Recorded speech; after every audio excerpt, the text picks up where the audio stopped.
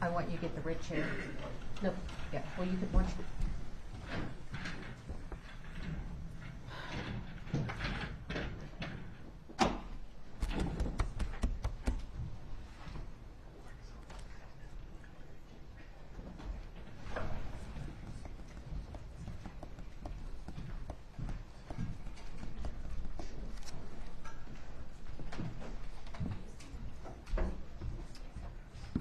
Okay, just a minute, George. Don't leave. All right, we're on the record. The jurors are here. All jurors are here. Okay. And Court TV asked me to put on the record what they cannot show, and it's the first video? Correct. Okay. Where's Court TV? Anybody, a representative that I can focus on? All right, so do you have any do you have any questions? Okay. Here comes Grace. That's Grace. Oh, Hannah, right? This is Grace from Grace. Oh, Grace. Okay, Grace, remember we talked? Yes. Okay, so this is one of those videos that we don't want to show. So it's going to be her first witness, and it'll be the first exhibit. First exhibit, first witness. That's why we have multiple cameras, so we'll show anything but that video. And not the jurors. Not the jurors. Okay. Yeah. All right. Okay, so we're going to call in the jurors.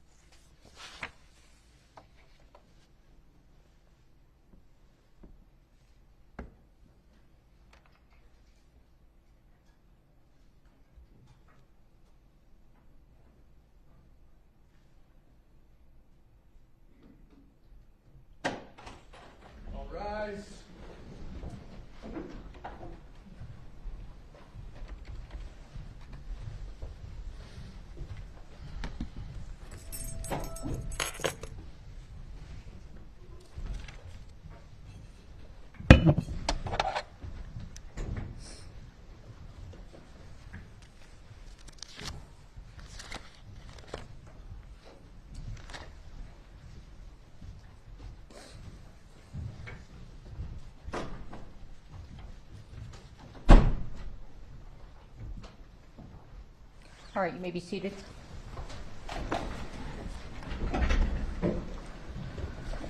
All right, the matter I'm calling is State of New Mexico versus Hannah Gutierrez, D101CR, 2023-40. Parties state their name.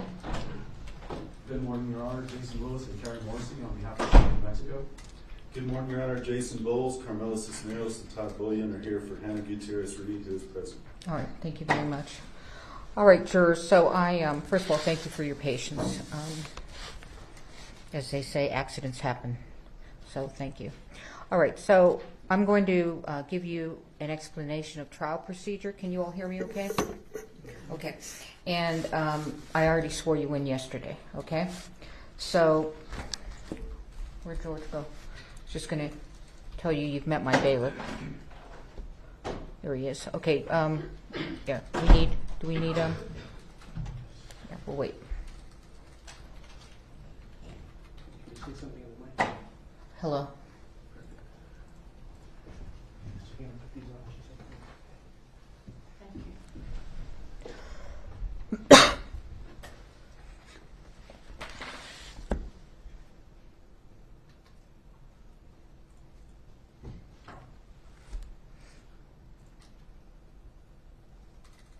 You ready? Okay. Okay, so I called the case. So this is a criminal case commenced by the state charging the defendant with a third amended criminal information. I will read this to you to remind you of what the charges are. It sounds formal.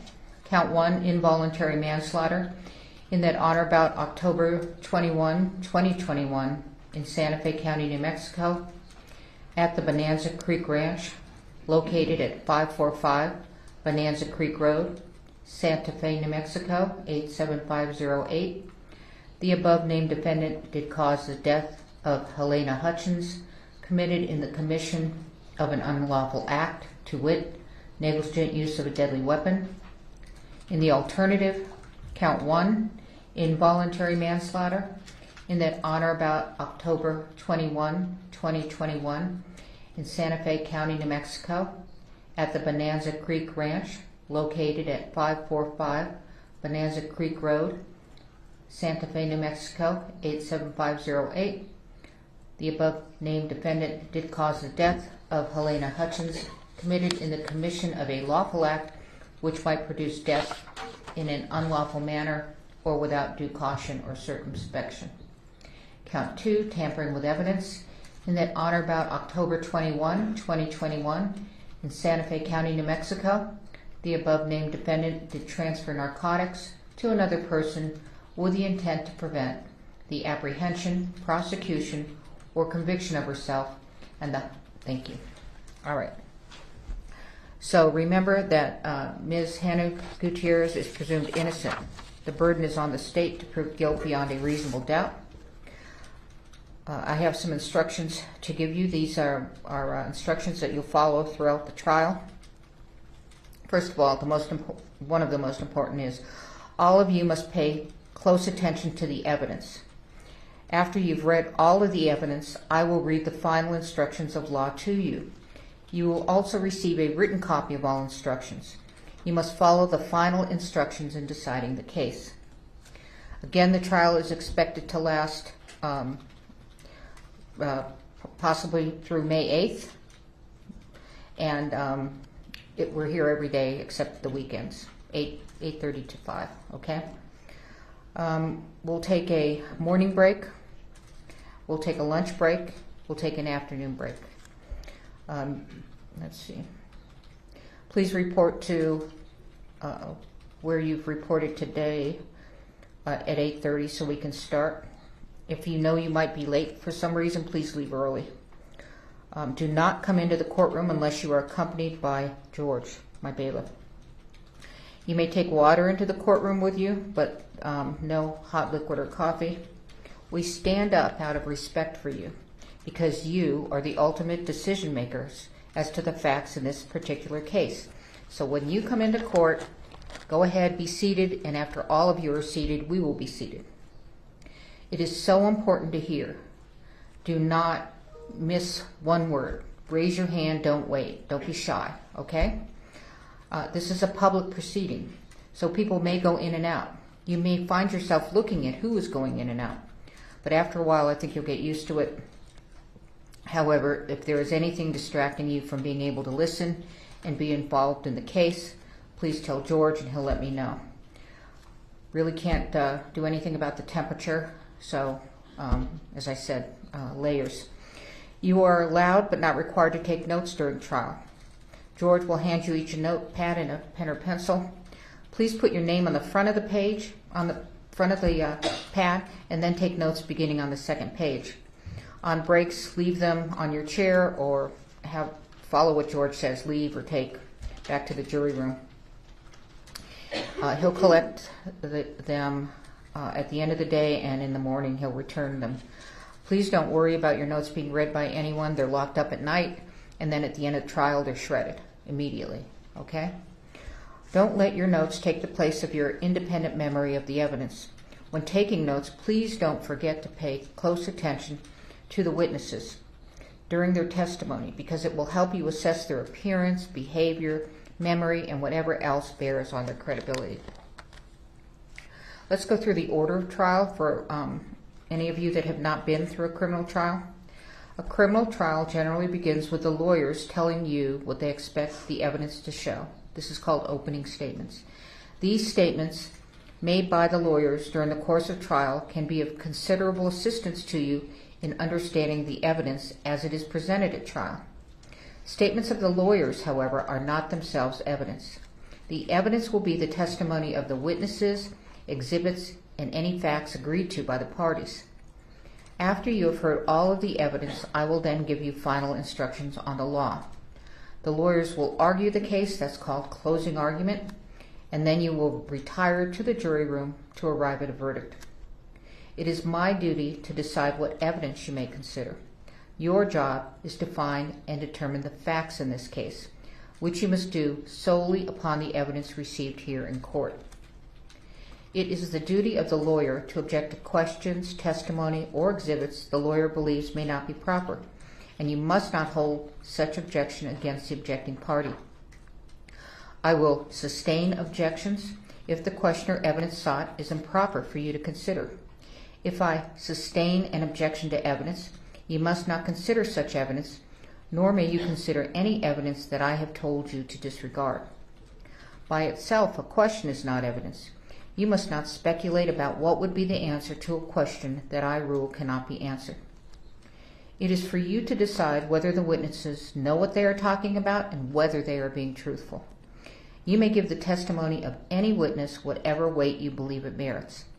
You may take into account, among other things, the witness's ability and opportunities to observe, memory, manner, or any bias or prejudice that the witness may have, and the reasonableness of the testimony considered in light of all of the evidence in the case. No ruling, gesture, or comment I make during the course of the trial should influence your decision in this case. At times I may ask questions of witnesses.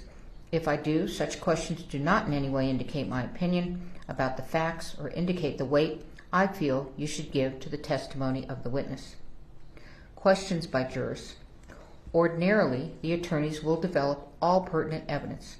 It is the exception rather than the rule that an individual juror will have an unanswered question after all of the evidence is presented.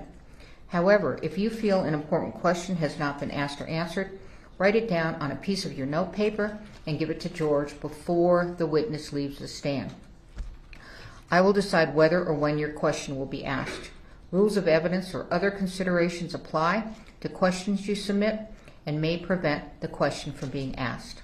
If the question is not asked, please do not give it any further consideration, do not discuss it with the other jurors, and please do not hold it against either side that you did not get an answer. Conduct of jurors. You must again decide the case solely upon the evidence received in court. You must not consider anything you may have read or heard about the case outside the courtroom. During the trial and your deliberations, you must avoid news accounts of the trial, whether they be on radio, television, the internet, or in a newspaper or other written publication. You must not visit the scene of the incident on your own. You cannot make experiments with reference to this case. You cannot Google anything about this case, do any research about the subject matter of the case. And that would include anything regarding this, pre or current. If an exhibit is, this is very important, until you retire to deliberate the case. And that means after closing argument when you've received all the evidence. You must not discuss this case or the evidence with anyone, even with each other. So as I said yesterday, I'm sorry to harp, but this is so important. What I said yesterday was you cannot, while you're in that jury deliberation room, that is not a time for you to discuss the case while you're sitting around. No, it's, as I said, after all of the evidence, that'll be down the line, March 8th, and we send you off to deliberate. That's when you can discuss the case, when you're in deliberations, okay? Let's see. If an exhibit is admitted in evidence, you should examine it yourself and not talk about it with other jurors until you retire to deliberate. It is important that you keep an open mind and not decide any part of the case until the entire case has been completed and submitted to you. Your special responsibility as jurors demands that throughout this trial, you exercise your judgment impartially and without regard to any sympathy, bias, or prejudice. To minimize the risk of accidentally overhearing something that is not evidence in this case, please continue to wear the jurors' badges while in and around the courthouse. If someone happens to discuss the case in your presence, report that fact to George immediately. Although it is natural to visit with people you meet, please do not talk with any of the attorneys, parties, witnesses, or spectators either in or out of the courtroom. If you meet in the hallways or elevators or elsewhere, there is nothing wrong with saying a good morning or a good afternoon, but your conversation should end there. If the attorneys, parties, and witnesses do not greet you outside of the courtroom or avoid riding in the same elevator with you, they are not being rude. They are just carefully observing this rule, and they definitely wanted me to tell you that so that you don't think they're being rude. Okay? All right, so we'll do the exclusion rule.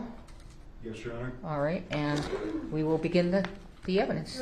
Not the evidence. Can you approach just Yes. about the rule of exclusion?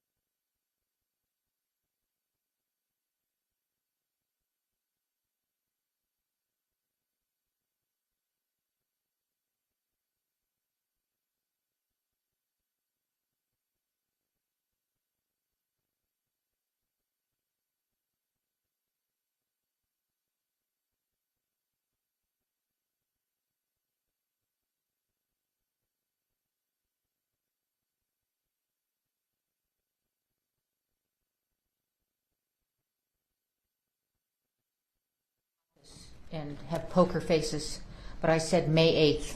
I meant March 8th. Okay. Little panic there, but nobody showed their panic. All right, so March 8th. Okay, now I'm going to remind, you will hear this, it will sound, there's going to be two things that sound like a broken record. And one is, every time we take a break or whatever, do not talk among yourselves or anyone else about the evidence received here in court. Very important. The other thing is, because we are doing court TV, I don't know if you all know that, but, and by the way, they're not filming you. They're not allowed to film you, so don't worry about that. And then because you're wearing your juror badges, they will know to leave you alone in and around the courthouse and lunch and everything, whatever, okay? Now, I will be saying a lot that the witnesses may not be watching the live stream court TV. That's important to so that they're not hearing the evidence. That's what they just asked me to do. So that will come whenever I think of it, because as they pointed out, a witness may get on the live stream and have missed my direction, although they should know it anyway. Okay? All right, so I did say we'll start the evidence, but that's actually wrong. We're going to start with opening statement, which is not evidence. Okay? Thank you. Good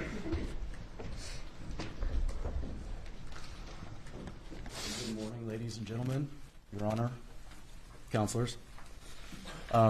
My name is Jason Lewis, and I know that we were introduced briefly yesterday during the jury selection process. I wanted to introduce myself again. My co-counsel is Carrie Morrissey, who most of you spoke to, at least in some to some degree yesterday. Also at counsel table is Shad Bowe. He is our IT specialist, and Corporal Alexander Hancock. She is what's called our case agent, and she is a witness who you will be hearing from later, maybe later today, if not certainly by tomorrow. As the judge mentioned earlier, it is Ms. Morrissey's and mine responsibility to prove to your all's satisfaction that Ms. Gutierrez committed the 2 crimes with which she's been charged beyond a reasonable doubt. The 2 crimes she's been charged with are involuntary manslaughter and tampering with evidence. This morning I hope to give you a roadmap of what we intend to introduce throughout the trial.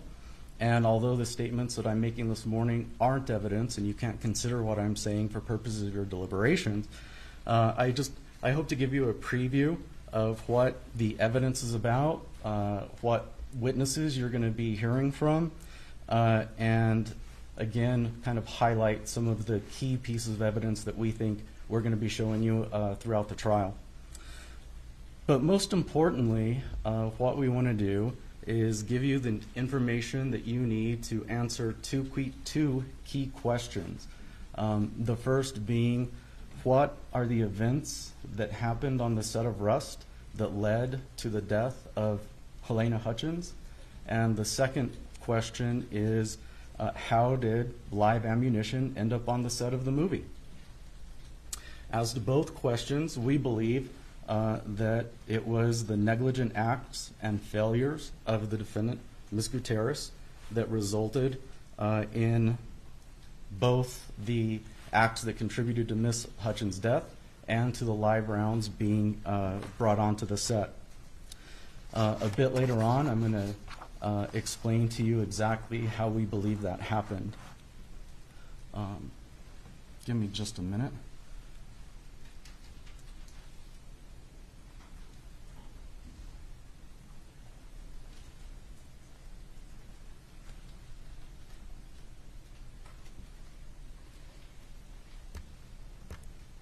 I'm going to put some images up on the screen for you guys, but there's a little process we have to go through to get that going.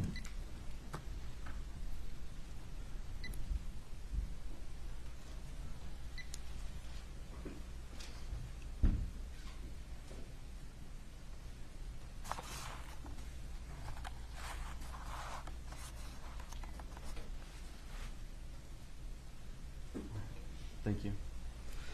Ladies and gentlemen, this is Halyna Hutchins.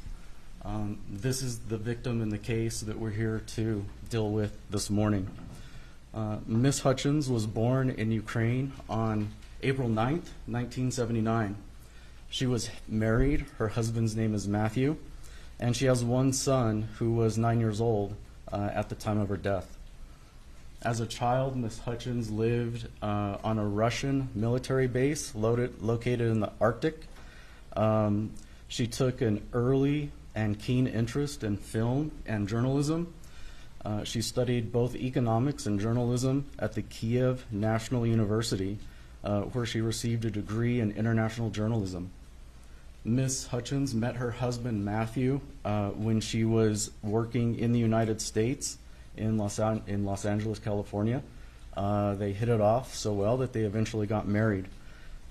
And when Ms. Hutchins moved and immigrated into the United States, She continued her education, and she eventually earned a master's degree in 2015 from the American Film Institute Conservatory.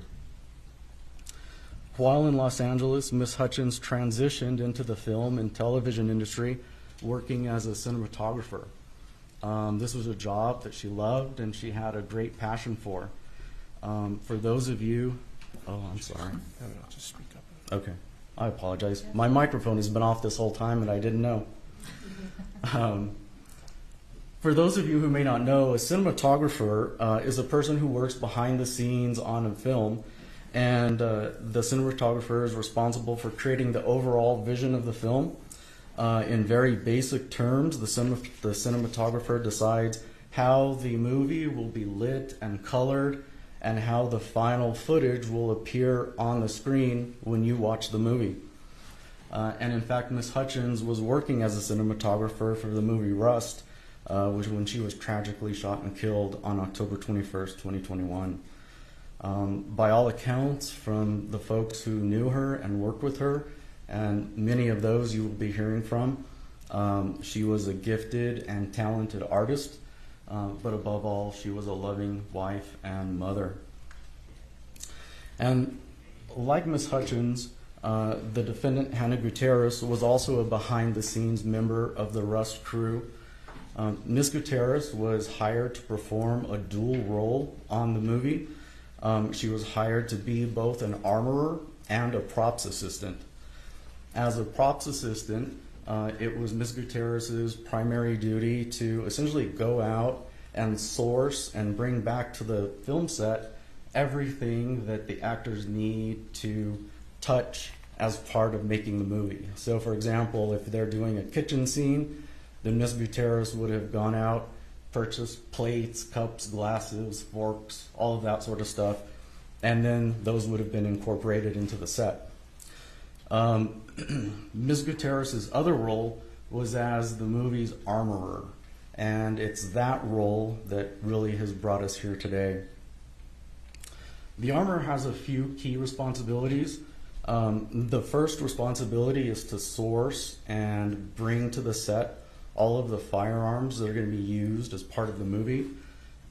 So for a modern movie, that may have required her to purchase or obtain machine guns, semi-automatic handguns, long rifles, and that sort of thing. But for a Western like Rust, the armorer would have to source weapons that were in use at the time so that the movie looks more authentic. And so that would include finding old-looking revolvers and shotguns and things of that nature. I've just put up a photo. This is the firearm that Mr. Baldwin was using in this movie. This is also the firearm that was used in the incident that resulted in the death of Ms. Hutchins.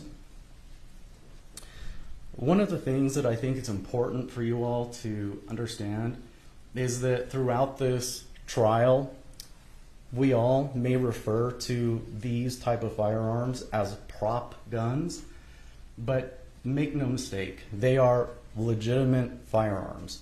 If you put a live bullet inside of these guns, they will fire. So we sometimes refer to them as prop weapons, but they are absolutely capable of causing a projectile to fly out of the barrel. The other thing that it's important for you all to know is that although this particular weapon looks old, it is actually a brand new gun. This gun was purchased directly from the manufacturer for the purpose of being used in this movie. And although it looks old, it's not a gun that has had hundreds or thousands of rounds put through it. It was a brand new and perfectly functioning gun when it arrived on the set.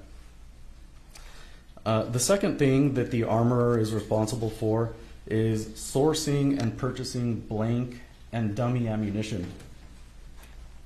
You're going to be hearing a lot throughout this trial about the differences between live ammunition, blank ammunition, dummy ammunition. So I'm just going to kind of give you a 10,000-foot overview of what this stuff is. The image that's on your screen right now is what's called a blank round. A blank round is actually pretty easy to distinguish because it has that crimped end where normally a bullet would be. The reason that blanks are used in the movie is because when it's in the gun and an actor pulls the trigger, there is enough gunpowder inside of that blank to cause a pop and have a cloud of smoke come out from the gun, but it doesn't have a projectile that shoots through the barrel of the gun. So these are a type of round that is used frequently on the movie sets, especially whenever they want to make it look like the actor is actually firing a weapon. The second type of round that is used on the sets are what's called dummy rounds. And these are a different story. Dummies look exactly like real bullets. As you can tell from kind of that main image there, although this evidence dummy round has some writing on it, you wouldn't be able to distinguish that from a live bullet if you were just looking at it with your eyes. And because these dummy rounds are designed to look exactly like live ammunition, every round has to be thoroughly checked before it is put inside of one of these firearms. Aside from sourcing firearms, blanks, and dummies for the movie, the next major function that Hannah was required to do on the movie set is that she was required to check every single one of these rounds to make sure that it's the appropriate blank or dummy and not live ammunition before it gets inserted into the gun. And there are two primary ways that an armorer or anybody who's familiar with this can check to make sure that a round is a dummy round. The first thing they can do is shake it, and if you'll see in that on the lower right-hand side, I've got a photograph for you there of a plastic container that's got 3 BBs in it. Those BBs are inside of that dummy round so that whenever you shake it, you can audibly hear that it's making a noise, and that way you know it's a dummy round. Sometimes they have a little spring in there rather than these bullets, but they always have some sort of noisemaker in there. The other way to distinguish a dummy from a real live bullet is in that top right photograph, and you'll see that cartridge has a hole drilled into the side of the casing. That's the second way that you can distinguish a dummy round from a live round. And then we have, not to overcomplicate things, but I think it's important that you know this, we also have some dummy rounds that are missing what's called the primer. Normally on a live cartridge, there's an explosive element that is inside of that center portion that whenever the hammer of the gun hits that primer, it causes a small spark that then ignites the rest of the gunpowder in the bullet and causes the projectile to be expelled. So dummy rounds, as you can see, they do look an awful lot like live ammunition, but there are ways, if you are careful, that you can distinguish a dummy round from a live round. The next major function of the armorer is to check the firearm before it is brought onto the set. And there's a very specific process that is used for this. When it's time for a firearm to be used, the armorer is required to present the firearm to the first assistant director to double check that only dummy rounds are inside the gun. And the armorer is also supposed to offer the actor who is receiving the gun the opportunity to also have the gun inspected in front of them. Unfortunately, in this case, Ms. Gutierrez did not always adhere to these safety procedures, and you're going to hear from several witnesses who will testify that she often rushed through this critical step and sometimes she skipped this check altogether.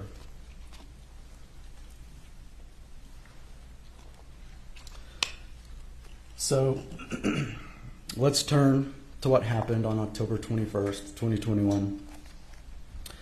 The cast and crew of the Rust film were out at the Bonanza Creek Ranch, which is a ranch located just outside the city limits of Santa Fe. It's several thousand acres large, and it has an Old West style town that's built there, and often movies are filmed there. And I've got an example photo here just to kind of give you an idea of what the set looks like. It's nothing particularly fancy. It's just an Old West looking town.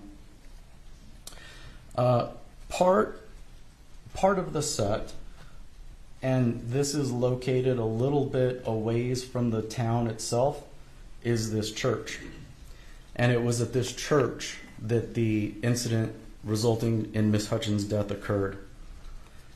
The evidence is going to show that on October 21st, it was a fairly chaotic day on the set of the movie. The evening before, a group of camera operators who had some concerns about various safety issues on set sent an email to the production team indicating that they were going to be quitting. And so the next day, in response to this notice, the producers decided to push ahead with filming anyway, and they decided to use less camera equipment than what was normally used, and they tried to just improvise and make do with what they had. Filming on the morning of the 21st was largely uneventful. The cast and crew filmed several scenes without any particular incidents occurring. Leading up to the lunch hour, a small group of cast and crew were inside the church working on getting some close-up shots of Alec Baldwin sitting on a church pew and manipulating his revolver. That scene was completed just before lunch, and so they called for a lunch break. And let me back up just a little bit. Before the lunch break was called, I want you all to see what was going on. This is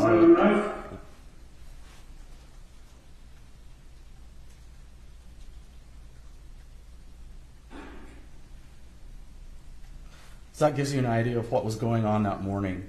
Alec Baldwin was sitting on a church pew, and he was practicing this draw from his holster with the camera crew kind of close up on top of him.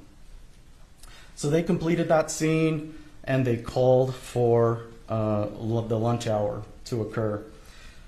So during the lunch hour, Ms. Gutierrez took the gun from Mr. Baldwin, and she took it back to the safe, the gun safe that was loaded on a prop cart.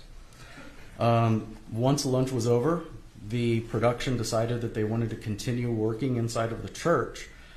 But at this point, they weren't actually filming anything like they were in this video that I just showed you. And instead, they were doing what's called a blocking. And that is, in film terms, what you do before you even get to a rehearsal.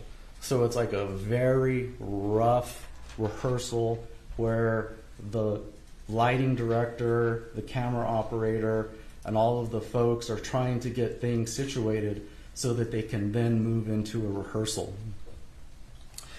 Whenever a blocking is going on, because they aren't filming, there's really no need for the actor to have a live firearm in their hands, or even for the live firearm to be on set. You're going to hear from several witnesses, or from one witness in particular, who's going to testify that for purposes of blocking, Mr. Baldwin could have been using a stick, a rubber gun, anything that would essentially allow him to mimic a gun. It didn't have to be a live firearm. On that day, though, the defendant was asked to provide Mr. Baldwin with a live firearm for the blocking, and she did, and that was within her discretion to do so. You're going to hear that on the day of the shooting, Ms. Gutierrez loaded the gun in the morning with 5 rounds. The revolver, though, is a 6-shooter, so it can hold 6 rounds, but in that morning, she only was able to load 5 of them. After the lunch break was over, Ms. Gutierrez retrieved the gun from the safe, and she cleaned that 6th hole and was able to put a 6th round into the 6th slot. Ms. Gutierrez then took the firearm to the church and handed the gun over to the first assistant director, whose name is Dave Halls.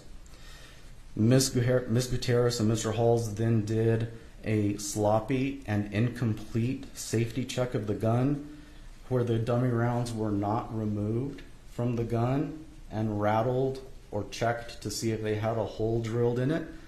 Instead, she just kind of cracked open the gun and partially spun the cylinder to show Mr. Halls a few of the rounds. But they were not removed from the gun, and they weren't all checked.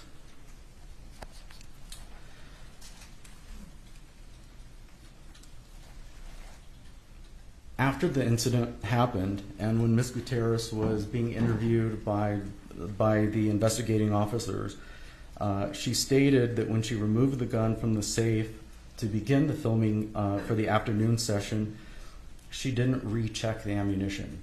So when she pulled the gun out and put the 6th bullet in, she didn't independently check the rounds at that time either. Our witnesses are going to testify that when the defendant pulled the gun out of the safe after lunch, what she should have done was open the gun and independently herself checked each and every round.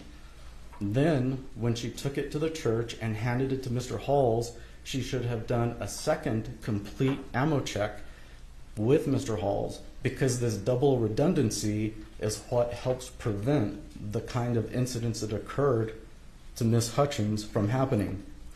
This means she should have opened the gun, removed each cartridge, confirmed that they were dummy rounds by individually shaking them, rattling them, or seeing the bored hole. And because these dummy rounds are so similar to live rounds, her decision to just crack it open and spin the cylinder a little bit to look at the head stamps wasn't enough. She needed to do a much more complete check. So having failed to do that check herself, she then handed the firearm to Mr. Halls anyway. She exited the church, and then Mr. Halls handed the firearm to Mr. Baldwin.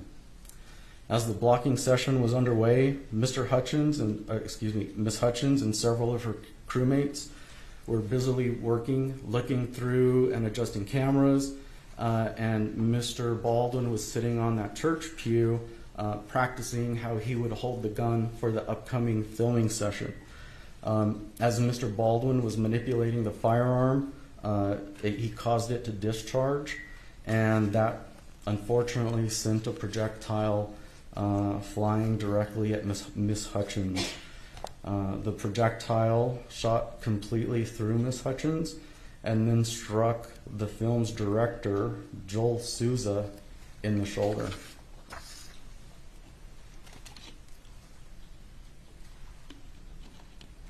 So at this point, the set paramedic was called into the church and began life-saving efforts on both Miss Hutchins and Mr. Souza. Another crew member who was in the church called 911 to report the shooting and to seek additional medical assistance.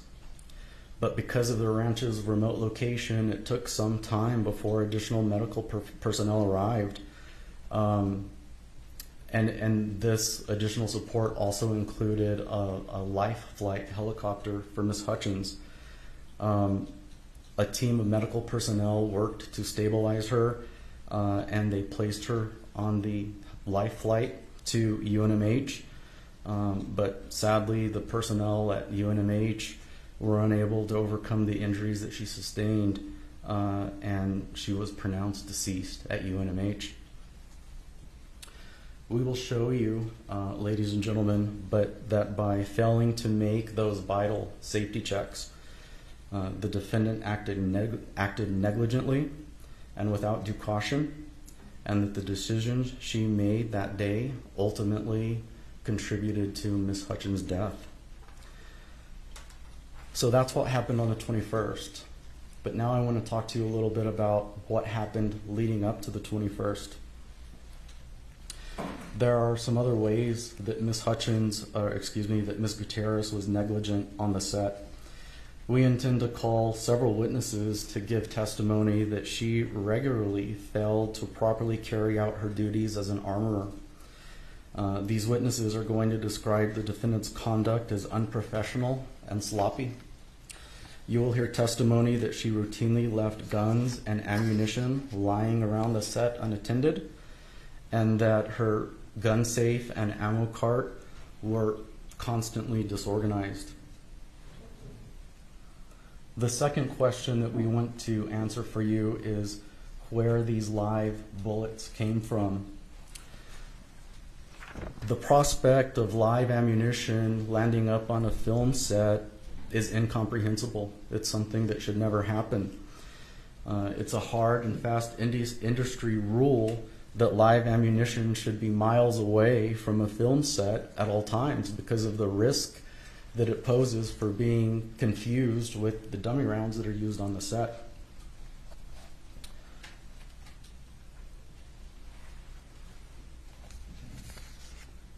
I'm showing you a picture now of a box of ammunition that Ms. Gutierrez says she was pulling cartridges from and loading into Mr. Baldwin's firearm on the day the fatal shooting occurred. If you can see the arrow that I'm kind of wiggling around here, this is the box of ammunition that she was pulling from. This is a box of dummies.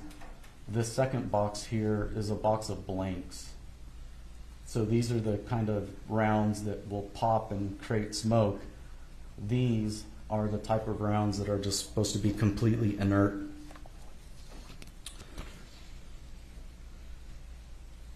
When the officers arrived on the set after the shooting, this cart is where those two boxes of ammunition were first found. When the officer who was in charge of this prop cart uncovered that the boxes on there were the ones that were being used for that day's filming, he then placed them into his police unit, and that's what you saw in those previous slides. These are the boxes of ammunition inside of a cop car.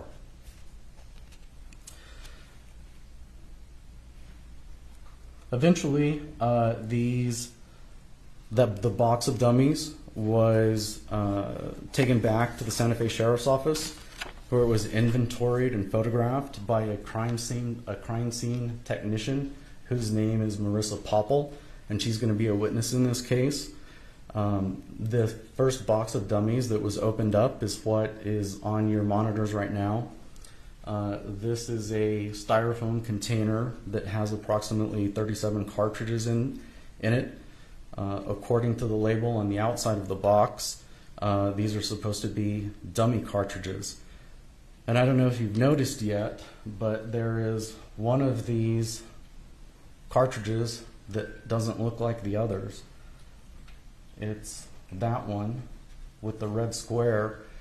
You can see that it has a silver primer, whereas all of the other ones have brass primers. The cartridge in that red box is a live bullet. So this was another live bullet that was found on the set, not just the one that was in Mr. Baldwin's firearm.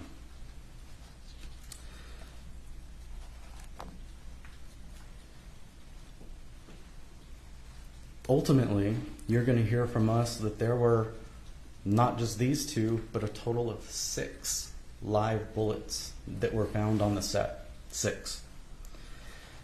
You're also going to hear that all 6 of those live rounds have the same, have common characteristics of having this silver or nickel covered primer, a shiny brass casing, and what's called a starline brass head stamp. I don't know if you can tell in your monitors or not, but this impression that is on each of these cartridges, it looks like a star and then a line and a star. That indicates that it's a starline brass manufactured casing. So we knew from the evidence gathered on October 21st, and when we had these rounds examined by the FBI, we discovered that there were actually those 6 live rounds on set. And so our next step was to determine whether there was any way, if we could tell when those live rounds ended up on the set. So we began to comb through all of the photos and videos that had been recorded on the set from the very first day the filming began. And we started to notice something. We were able to identify several points in time where the cartridges with a silver primer and a shiny brass cartridge ended up being spotted inside of the gun belts and bandoliers that the cast members were wearing on the set.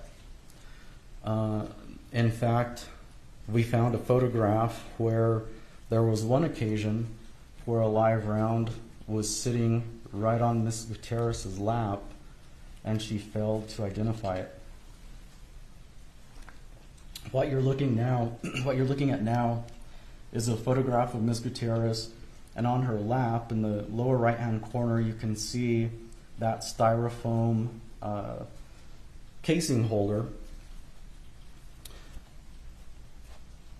I'm going to show you a call out that's been enhanced a little bit, and you can see, I hope you can see on your monitors, that these bullets here kind of on the top right appear to have a brass casing, but at least these other 2 bullets, most definitely this cartridge that's in the blue circle, you can see that there is a silver primer on that cartridge, and we believe that was a live bullet sitting on her lap, and she failed to identify it.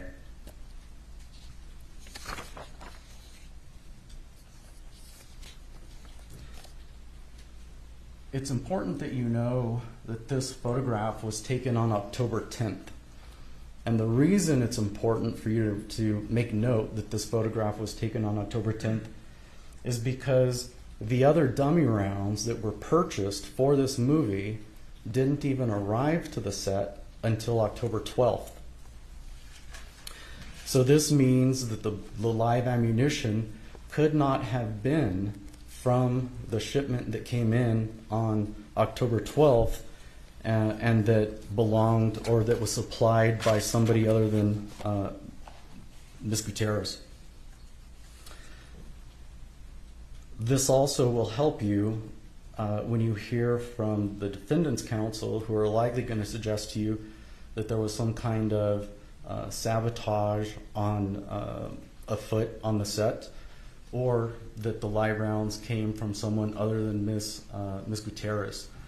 This photograph, we think, will help you conclude that the live rounds were on set on the 10th, and that the other dummy rounds didn't arrive until the 12th. We also have a little bit more evidence that these live rounds came onto the set via the defendant when she came to New Mexico from out of state. As you can see from this photo, this is the box of rounds. This is kind of a blown up photograph of the box of rounds that she was pulling from on the day of the shooting. And you can see that it has a very specific label on it. It says 45 long Colt dummies. And then in much smaller print there in the middle, you can see the initials JS. So on November 9th, a couple of weeks after the shooting, the defendant came into the Santa Fe Sheriff's Office for an interview with Corporal Hancock, and she was asked questions about the box of ammunition she was pulling from the day of the incident, this box with the small JS on the label. The defendant told Corporal Hancock that she thought this box was kind of peculiar and she wasn't certain where it came from, but she said that she didn't believe it was one of the boxes that was originally brought on set. But then the defendant offered to Corporal Hancock that the day prior to the interview, she had asked her father back home to text her a photograph of the box of 45 long Colt dummies that they had at his home, and she texted him, and he texted her this photo in response. It's identical. It's the same box. The box of dummies she was pulling from on the 21st is identical to the box of dummies that her father had at home. So we believe this is more evidence that this box of dummies with the live round in it came from the defendant. We're also going to show you how these live rounds slowly spread their way throughout the set, eventually landing in several of the actors' costumes and firearms on October 13th, 15th, 17th, and of course on the 21st. In the image on your screen now, you can see in the large photograph, that's the bandolier that Mr. Baldwin was wearing on the 21st. There is a live round inside of that bandolier. The black belt that's in the lower right-hand corner is a belt that was worn by another cast member. There's a live round in that belt too.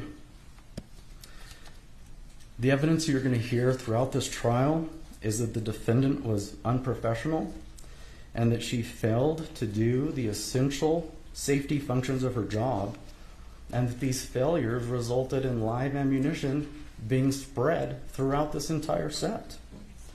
Once the live ammunition was on the set, she failed to detect it because she didn't follow those essential safety protocols that required her to inspect every round before they were placed into the gun.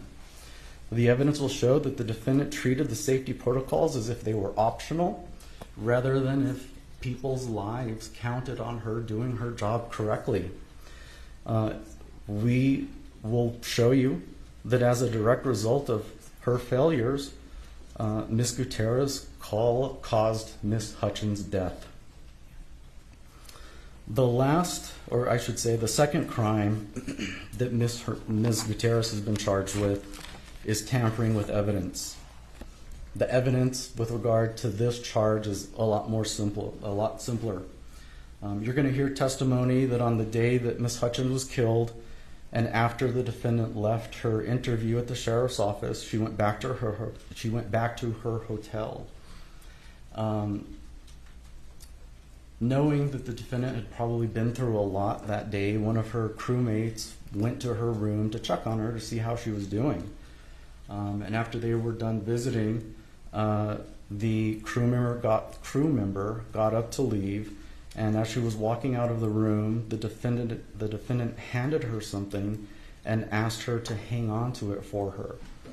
At first, this crew member didn't really realize what she had been handed, so she walked out of the room, started down the hallway, and when she looked into her hand, she realized she had been handed a baggie of suspected cocaine from the defendant.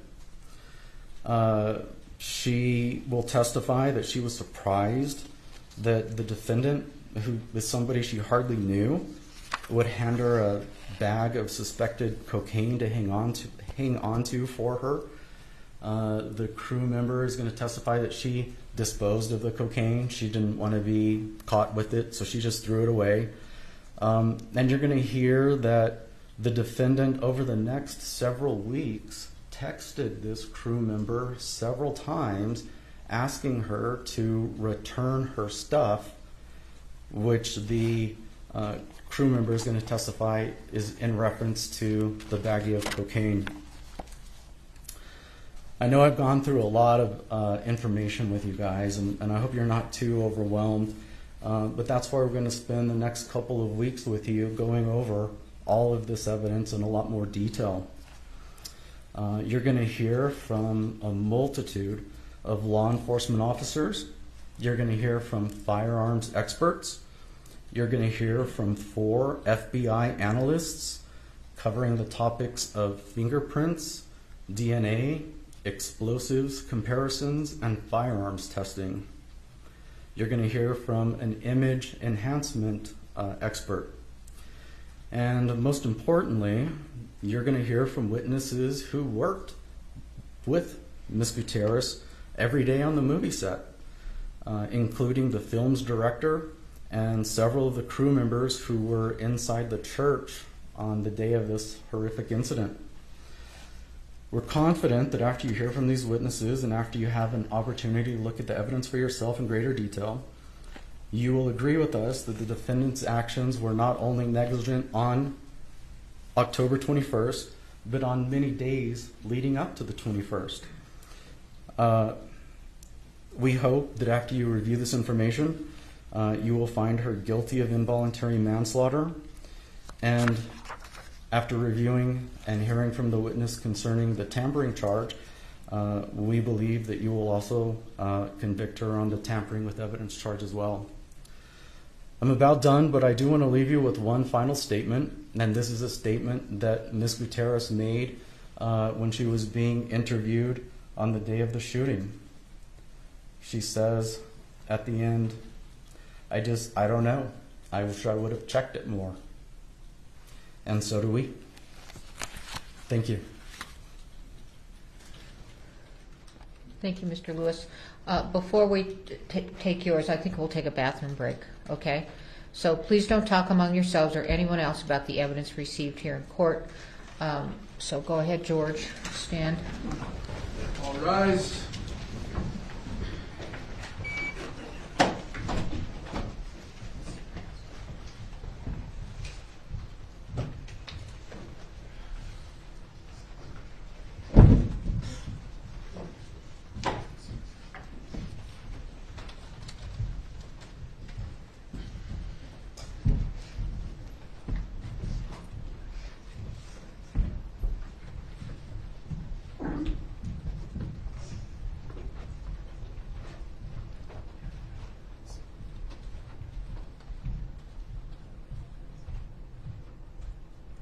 All right, you may be seated. Why don't we get back here at 20 up? Yes, Your Honor. Okay. All right, thank you. We're in recess.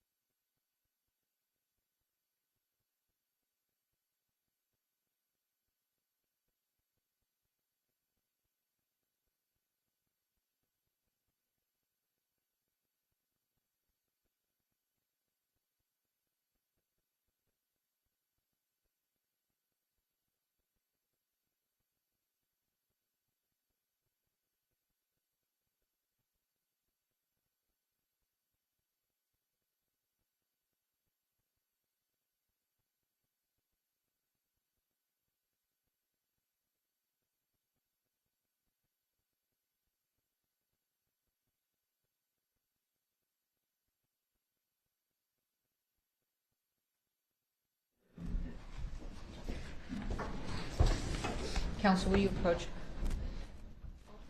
Yeah, the record.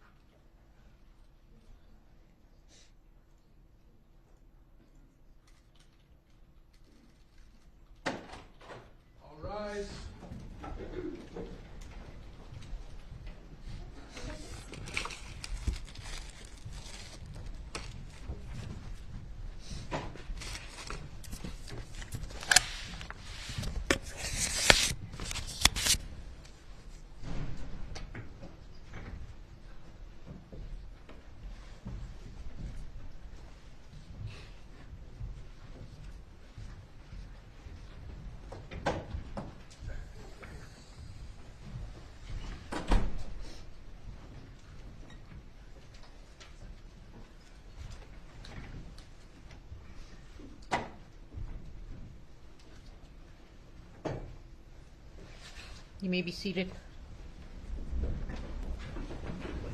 Mr. Bowles? Thank you, Your Honor.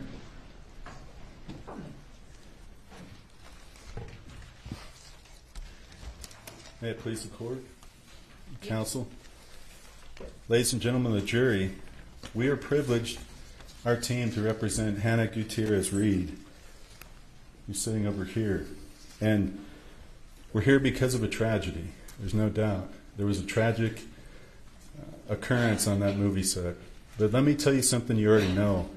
Just because there was a tragedy does not mean that a crime was committed.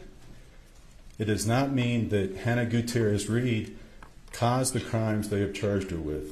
And we are going to, through the course of this case, show you that production and the state have both, very early on, sought to make Hannah Gutierrez-Reed a scapegoat. You're going to hear that this tragedy, several unconnected events, independent events had to happen to create it. First, the first event that had to happen is the actor, Alec Baldwin, pointed a gun on that set, and he either had his finger on the trigger and the hammer cocked, or he pulled the trigger as he was pointing that at Miss Hutchins and Mr. Souza, who was right behind her. And make no mistake, this is not a prop gun. This is a real gun. Mr. Baldwin pointed it right at him, either had his finger on the trigger and depressed, or pulled it, causing that gun to fire and hit Miss Hutchins. That's the first thing that had to happen. Miss Gutierrez-Reed, you're not going to hear anything about her being in that church or firing that weapon. That was Alec Baldwin. You will hear that Hollywood actors are not allowed to point guns, real guns, at other actors or crew. It's like every other safety with guns in any other place in society. You learn these rules and go into the classes. You learn these rules if you've ever owned a gun. Rule number 1, never point a firearm at somebody unless you intend to shoot them. And that rule was broken. And that's going to be the first thing you're going to hear that caused this tragic accident. The second thing is that Hannah is being made a scapegoat for are deliberate errors and mistakes by production. So the opening, counsel for the state talked about Miss Gutierrez-Reed and tried to put all of the onus on her. At the time, she was 24 years old. She had been hired for 2 duties, a props assistant, and you're going to hear what that is, and the armorer role. 2 different duties. So they were splitting her between those and making her, for example, roll cowboy cigarettes. That was one of them for the movie, and they had props that the actors have. And so she was having to do that to take away from her armorer duties. You're going to hear about that. Now, OSHA is a New Mexico agency, and that New Mexico agency inspected the movie and investigated this shooting after the shooting. You're going to hear that OSHA found fault with production. They found numerous faults, numerous mistakes on production's part, not Miss Gutierrez-Reed, on production. You're going to hear that OSHA indicated that there was a rush set, that there were several safety errors, and I'm going to talk about those in a moment, but I want to make that very clear. When the state talks about Miss Gutierrez-Reed being negligent, what really happened is production was negligent. Production put her in that position. They put her in the position of having 2 jobs, a props assistant and an armorer, and expected a 24-year-old under really tough conditions to keep up with everything that was going on. And you're going to hear about that.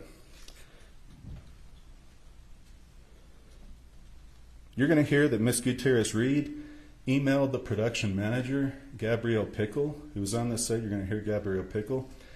And she asked her for more armor days. She said in this email, when I'm not able to focus on my armor duties, this is when mistakes happen. And she was telling her this. Now, Miss Pickle came back and said, no, we only have 8 armor days, and that's all you're going to get.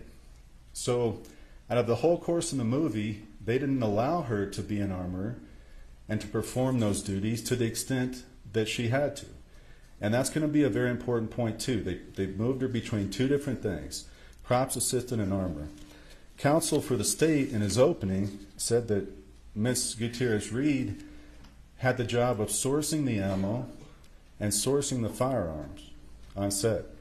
Now you're going to hear when you go through this about another name, and her name is Sarah Zachary. Sarah Zachary was the props head. So as the head of props department, she was Ms. Gutierrez-Reed's boss. In that role, Sarah Zachary had to source the ammunition and had to source the firearms. So that was not correct, what counsel stated in the opening. In reality, that was Sarah Zachary's job. Now you're going to hear that what happened is those two worked together in conjunction. Hannah Ms. Gutierrez-Reed was supposed to be doing armor, and then she was supposed to run over and help Sarah Zachary whenever she wanted the help on props. So a lot of what you're going to hear is a chaotic scene created by production and forcing somebody to do these two different roles. You're going to hear witnesses in this case, including professional armorer that the state has hired, and other people that will tell you it's completely inadvisable and a terrible decision on a movie like this with so many guns that you have a part-time armor. It's not a good idea, and that's a terrible idea, but that's what they did. Now, as counsel stated, you will hear that this scene in the church was a blocking. It was a getting ready for a rehearsal.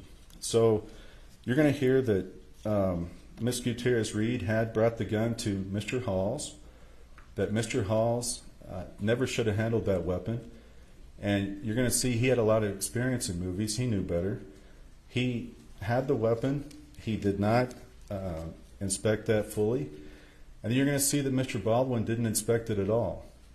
So when counsel showed you that video on the first part of it, when he's sitting in that pew and doing that cross draw, you're going to hear about that. You're going to hear how dangerous a seated cross draw is. It's one of the more dangerous draws you can do because you're pulling the weapon across your body, and you can also pull it across other people.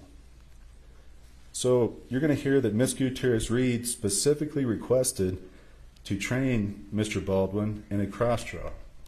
You're also going to hear that he did not do that training. He did not set that training up.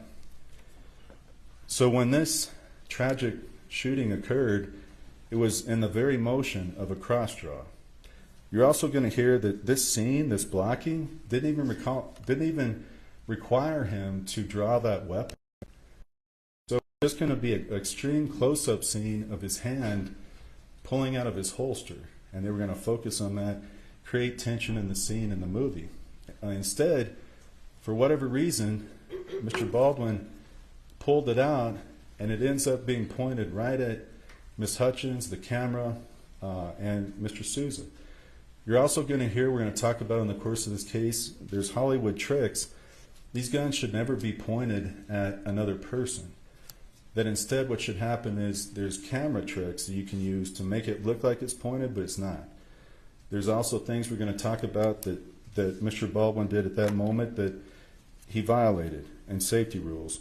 Our gun and ammunition expert, Mr. Kuski, who you're going to hear from, is going to discuss safe gun handling and usage and go through safety bulletins. These safety bulletins apply on this set to movie actors, and he's going to talk about that. Second, let me talk about the live rounds. Now, the state has a relatively new theory, which is based totally on pictures, and you saw some of those pictures, and it's also based on the idea that live rounds have a silver primer on this set. So that's going to be the core of their argument and their theory. And you saw in the picture, one of them had a silver primer, and the primer is just that circle in the middle of the round on the back where the hammer hits, and that's what caused the round to fire. Now, what you didn't hear in state's opening was that there's going to be numerous dummy rounds that also have silver primers that were on this set. There was a FBI report you're going to see that a box removed from the prop truck had 16 silver primer dummies, and 1 silver primer suspected live round. So this was a box found in the prop truck.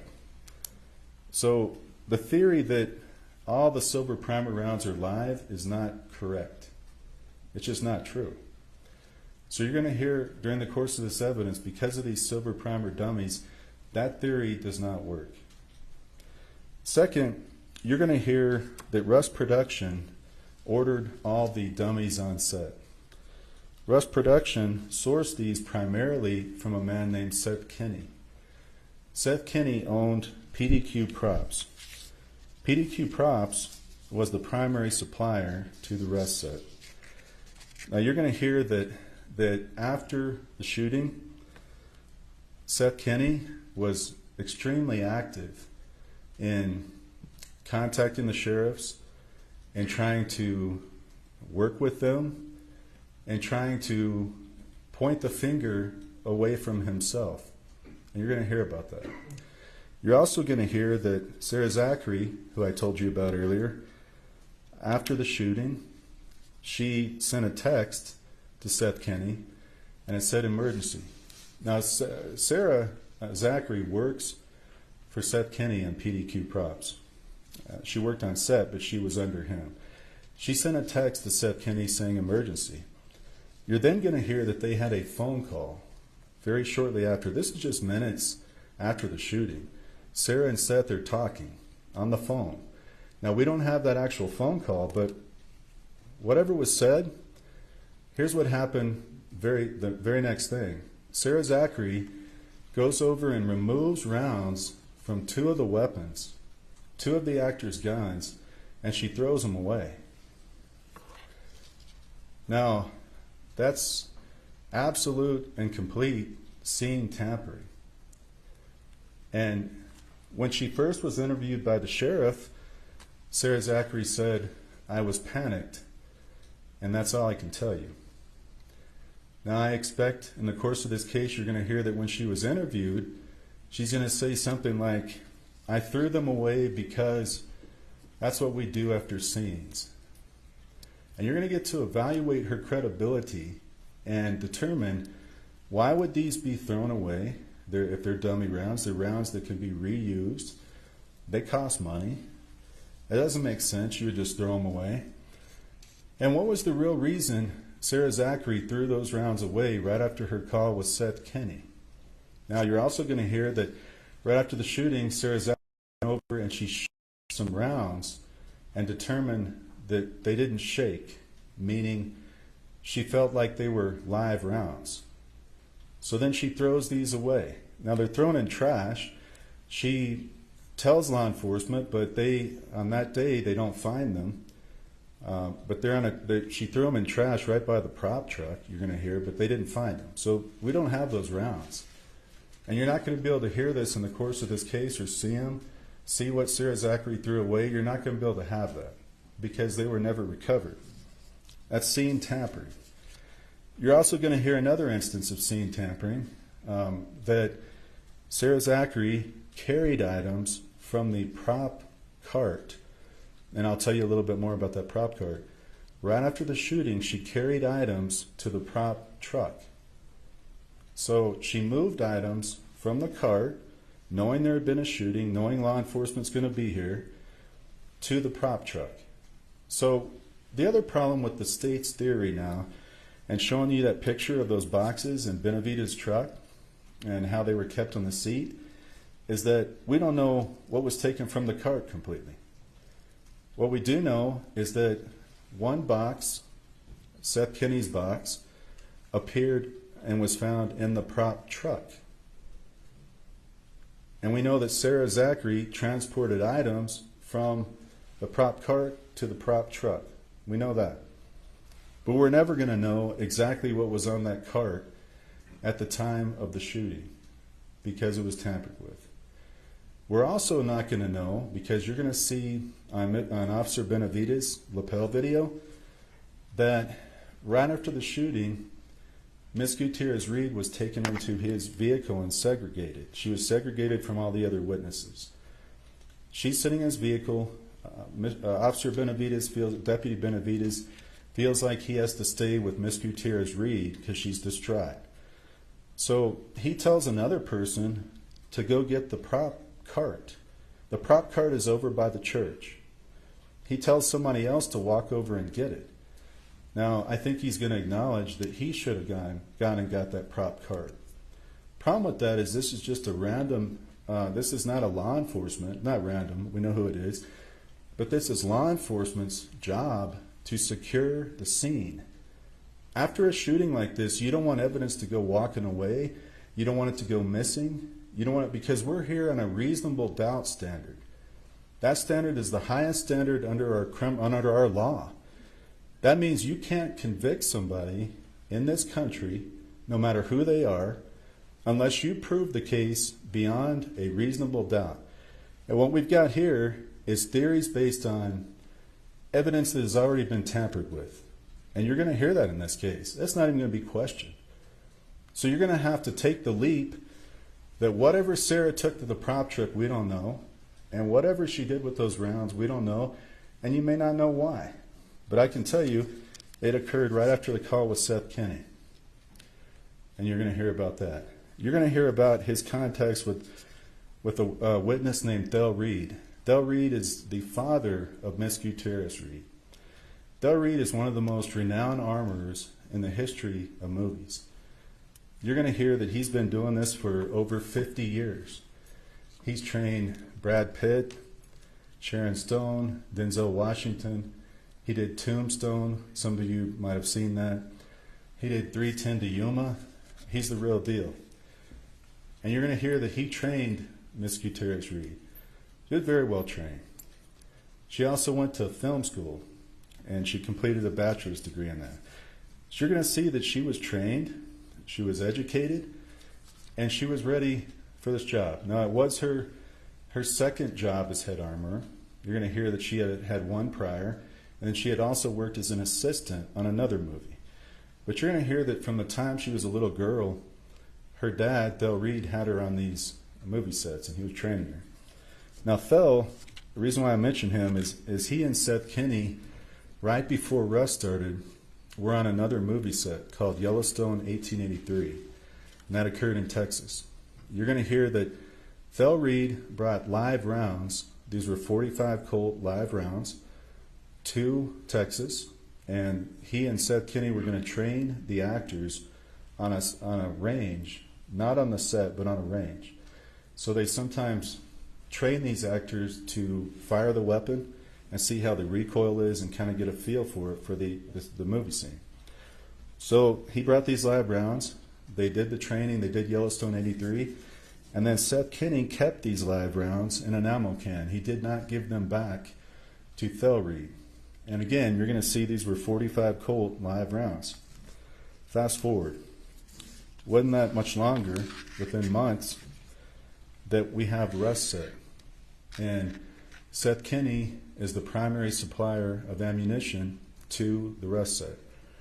You're going to see evidence in this case that Seth Kenney's rounds in a box that the sheriffs found were blued. They were a certain color. And we'll remind you, as we go through, we'll highlight that, but they were a certain color. And you're going to see, for example, on the picture that the state showed you in their opening, the live round they said that was in that gun belt, it's the same color. And you're going to be able to put that together as the evidence comes through. It's the same color as the rounds that Seth had that were blued. You're also going to hear that the sheriff's investigation, they never took Seth Kenney's fingerprints. They never took his DNA. They didn't. So again, we're going to be missing evidence. Knowing that Seth Kenney was the primary ammunition supplier, knowing that he and Sarah Zachary had talked right after the shooting, Sarah had thrown rounds away, Sarah had moved stuff from the prop truck, none of Seth Kenney's phone, fingerprints, or DNA were taken. And you're also going to hear that there was no request to the FBI to check those live rounds for fingerprints or DNA. None. So the FBI lab was requested to do a bunch of forensic tests. They were testing the firearm Mr. Baldwin used to see if it functioned correctly. You're going to hear about other tests they did, but no testing on the live rounds. 0. Again, that's going to be evidence that you are never going to see or have because the government didn't do it. And again, we have a reasonable doubt standard. Our expert, Mr. Kuski, is going to talk about the government's theory, state's theory, about these colors and the rounds. And I talked about that earlier briefly, but I'm just going to say it again because it's so important. You cannot tell a live round from a dummy by a picture. And the reason for that is that the dummies are made in Hollywood to look just like live rounds. Now, the point of that is the people watching the movie don't know that it's a dummy. They're made to look just like a live round. Now, the picture counsel for the state showed earlier showed a hole in that round. That is how they make some of the dummies. It's not how they make all the dummies. Some of the dummies, unfortunately, do not shake and they do not have a hole in them. And you're going to hear that one of those rounds was on this set. It's going to be in the CSI Tech, Miss Popple. It's in her report. It's called a Denix round from Spain. That round did not shake.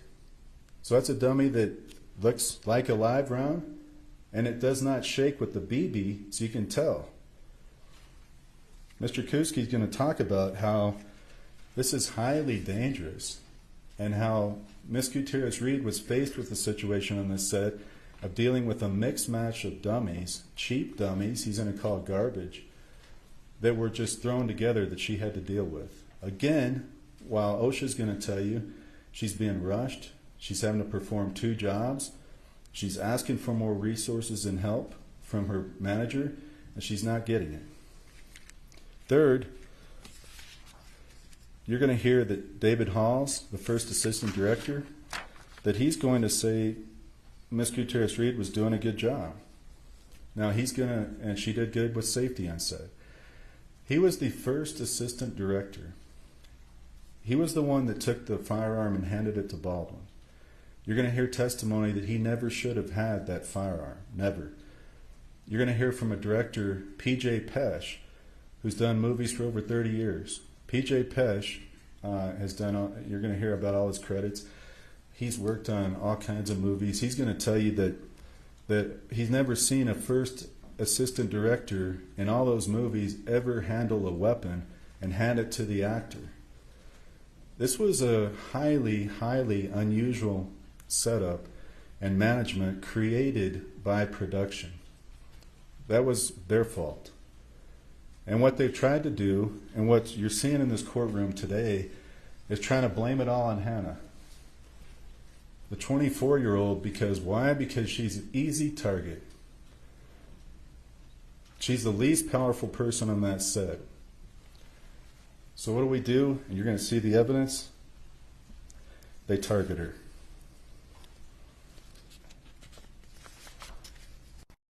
We're going to hear that David Halls, he did not address prior safety issues. And this is part of the thing that OSHA found.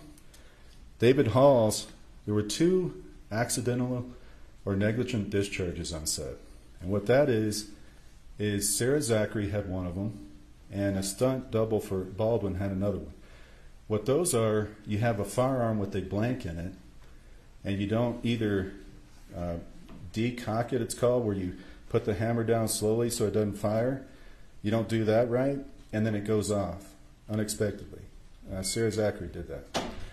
The second one you're going to hear, a stunt double had a misfire, and these were on the same day, 5 days before the shooting, October 16th, the same day within an hour apart. Ms. Gutierrez-Reed addressed it by talking about them because these are safety incidents. You can't have misfires like this, negligent discharges like this. People are walking around, they don't have air protection. These blanks can actually fire off stuff out of smoke and everything that can it's dangerous. So David Halls did not do anything about it. Again, that's his job. You're going to hear that he was the security coordinator for the entire set. But David Halls didn't delay. He didn't order additional training. You're going to hear some of the head people, if you hear from them in this trial, for Rust Production, some of the head guys, they didn't even know about it. So they weren't informed about it. That's how much the production cared about safety. Because you know what the primary thing was here? It was rush, get this done so we can get the money. And that's all on production. And Mr. Baldwin is one of the primary producers. That's on them. Ms. Gutierrez-Reed had no control over that. Finally, you're going to hear from OSHA that Rust Production didn't adhere to several safety rules that they have to adhere to on set. That's why they were fined. They gave them the largest fine in the history of New Mexico over this case because of what they did. You're going to hear that they didn't have a procedure to ensure live rounds were not brought into set, nor did they give Ms. Zachary or Ms. Gutierrez-Reed enough time to thoroughly inventory. You're going to hear that Halls did not conduct daily safety meetings, and there was no safety instruction prior to Baldwin using the gun in the church. You're going to hear that Russ failed to accord Ms. Gutierrez-Reed more training days, and she was not able to train Baldwin on the cross draw.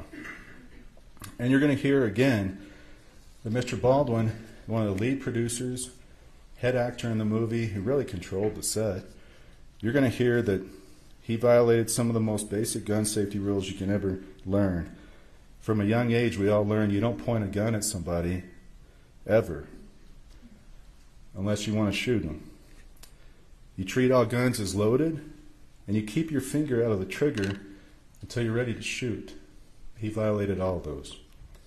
It wasn't Ms. Gutierrez-Reed, that was Mr. Baldwin. Now you're going to hear from some other witnesses. There's going to be a lot of them, but the core principles at the end are you're going to be missing critical evidence. You're going to not hear about Seth Kenney because the government didn't investigate him. It chose not to. Mr. Kenney, primary ammo supplier, talking with Sarah Zachary, she's throwing stuff away. They didn't go after him. They went after Ms. Gutierrez-Reed. And you can think about that. Why would they do that? Ms. Gutierrez-Reed did the best job she could under very, very tough circumstances, trying to get into this profession, a profession she really wanted to do. She was trained by her dad, a longtime armorer, 24 years old. She had insufficient time to do her armorer duties because she was also forced to do. And management made a number of mistakes and did not create the proper atmosphere. Rust Production and the state want to scapegoat her. She is not guilty of the crimes charged against her. And the prosecution must prove that beyond a reasonable doubt, and I submit they will not in this trial, for the reasons I've stated and the evidence that you will see.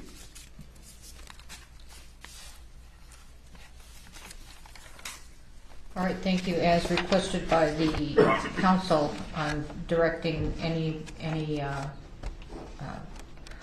one that's going to be called as a witness in this case, including an expert witness as stipulated by the council, that none of these witnesses may be viewing this trial live stream on Court TV. Call your first witness. Your Honor, the state called Nicholas LaFleur. All right.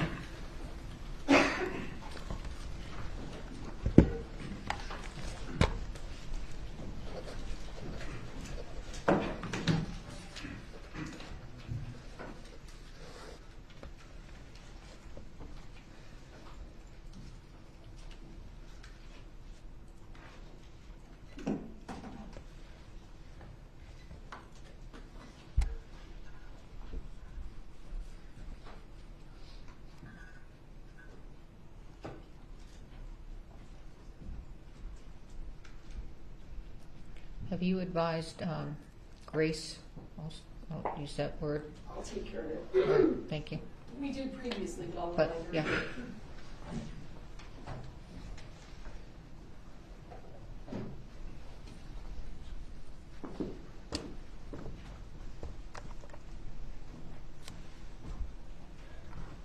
Okay, you face the judge, raise your right hand. Do you swear or affirm under penalty of law that the testimony you'll give in this case will be the truth, the whole truth, and nothing but the truth? Yes, ma'am. All right, have a seat, talk into the microphone, thank you.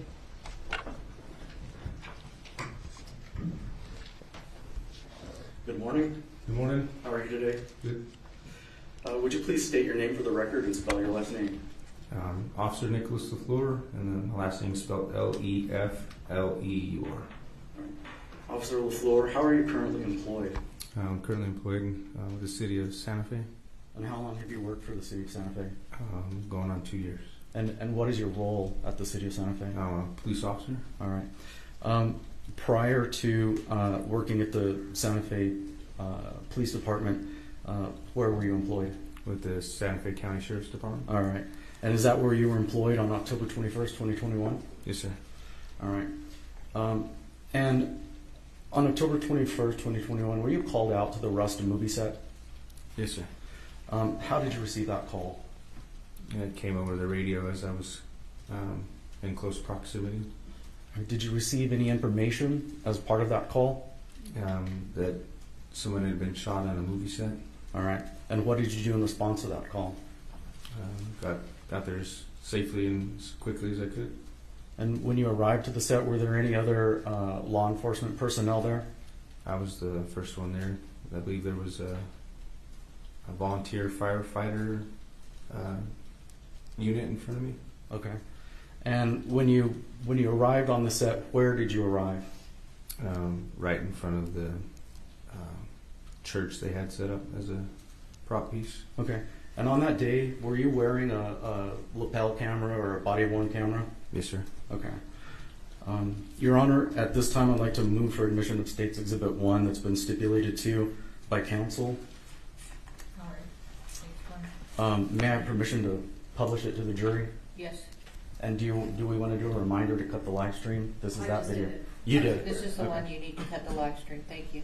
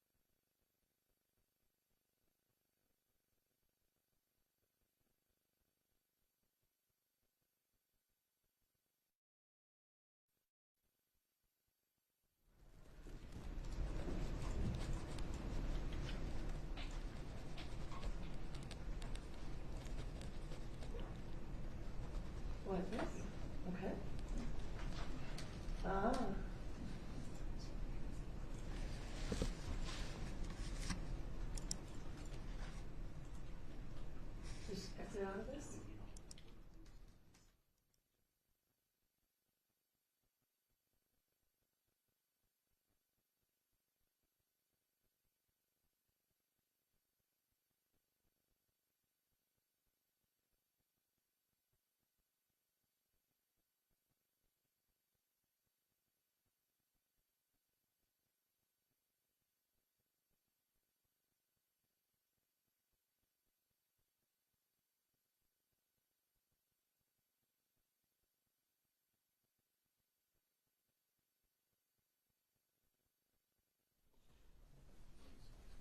Let's start the video back from the beginning.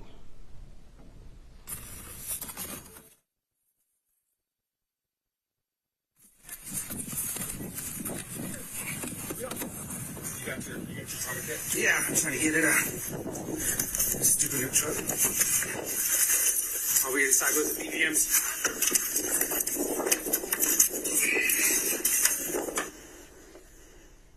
Can everybody hear it?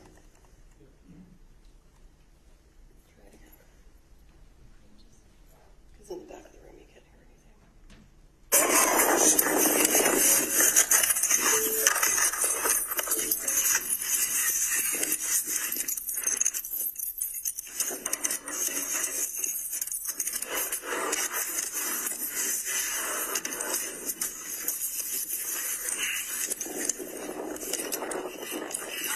Okay, let's stop there. Officer, what are you getting out of your truck? What's happening in that portion of the clip we just watched?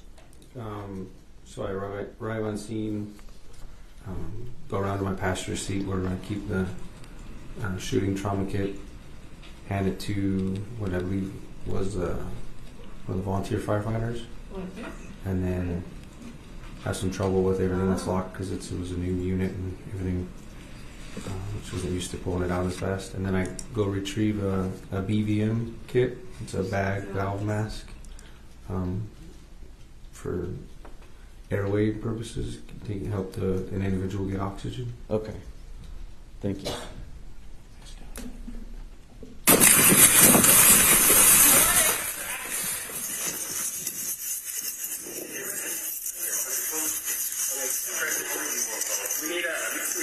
We got a seal. You have a seal? A seal?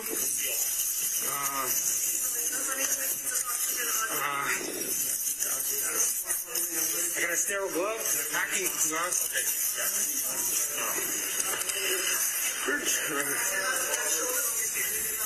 Over there. My hand is on it.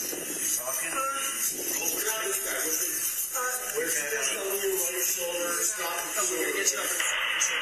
Who she shot at? She came in here and went across her chest. And came out the back.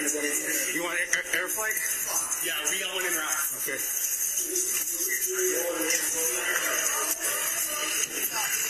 32 Santa Fe. One female shot in the chest. Male shot in the stomach. Requested air flight.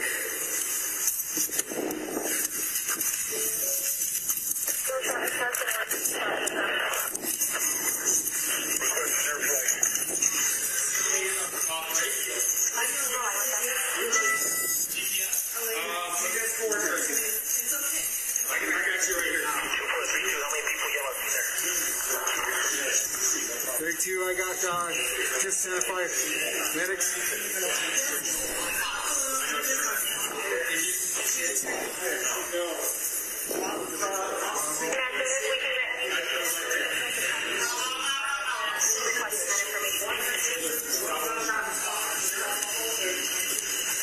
Santa Fe, both approximately 140 pounds. Elderly male and young female. Because it was a new unit and everything, which wasn't used to pulling it out as fast. And then I go retrieve a BVM kit. It's a bag valve mask for airway purposes, to help an individual get oxygen. Okay, thank you. I think remaining court IT, that was just a replay of his previous testimony.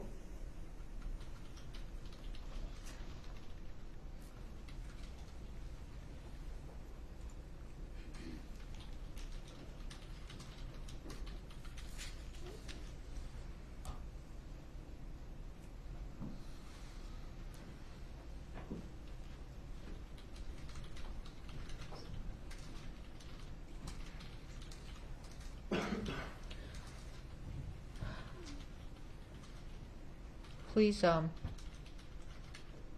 Brian, will you go get Grace? Will you go get Grace?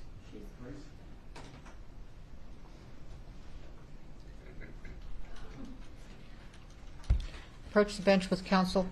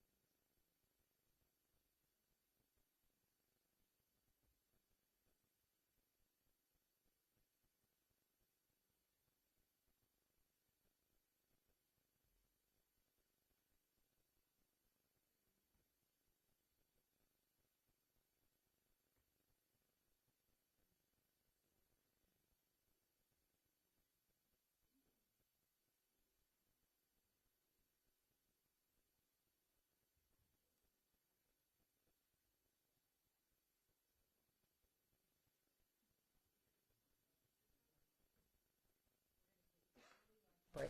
Okay, so why don't you be back downstairs at 12:30? Would that work for you all?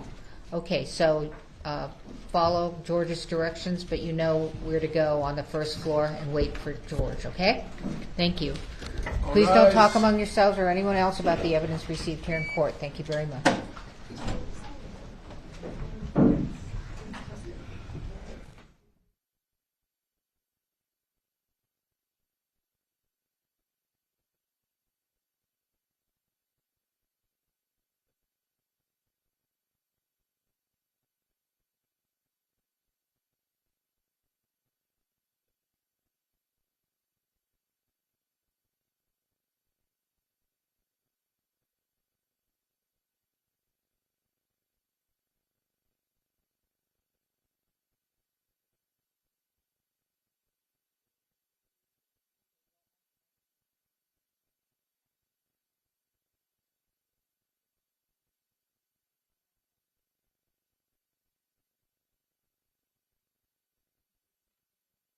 All right. Thank you.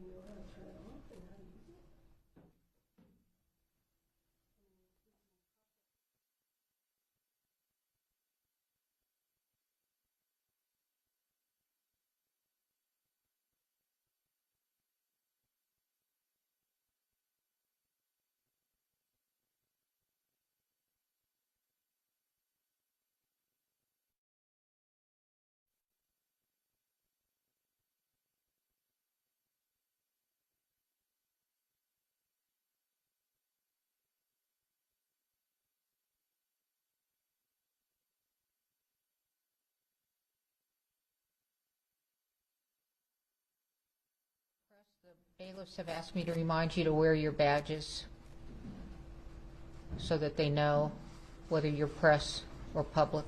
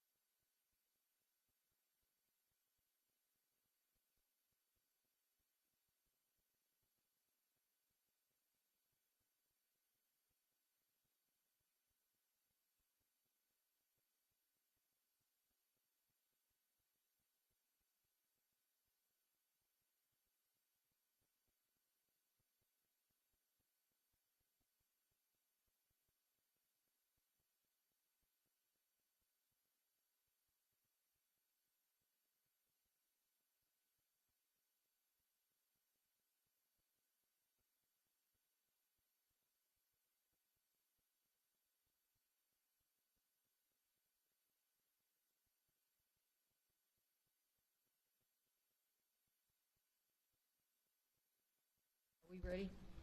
Okay. Yes, Your Honor. Yes, Your Honor.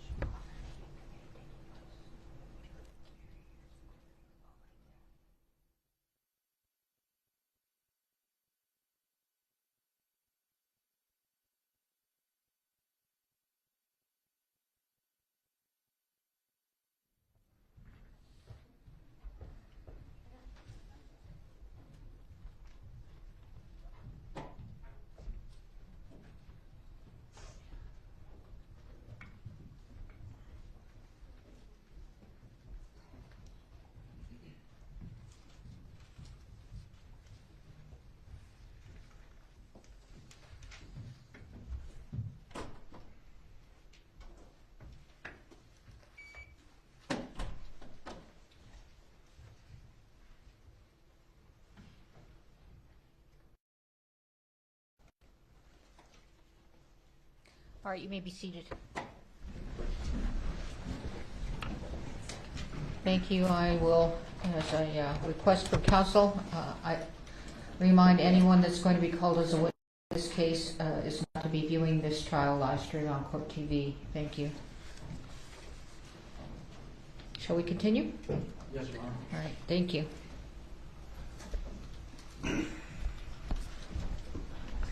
Thank you, Your Honor. Ladies and gentlemen, thank you so much for your patience. We think we have this worked out now. We've managed to work a bypass through the system, so we're going to plow forward. Oh, it's off. Better? Thank you. We're going to plow forward.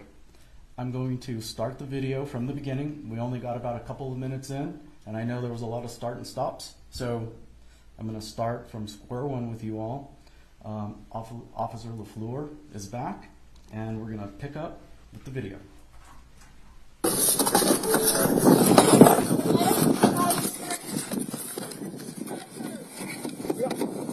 got your tourniquet? Yeah, I'm trying to get it out. This stupid new truck.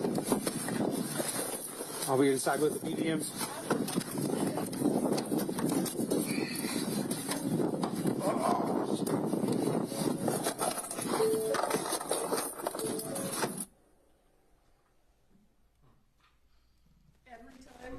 The jury's in the room, the audio and video fails.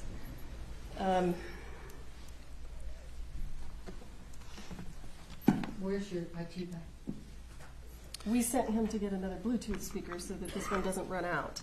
The problem is that there's a compatibility issue with the video app and the court system. So we can play this video just fine on our computers and it never freezes, but when we connect to this, we get a freezing problem. We'll try it. Let's try it again.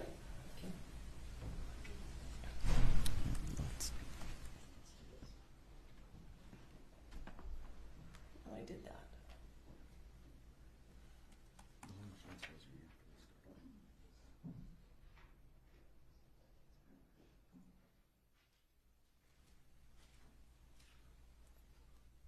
Go get his.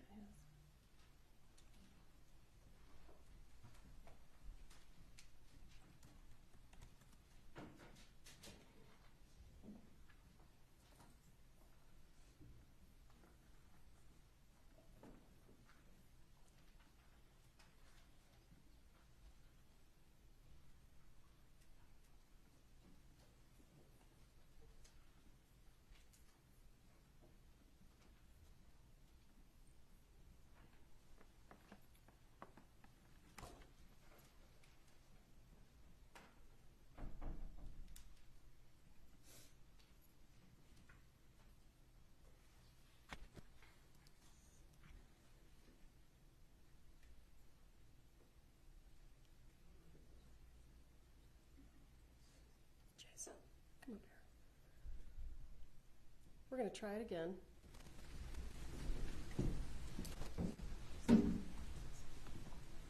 It's not up there. Okay. Here.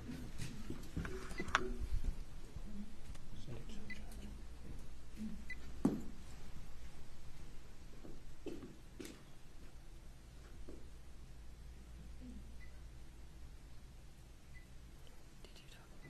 Never mind. I was in the middle of it. Okay, I'll take care of it. This is when it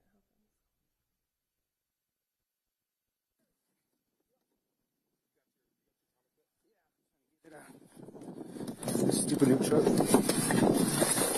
Are we inside with the BDMs?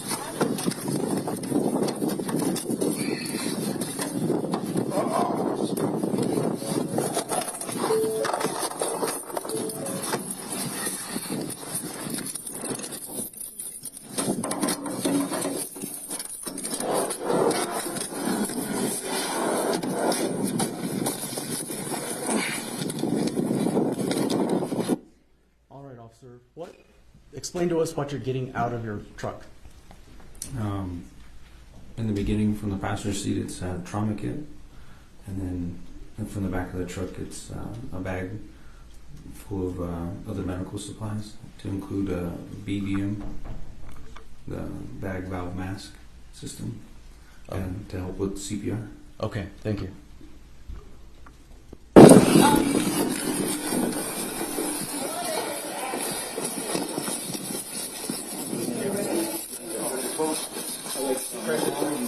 We need a seal. Do you have a seal? A seal? A seal.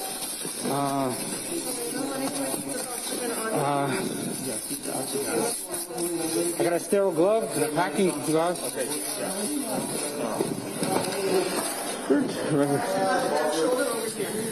Are you Over there? It's over there? Yep. My hand is on it. Talking? Where's your right shoulder? Stop. Oh, we're going to get you up in a second. Where was she shot at? She came in here and went across her chest. You want air flight? Yeah, we all went in route. Okay.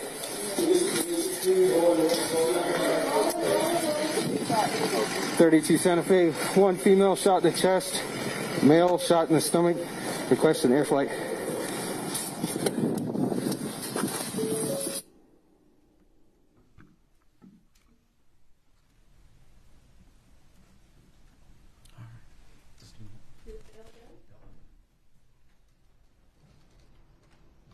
Are you using your Apple still? That's what the question is. We are, and we're about to disconnect from the Apple and get on a Windows Surface Pro. Okay, that's because I was asking if there was a computer that you all could use in the courthouse, and if you're using the Surface Pro, then that's okay. Okay.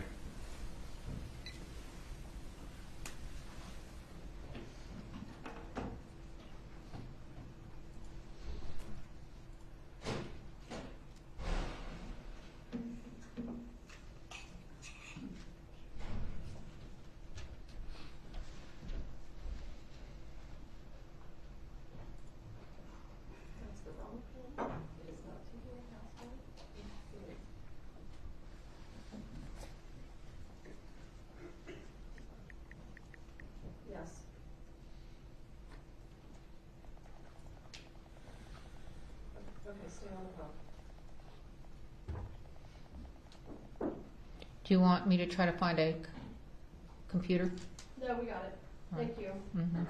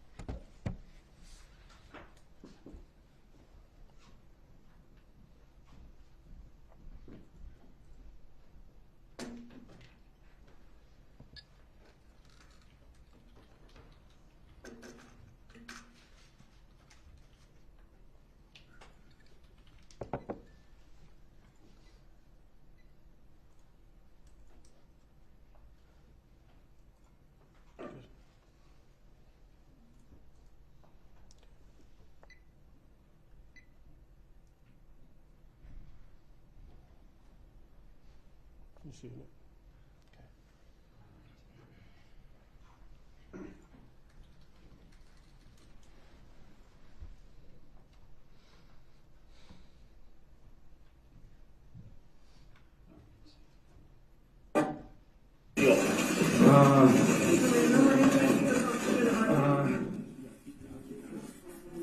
I got a sterile glove and a packing glove.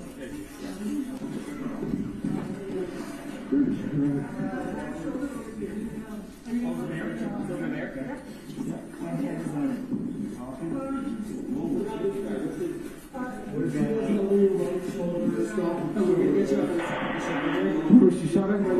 She came in here and went across her chest. And it came out back and went into head. You want air flight? Yeah, we all went in route. Okay.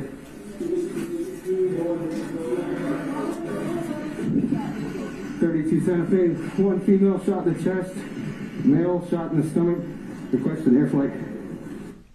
Okay, officer, who are you speaking to when you're on your radio? Whichever dispatcher was on the radio at the time. Okay, great. And what information generally are you providing to them?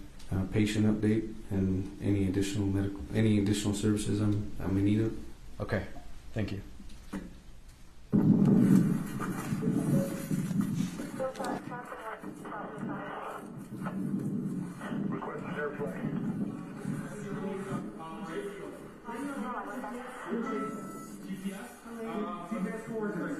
It's okay.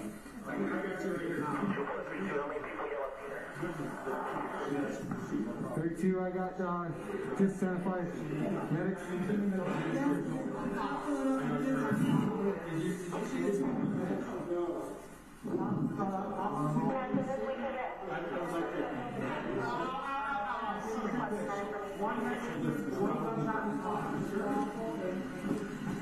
Santa Fe, both approximately 140 pounds.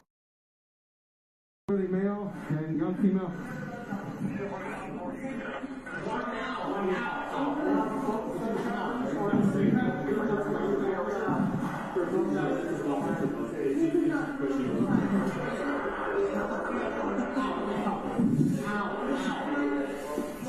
Who do you need me here? No, please.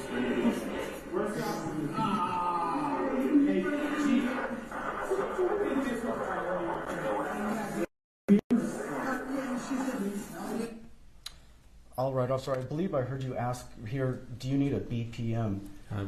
BVM, it's the back valve mask that I referred to earlier. Okay, thank you.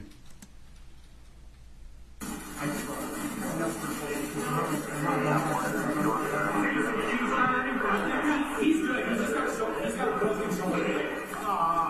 This is us. Repeat your information. Will you fly her out? Yeah, she'll be with us.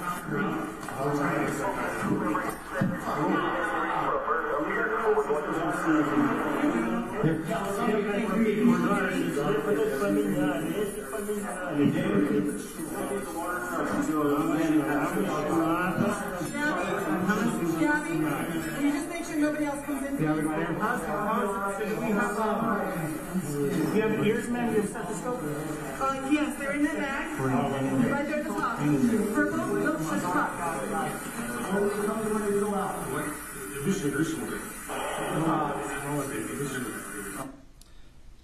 All right, officer, are these your arms that we can see holding that yellow BVM? Yes, sir. Okay.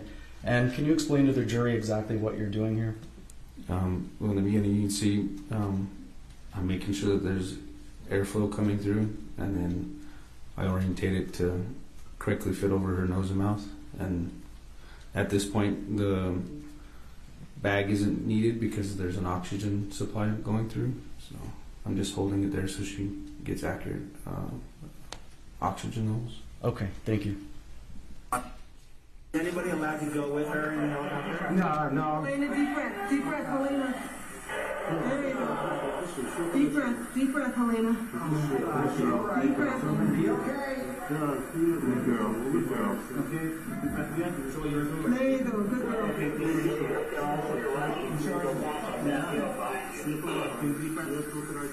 Deep breath.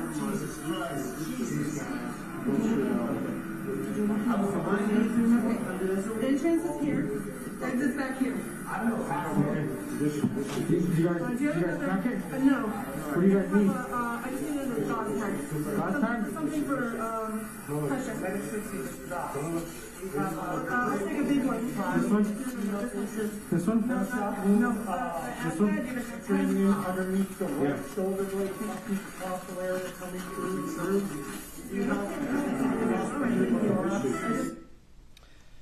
What's that item you just unwrapped? Look like a surgical gauze pad. Okay. Got a stretcher? Not me here, no. Okay. Let me help him get the stretcher.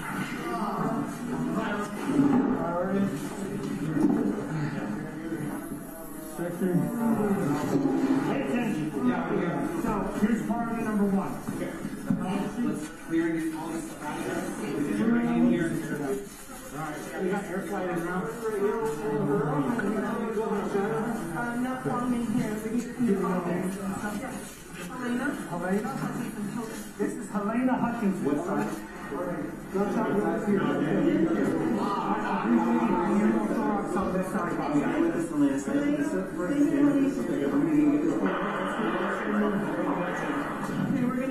Okay.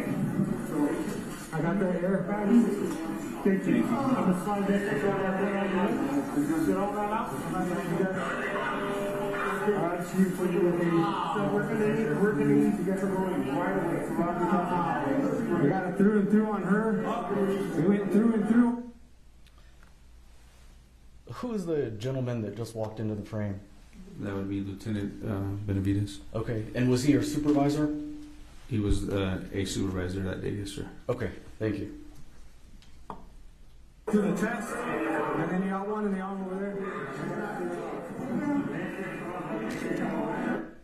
And I believe I heard you say that she got a through and through to her, and you got one in the arm over there. What did you mean? That the female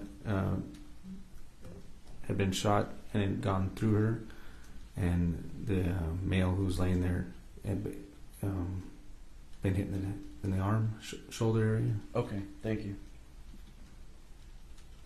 Everybody stops what they're doing right now. This is the crime scene. Okay.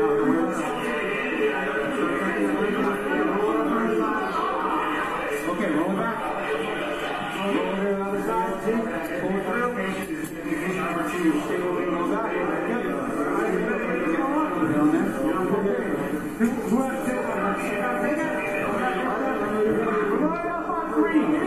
One, two, three. Underneath, pull. Yeah, good. Let's go up and down. Alright, let's take good care of you here, okay? So you keep your eyes on me. Alright, we got to determine the back of her.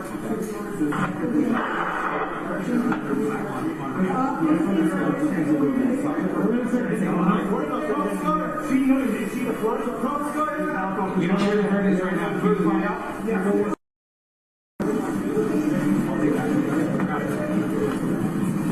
Alright, we got some stairs, guys. Go stairs on the first step.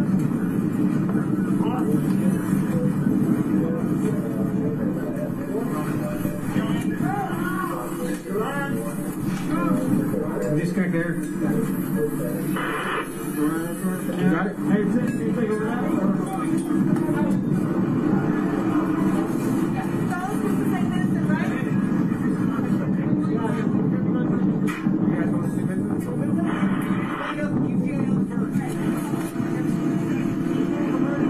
Santa Fe, what's the ETA on the bird? All right, I believe I heard you ask here, what's the ETA on the bird? This may be an obvious question, but would you explain to the jury what you're referring to when you're asking about the bird? About how long the helicopter air flight was going to take to get there. Okay, thank you.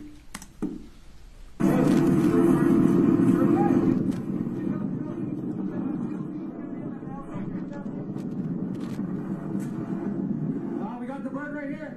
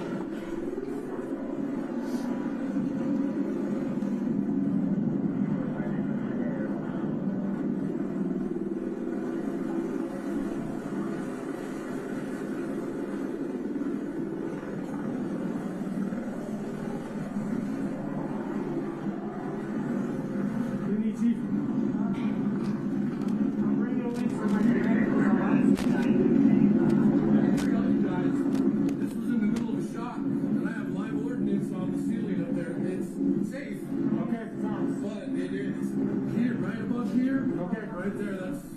Okay. Alright, I'll hold my guys on that stuff. Okay. Where's the bird? It's right here. Okay.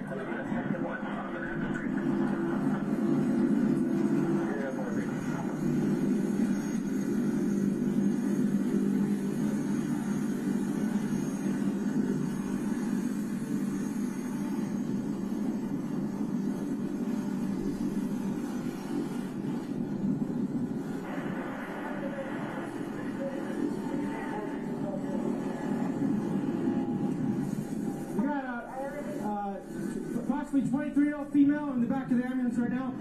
Gunshot underneath the right arm. Went through all the way to the back left. Can you carry this back, please, sir? You got it?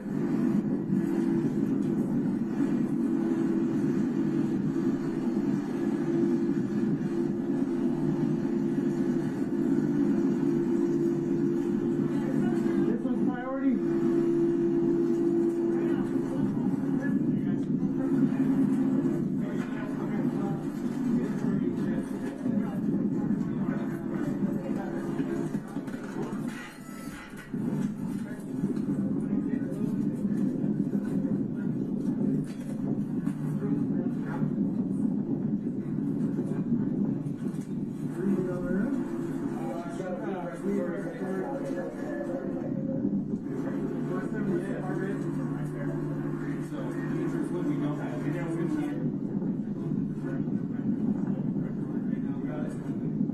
Guys, just get a couple IVs. They're not sure whether they're IOs or not. You open your eyes for me. Yep, there. Look on the IO, I'm not going around. That's it.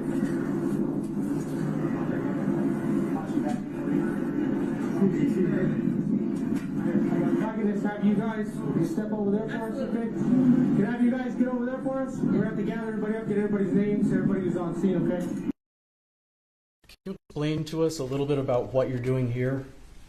Trying to stay busy, trying to organize and think ahead of what we're going to need. Telling people that are just obviously that we're there to wait for the next steps. Okay, thank you.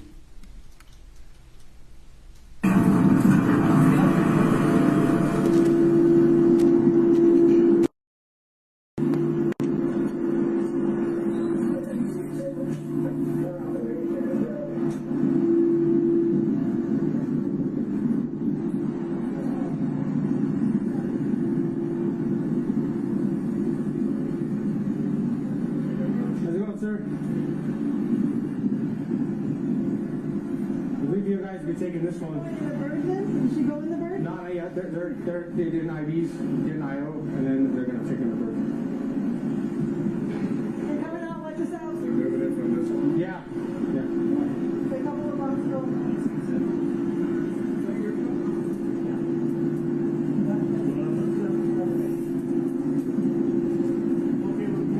And whose jack is that? Joel's. Joel's? Okay. It's got his phone, it's bloody. Okay. It's got his phone, it's got his other stuff in it. Okay, well, we're going to just keep it here. So, His phone? yeah, he was wearing it. Well, where's his phone at? I don't know. There's no phone. Anybody have to?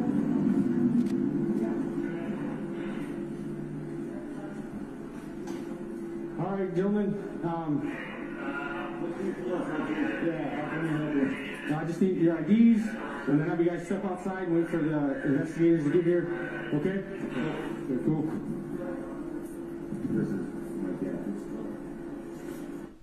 All right. Why are you asking these folks for their IDs?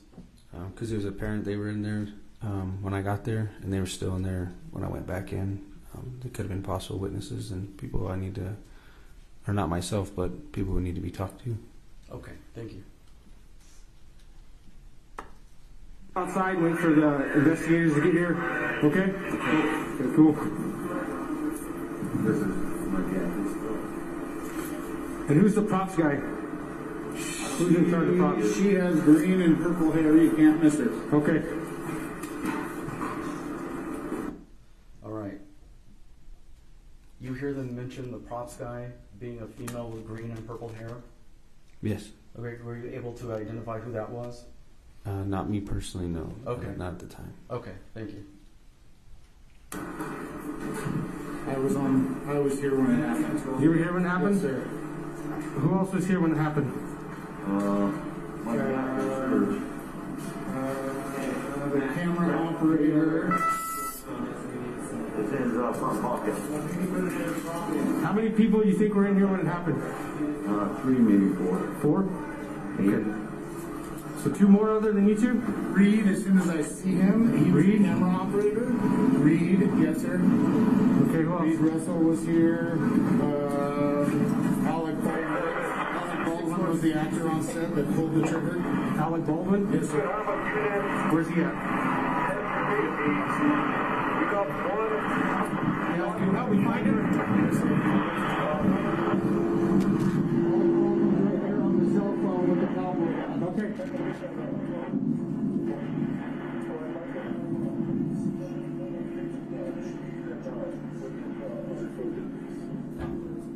How's it going, sir?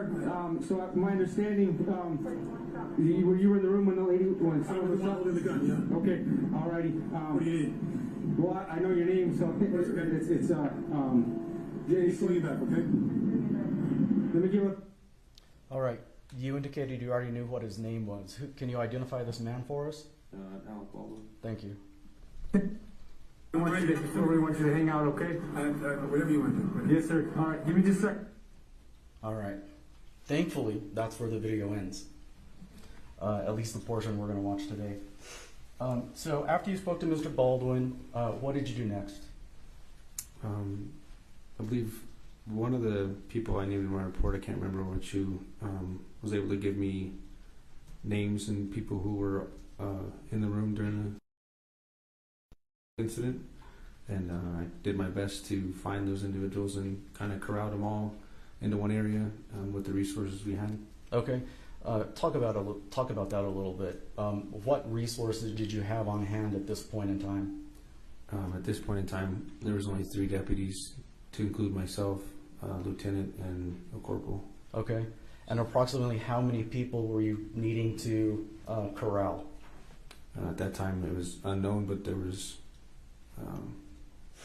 the numbers were not in our favor. So, a couple hundred people were there, total on the whole scene. Okay. And do you have an approximation of how many you ended up kind of corralling off? I think maybe 10 without looking at the report. But okay. Once you had the folks corralled, what were your next steps? As more resources got there, we just trying to figure out where they're going to take all these people, how we're going to get them there, where they're going to start conducting interviews, because we're out in the middle of nowhere, essentially. Okay. And was that pretty much conclude your involvement that day? Once you had everybody corralled? Yeah, just the rest of my involvement was keeping people corralled and then staying with people as they were changed out to be interviewed, and ultimately was in one of the trailers. Okay. Okay. We'll pass the witness, Your Honor.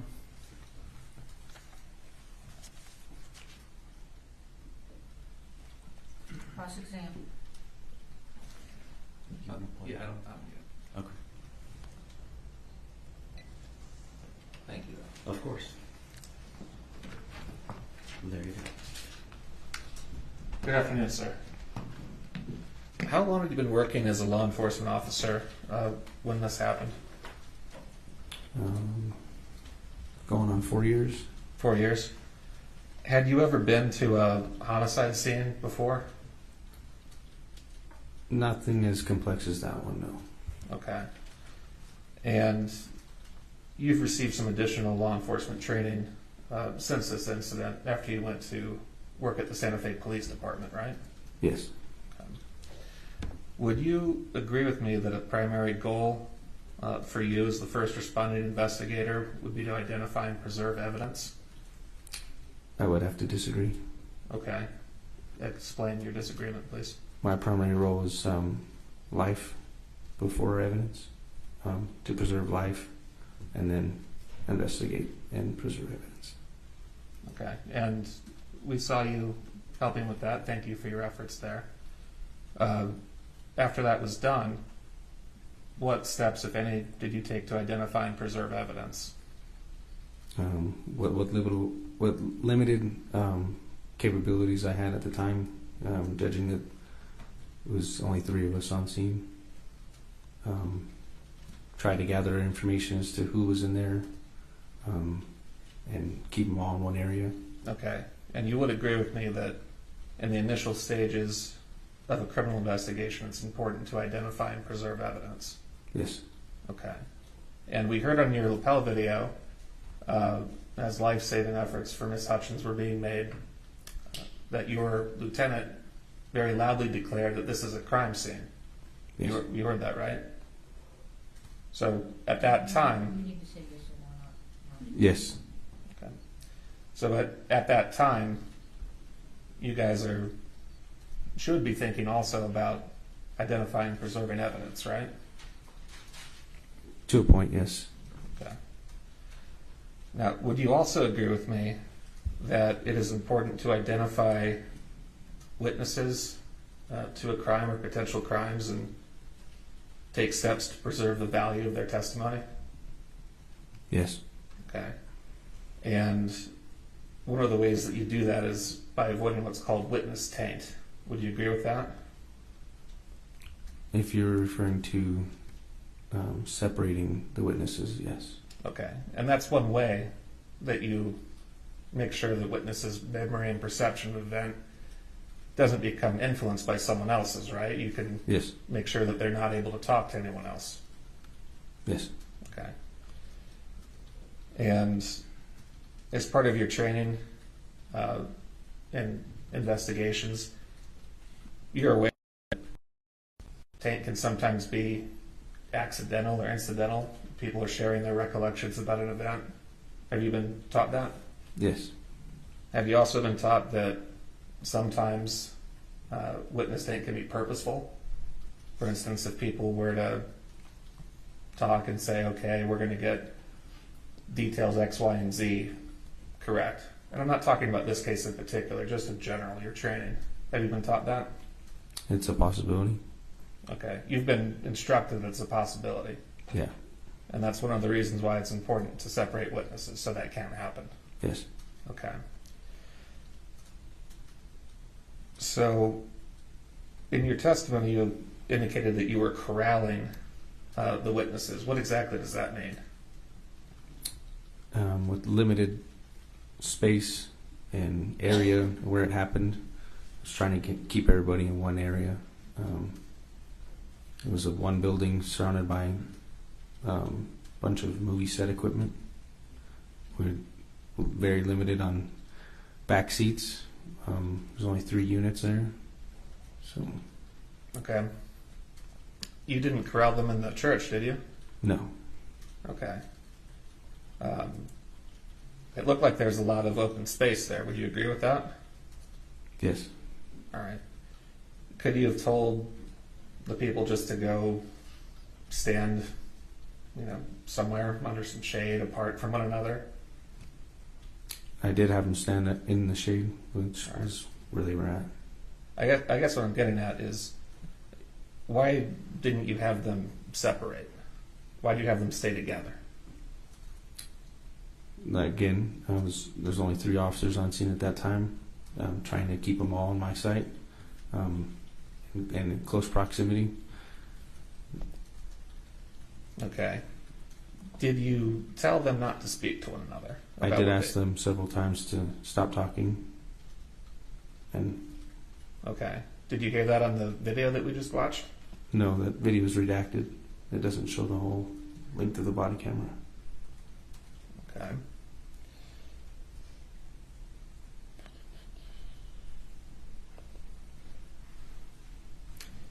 Did you identify who all was in the church?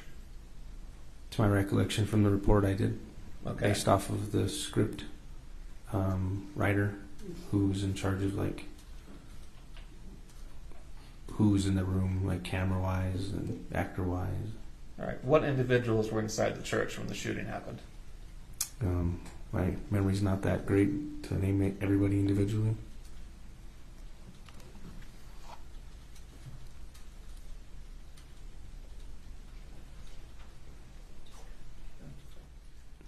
Judge, may I approach the witness? Yes.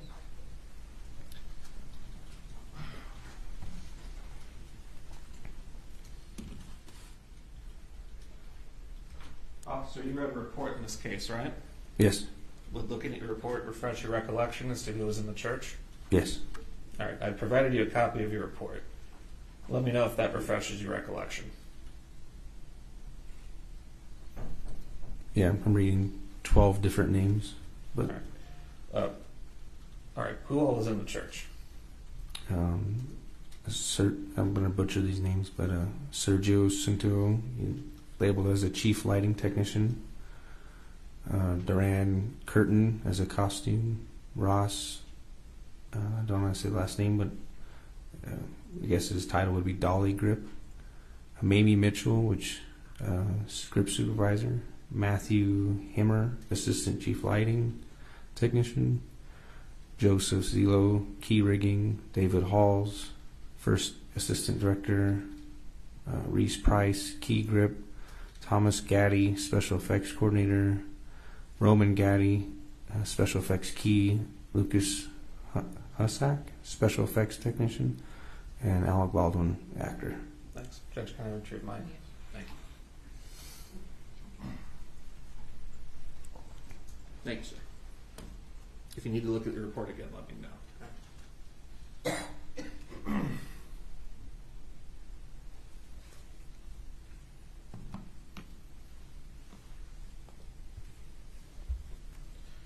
All right. I heard on the Pell video, initially you were told 3 or 4 people were in the church. Yes. All right. Tried to figure out who exactly was in the church by asking several different people and eventually ending up with that list. Okay. And you ultimately crowd all those individuals together? Yes. Okay. And is it your testimony that there was no other way to have them situated, that they had to be together? No other way, but that was the way they were placed. Okay. And would you agree with me that ideally that should not have happened in this case?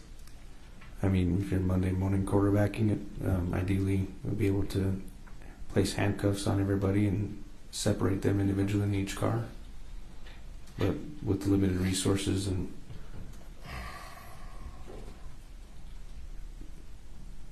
all right. Do you recall giving a pretrial interview in this case?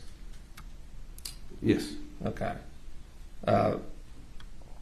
Now, in your interview, you mentioned the benefit of hindsight. You kind of approached that topic, talking about Monday morning quarterbacking. Looking at the case now, with benefit of hindsight and your additional training, is there anything else you would do? Is there anything you would do differently? There's quite a few things I would have done differently. What things would you have done differently? Separated everybody further apart. Attempted to get everybody's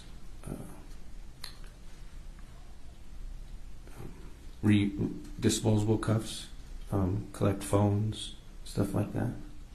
Okay. And you actually told my investigator you do the scene completely differently. Yes. All right. And is one of the reasons you would do that differently is that you're now aware of the valuable evidence that can be found on cell phones? One of the reasons would be the more training that I've received and experience. Okay. When you approached Mr. Baldwin, was he on his phone? Yes. All right. After you spoke with him, did you tell him to stay off of his phone? I believe so. Okay.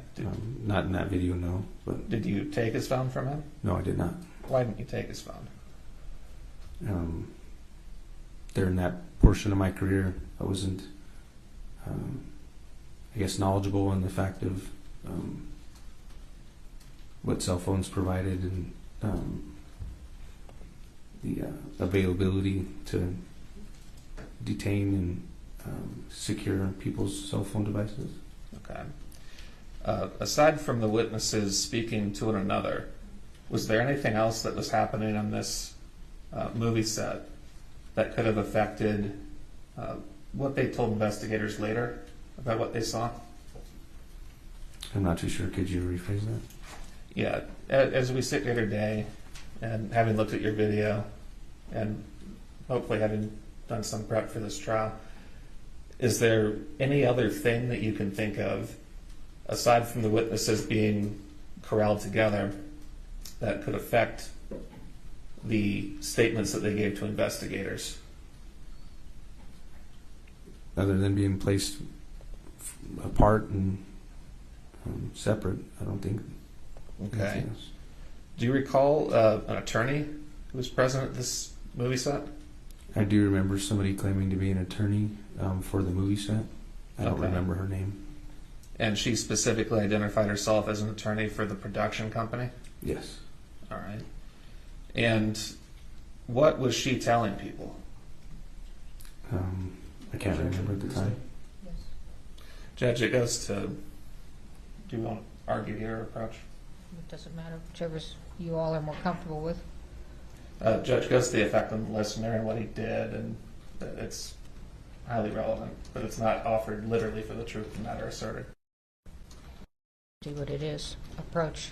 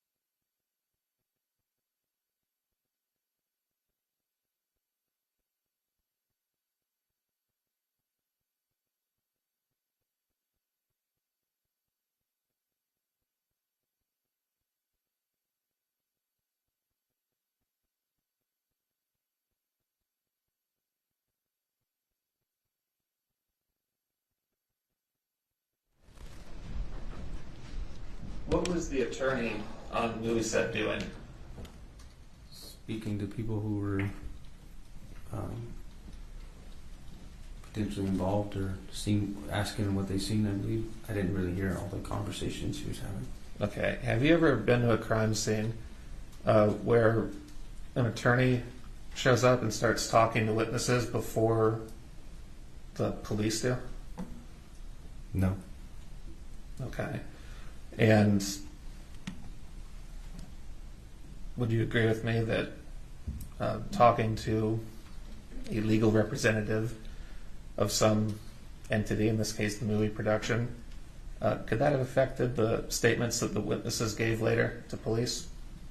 There's a possibility of it, yes. Okay. Why did you not take steps to stop that from happening?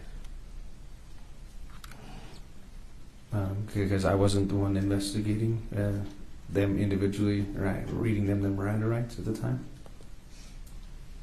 Were you aware that this was a problem at the time as you observed it? Not at the time, no. It's something you've become aware of by virtue of your training now? Yes.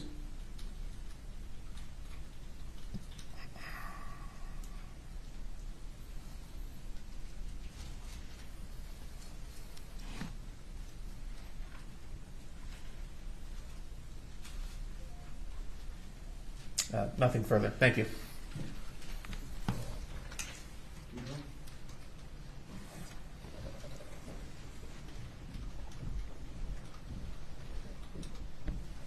Thank you, officer. Do you need a warrant to search a phone? Yes. And this, well, yes. Do you have a warrant on this day? Judge, objection. I talked about seizing the phone, not searching it. Those are very different concepts.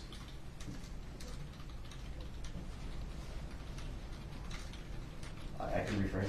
Okay. Did you have a warrant to seize the phone?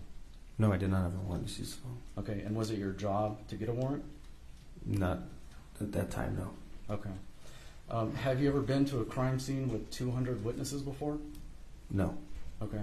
And have you ever been to a crime scene that was on a movie set before? No. All right. Nothing further. All right, thank you. This witness is excused. Next witness. Thank you, sir.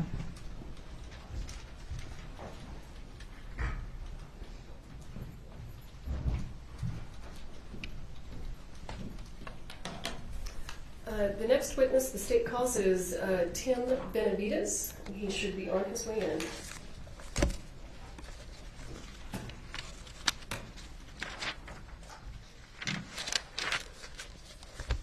Shut.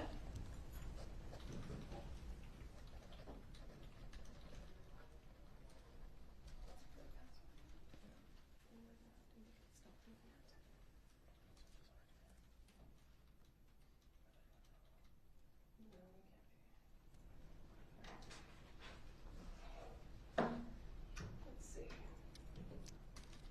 So this gets connected in here.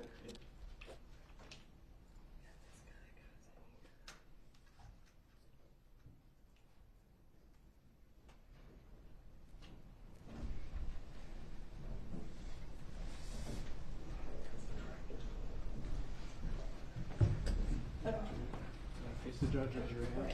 Do you swear affirm under penalty of law that the testimony you'll give in this case will be the truth, the whole truth, and nothing but the truth? Yes, I do. All right, thank you. Have a seat talking to the microphone. Hang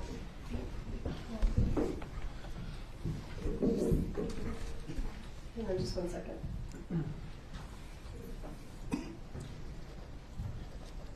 Give us just 1 second. When we switched computers, get that. Hold on. I'm gonna drive.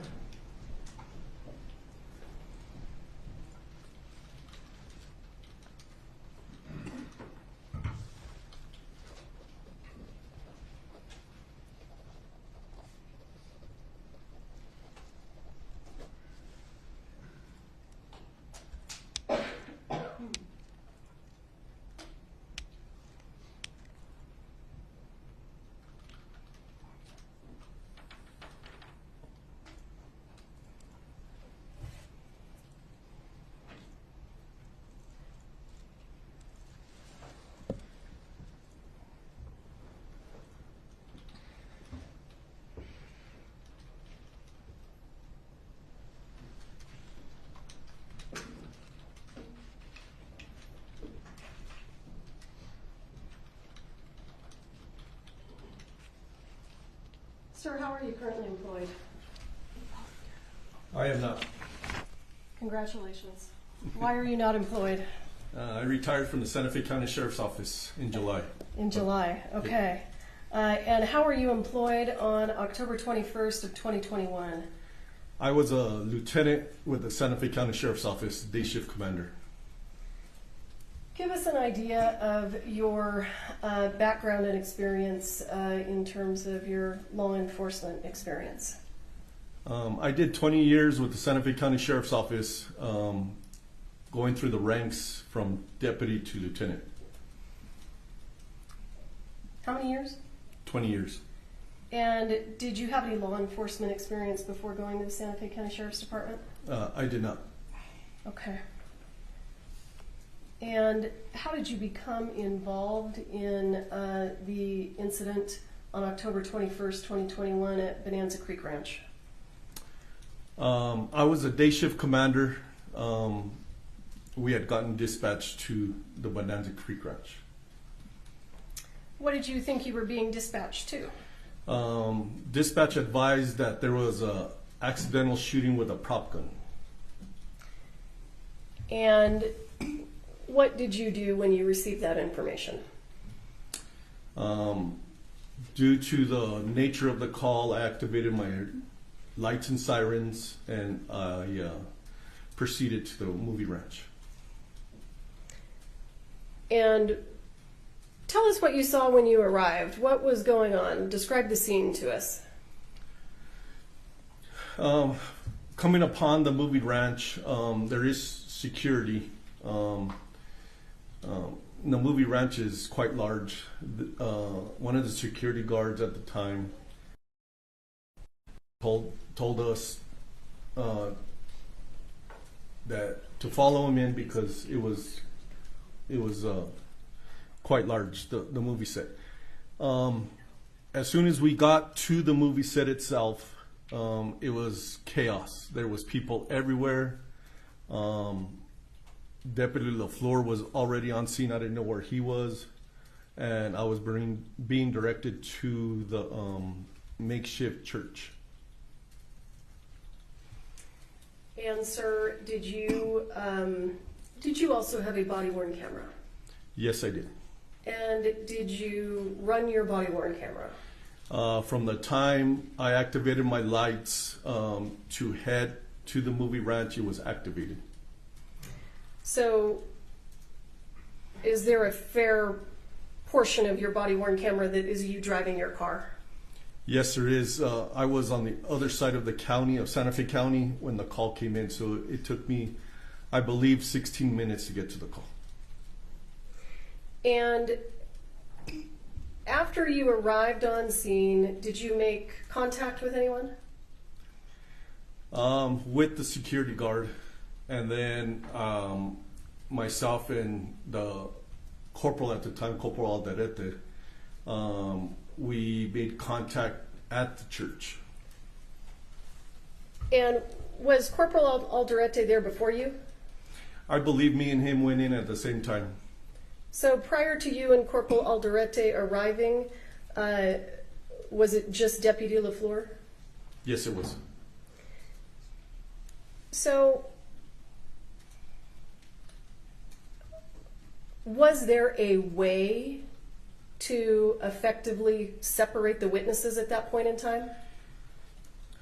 There was not. With 3 deputies on scene, we were trying to, at the time, find out how the victims were in the church.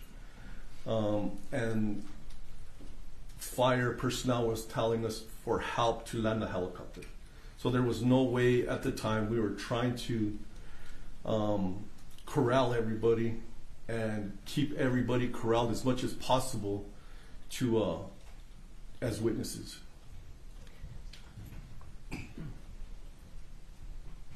Was one of the primary focuses helping the injured people?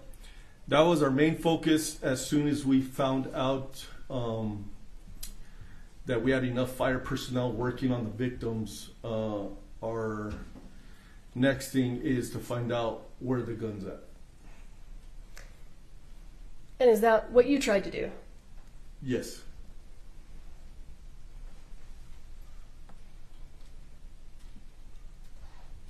Sir, have you had an opportunity to review the footage from your body-worn camera recently?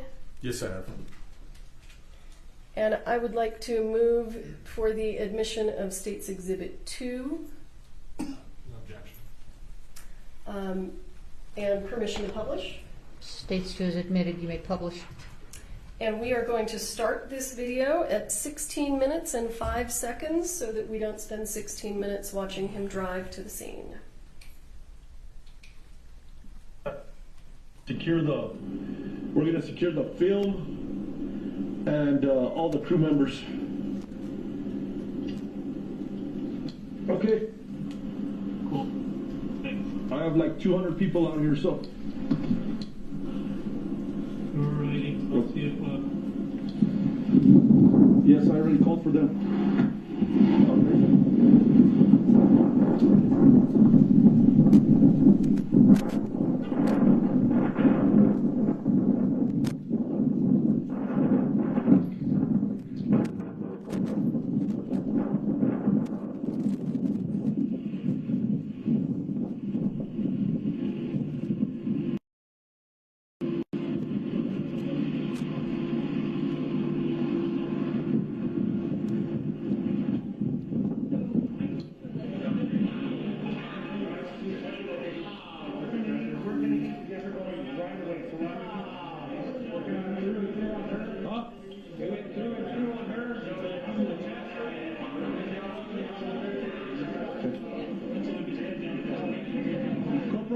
I need you to know who's in charge. Everybody stops what they're doing right now.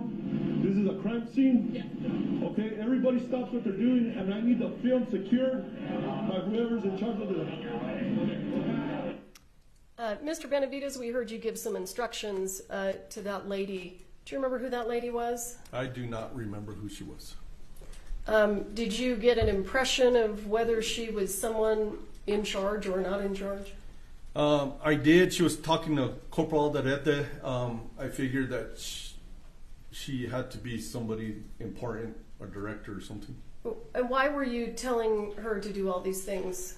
I think I was telling the corporal, Oh. whoever was in charge, and I think she rose her hand, and then I directed to her. And what are you talking about in terms of securing the video? Why would that be important? Well, I saw video behind them, and they said they were filming. As you sit here today, are you aware of whether or not there was actually a video recording of the shooting? I don't know if there actually was. I never found out. And you were not the primary detective on the case, is that right? That is correct. I was not.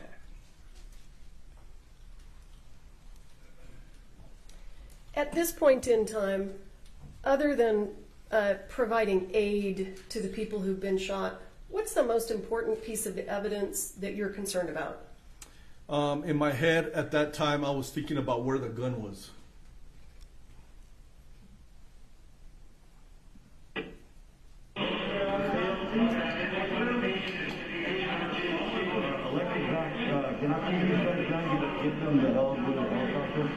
Yes, please.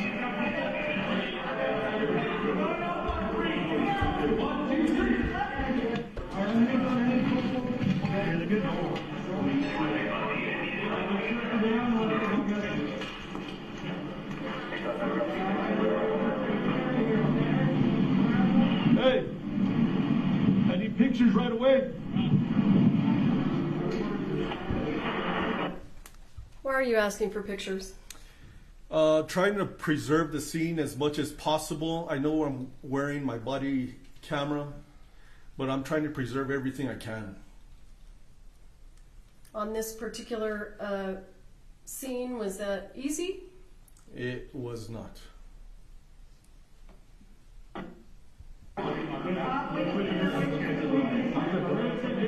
Where's the props guy? Where's the props guy at? Yes,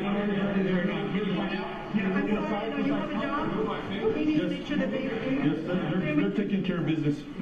What else do you need there, Chief? What's my radio? It's just here. Thank you. Area cleared the gun. Where is it?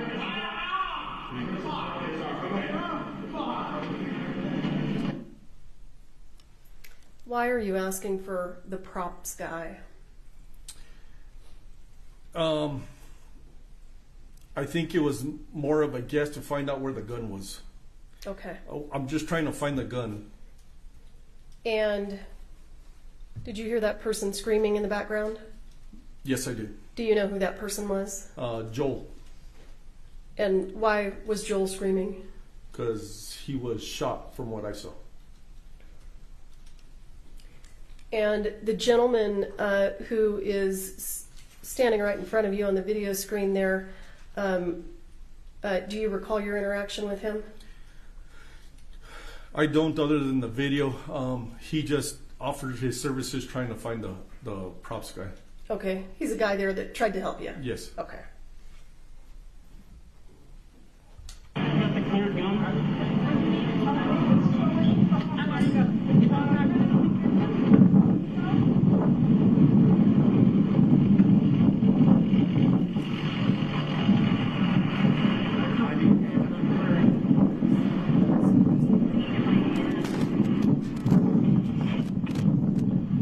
Where is it? It's not here. There's one there and there's one there. That's none of them? Okay. What happened there? I believe he's a director, and he took me to a cart, to a gray cart, and there was 2 guns on the cart. And he told me that those weren't the 2 guns used in the church at that time. So not the gun you're looking for? Exactly.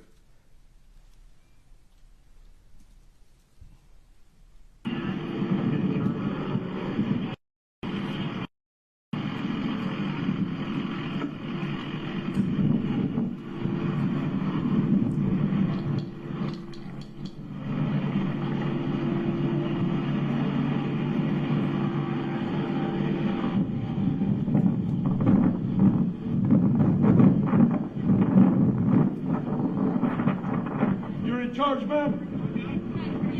I need to know where the guns are right now.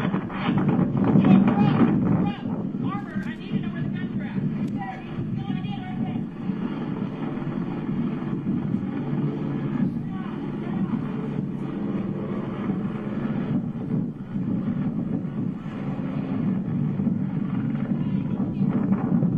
How do I know this is a gun?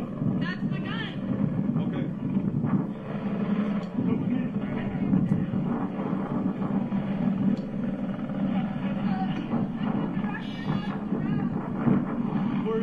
Where are they at?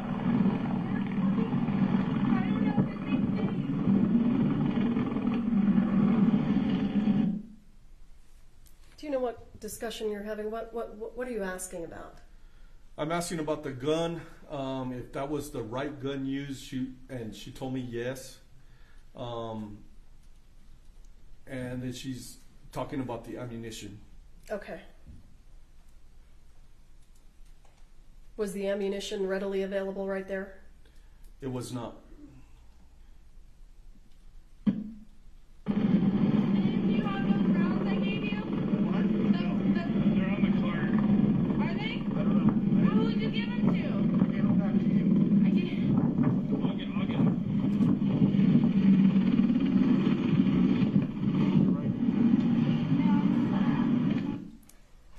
Mr. Benavides, why did you let that gentleman with the hat on go collect the rounds or the cart or whatever it was he said? I had 3 deputies on scene.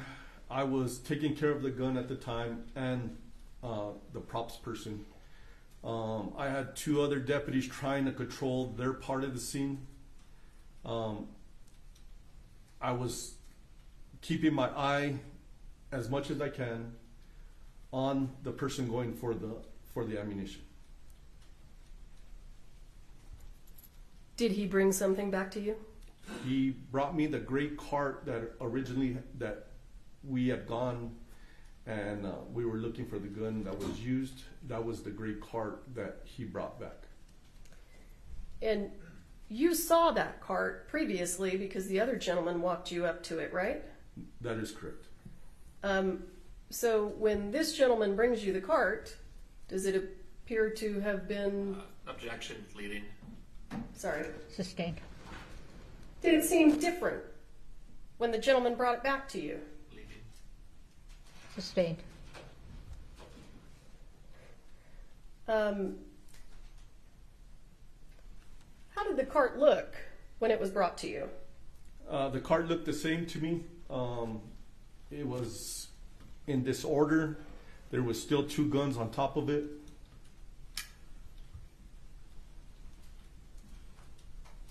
No, these are extra guns. Yeah, let's not what did we just see you do there? I cleared the gun and I secured it in the front of my unit. And what does it mean to clear a gun? I was making it safe for myself and for the crime scene tech, or a detective that would look at it after I secured it. Did it have any ammunition in it? It did not. It's going to be the second one on the Hendrick Creek.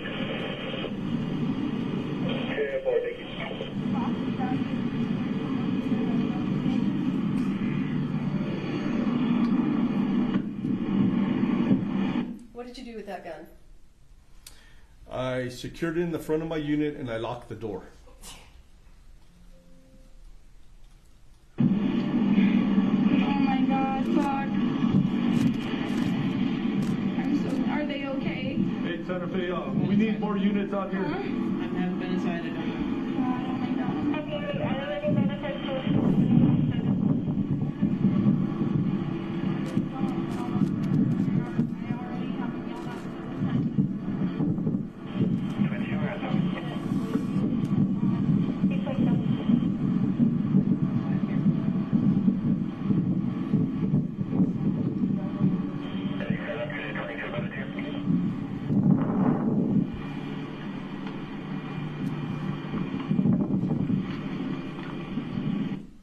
Is this the cart you spoke of?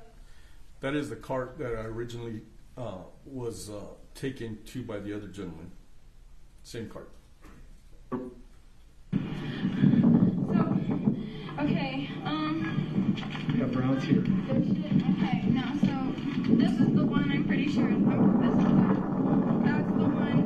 And okay. Sorry. You're okay. Sorry. Just relax. Just relax. So scared. I'm Yeah, you're all right. Just relax. so scared. It's the box that I got them out of. Okay. Leave them right there. Leave them right there, okay? Relax. I just need you. We saw you take something. What did you take? They were 2 white boxes of rounds that the prop person, Hannah, said that these were the rounds used. And this person that you took those rounds from, the person that's right here in the center of the video screen, is that Ms. Gutierrez? Yes, it is. Do you see Ms. Gutierrez sitting in the courtroom today? Yes, I do.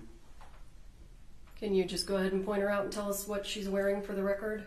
She's wearing a gray jacket and a white top.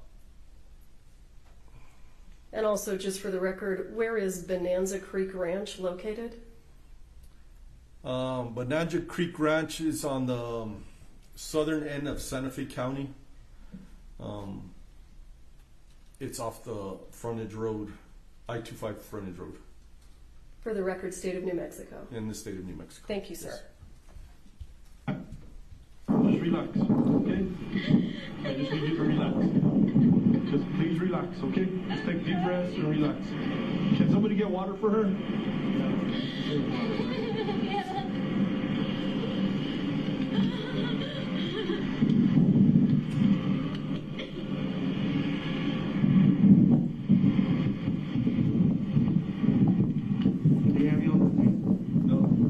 No, the helicopter's here for her. Yeah, no, the helicopter's here for her. Is she fucking, where the fuck are these entry wounds? Is she okay? Can somebody tell me anything? I don't know anything. Right now I don't know. I'm just trying to secure everything. Mr. Benavides, do you know why the helicopter is still there? The helicopter, in my experience, lands and they try to stabilize the victim before they fly him out. The victim has to be stable before they fly him out. Can that sometimes take time? Yes, from my experience, yes, it takes a little bit of time. Need to know before I start getting information. She's the armor. Who are you? I'm the production designer. Okay, thank you. And you? The production designer. Okay, thank you. Yes. I won't remember your names. I'm sorry. No, you're fine. You're fine. Can somebody get him water? Yes, he did. Oh my God.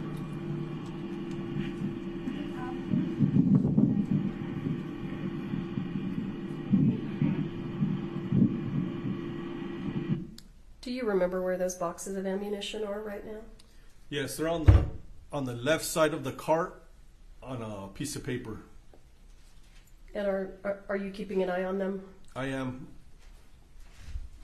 And you saw what they... Did you see them when she handed them to you? I saw them. I know what they physically look like, yes. Thank you. My name is Shannon Hughes. Hi. For the, my husband and I own a ranch. Okay, my name's Tim. Nice to meet you. Okay, so, yes, I mean, I'm not worried about the insurance, I'm worried about her life, so. Oh, absolutely. Okay, That's so, what I'm saying. so, No moving forward. no, No. What can I do to help you? we are bringing a whole lot of units here because there's a whole lot of people here. Yes, we're trying to clear them out. No, nobody's getting cleared out, everybody is staying where they're at. Okay. Okay, we're trying, that's what's so difficult, we're trying to hold everybody where they're at. Okay. Okay, what I'm gonna have you do is sit in here, okay? You're not arrested. The door's gonna stay open. Since you're the armor, they're gonna wanna talk to you more than anybody, okay? Mr. Benavides, why did you ask Ms. Gutierrez to get into your truck? With the scene being so active and her being the armor, I couldn't have her walk off and lose her. So I put her in my unit. As you heard, she was not under arrest. They just needed to talk to her. Can you describe the inside of your unit? Yes, it's caged from the middle of my unit. My windows are caged up also, and you cannot get into the front of my unit at all. Not even if you're sitting in the back? Not even if you're sitting in the back. You do not have access to the front of my vehicle. Can I please have that water? Yes. Oh my God. Just relax.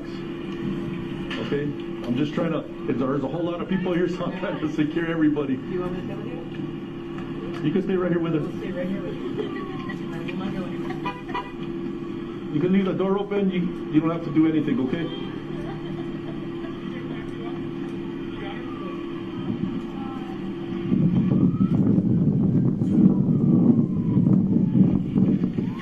Hey! To the bed!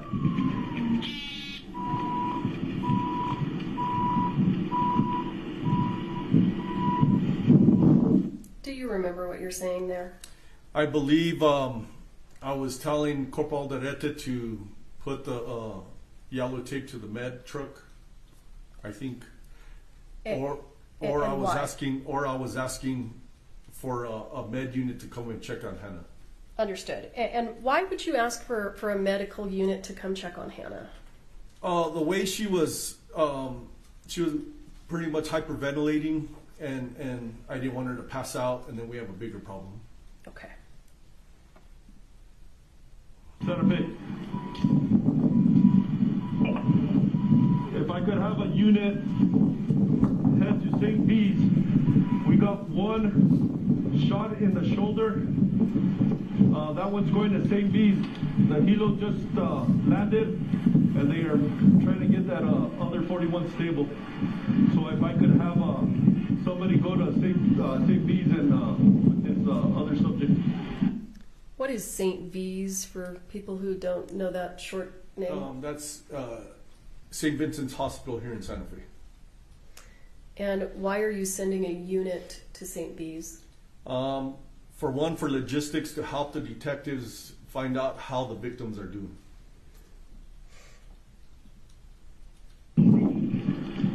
Let me also ask you this. Is there potentially evidence to be collected? Yes, there is. Clothing, stuff like that. Yes. Anything else you can think of? Maybe the projectile still in them. I don't know. Okay.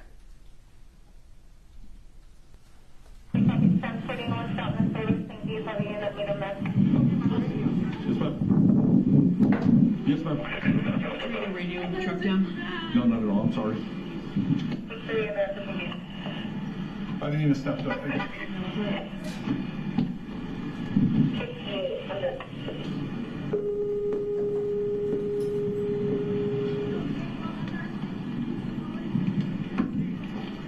I got people there with Alec Baldwin, an actor. He's the one who pulled the trigger. Only have sit tight or. Yeah, he's gonna have to sit tight. So I have the armor in here. All there's the news is in there, and I got the two people that were in the room. Okay. You're gonna tell them all those things he's not gonna do, or? No, we know where he's at. We know who he is. Yeah. We just need to stay. Is he in a trailer? Very black. Okay. All right. So try to keep him away from everybody. Not to talk to anybody. Okay, can I get that? I can step into my unit. That's fine. Mr. Benavides, tell us what that conversation was about. So Deputy LaFleur and I were conversating on what we have. He was telling me who the shooter was and who he had over there. He had more witnesses. And what we were talking about, because there's 4 of us now, there was another deputy that just showed up on scene. We were trying to keep everybody separated so they wouldn't talk about the case. And is there a specific person that you're talking about keeping separated? Alec Baldwin. Thank you. Production card. If you get all the director, get a production card. Is it? Sorry, I didn't. Yeah. I'm here for you. Yeah, I'm just trying to. Let me know how. Yeah. Okay.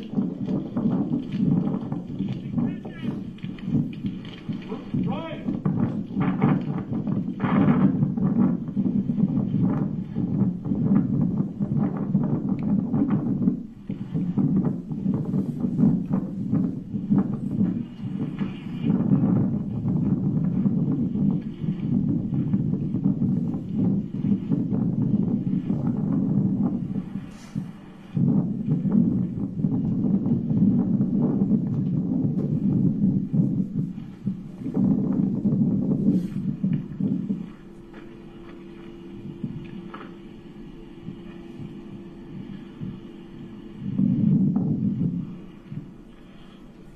Hey, so,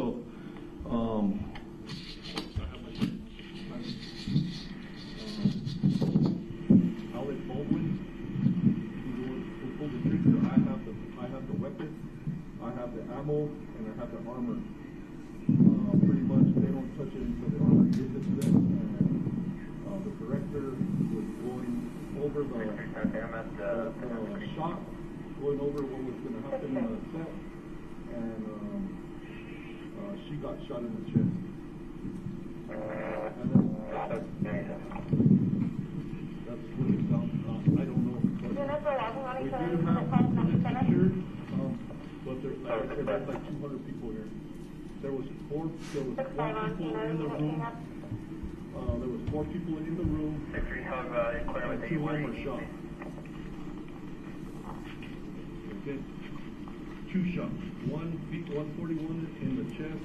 The other male shot in the shoulder. We do not, right now, we do not, everything is so fluid. Mr. Benavides, do you remember who you're talking to? I believe I was talking to Lieutenant Michael Martinez. He was the lieutenant of the Criminal Investigation Division, the detectives, and I was briefing them over the phone what was happening. Why would you do that? Because this goes straight to him and his detectives. So I was trying to brief him of what equipment he might need, how many personnel he might need. Did you say the situation is very fluid? Yes. What did you mean? It is an active scene. There's still people walking around, still people trying to get into the church. They're just people everywhere.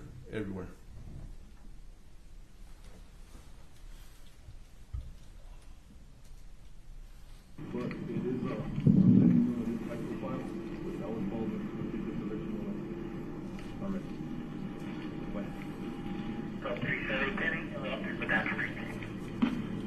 You want to talk to me, sir?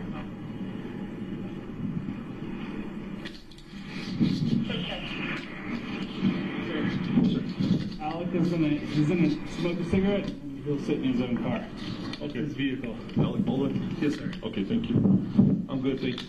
I just drank a Red Bull right before this. I'm all hyped up. Sorry. We're standing by at the entrance of Vanessa Creek, single road at the end coming out.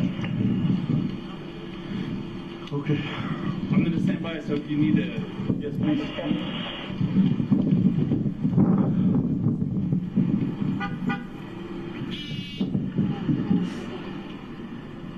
You doing okay? No!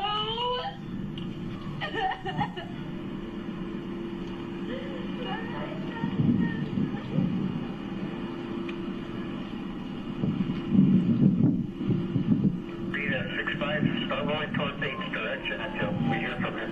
Lieutenant! Lieutenant!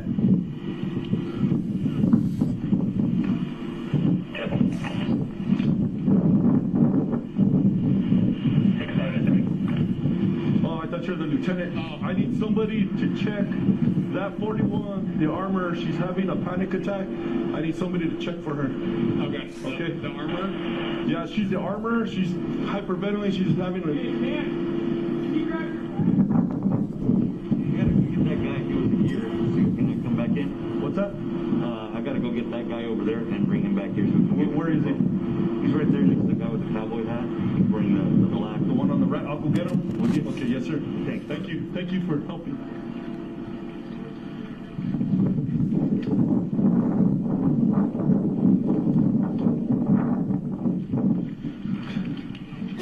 You guys security? You need security, is that what you're saying? Yes, just that. That's it. Okay. All right. The gentleman is... Jeez! Hey, Doc, in my unit, it's the girl in the middle. You, sir, you were in the... Yes. Okay. I need you just to head that way for me, please. Thank you.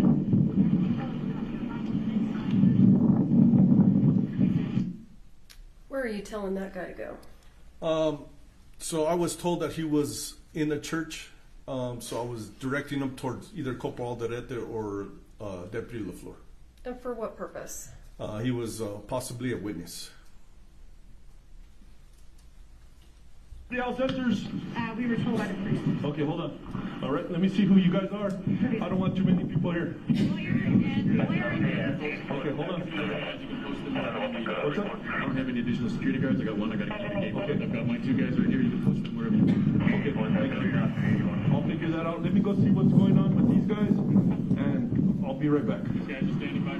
Yeah, thank you.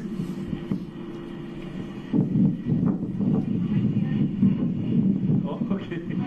You okay? Yes, ma'am.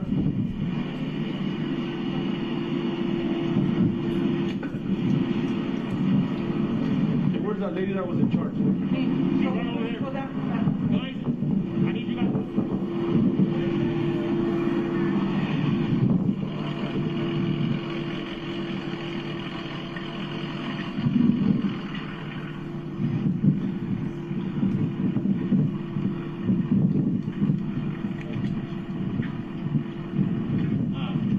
This is Reed, one of our camera operators. Okay, come here, sir. How's it going? My name's Lieutenant Benavides. Can I go to the hospital? Not yet. Okay. Not yet. So, Corporal, we got a camera operator who is in the room. Okay? Okay, it's just hard. We can't let all people in and out, so if you could, I'm going to try to get over here. Yeah. 635, I need you out with the...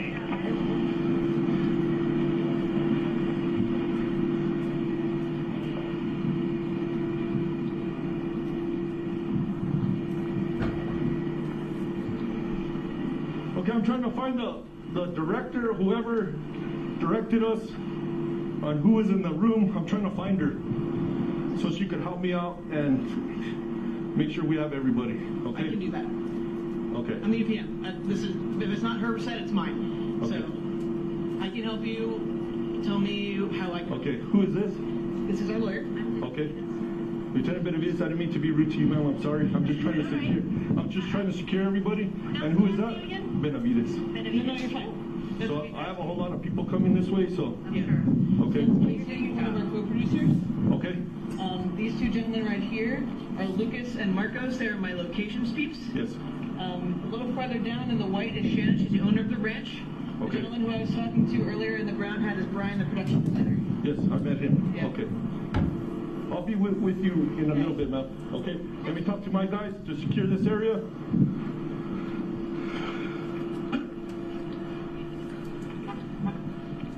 Corporal, I need somebody on that side to secure, so we're not going in and out.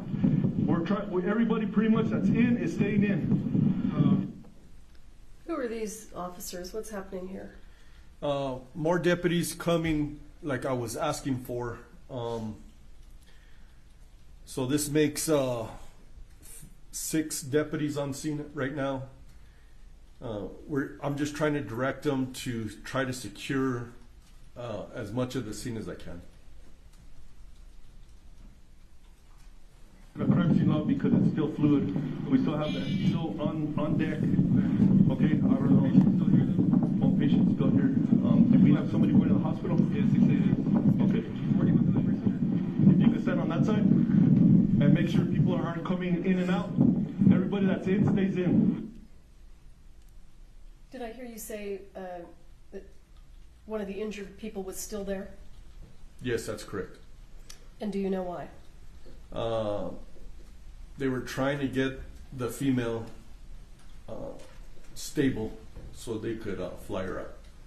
Still? Still.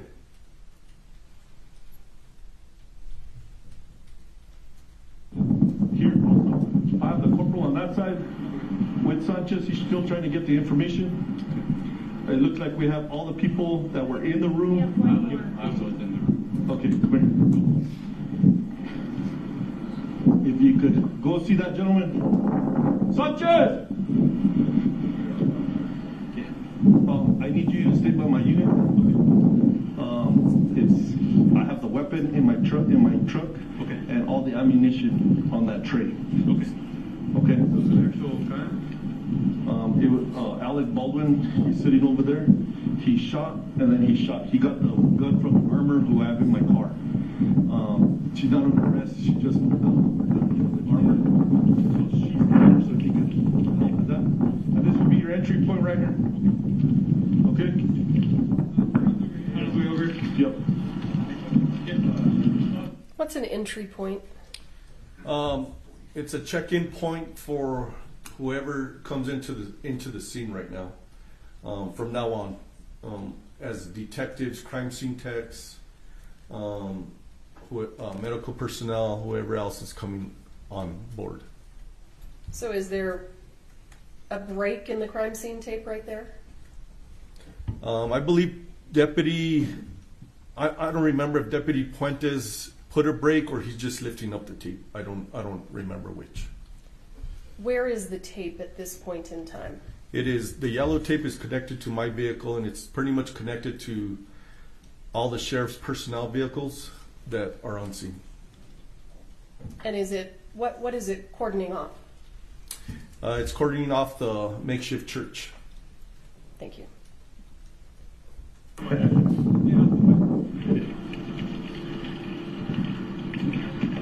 Yeah, okay, I still have those charges taken. I told him to take them. Yeah. So that's where. No. It's in here. It's in my unit. With all these. Okay.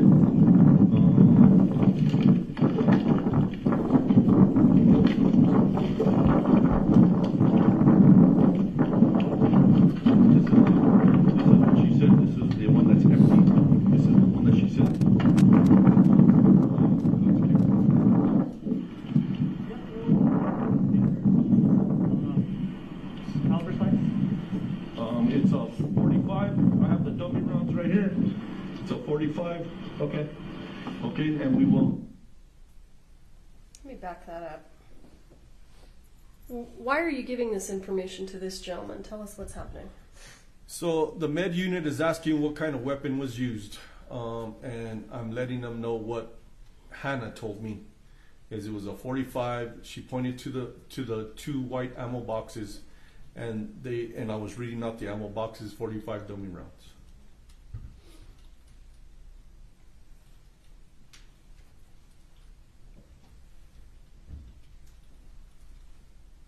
Bear with me, I'm trying to, there we go.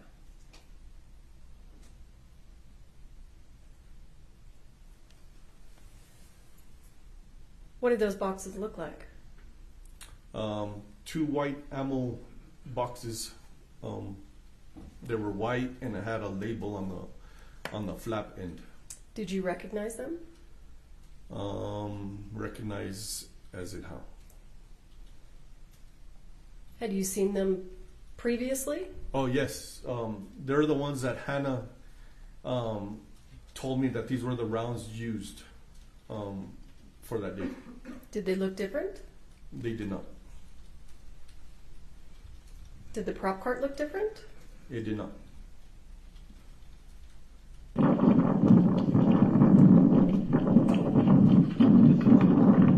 She said this is the one that's empty. This is the one that she said.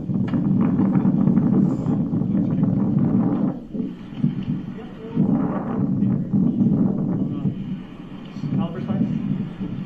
It's a 45. I have the dummy rounds right here. It's a 45. Okay.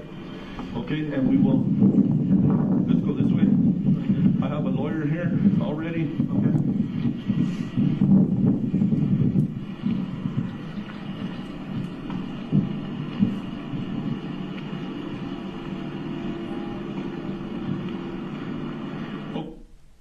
Is one of those ladies the lawyer? I believe the one on the left, the white shirted lady, is the lawyer. And where are the witnesses who were in the church at the time of the shooting? They are in the front of the church with Corporal Alderete or with Deputy LaFleur. How far away from those people is she? The lawyer? Yeah. Shouting distance, I guess. If she were to shout, would you have heard her? Yes.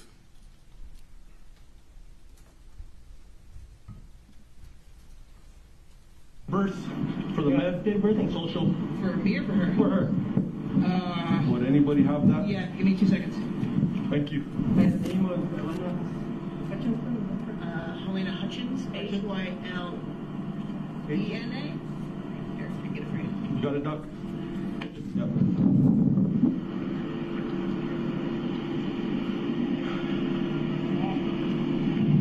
So I have, Looks like Alec Baldwin is the one that pulled the trigger. yeah, but I have the armor in my unit. I have the gun, where Puentes, and there the tray has the dummy rounds.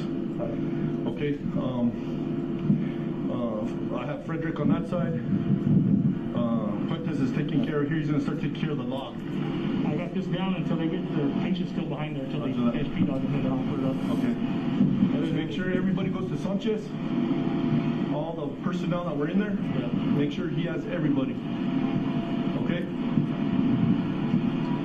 It's gonna get Sanchez up there. There's a lot of people here. Yeah. I have more people coming.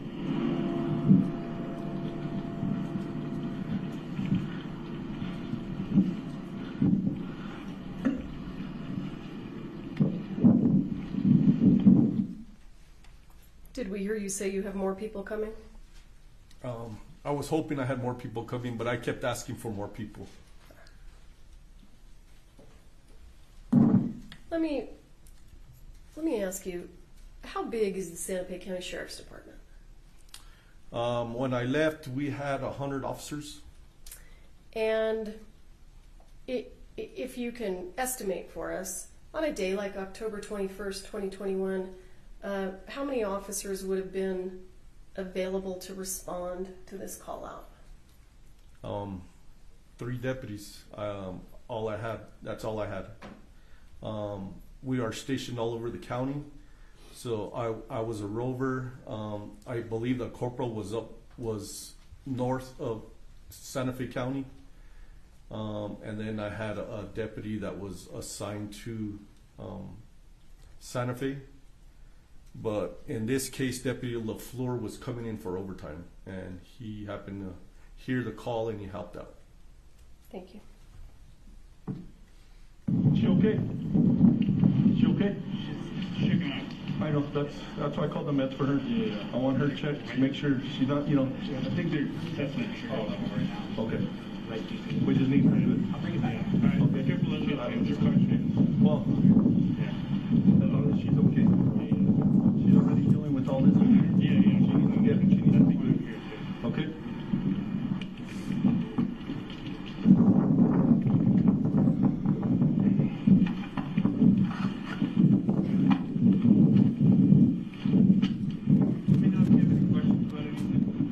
Yes, so she told me which guns were, which bullets came from it.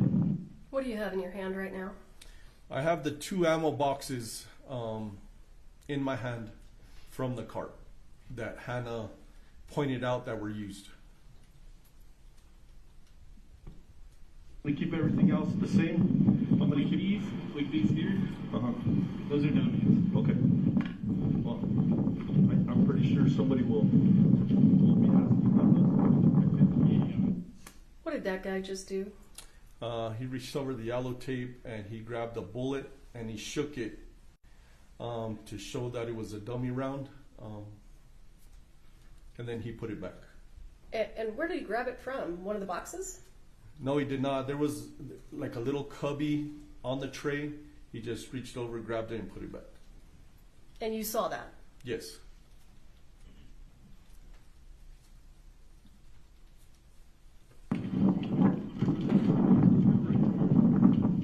Yes, that's already secured.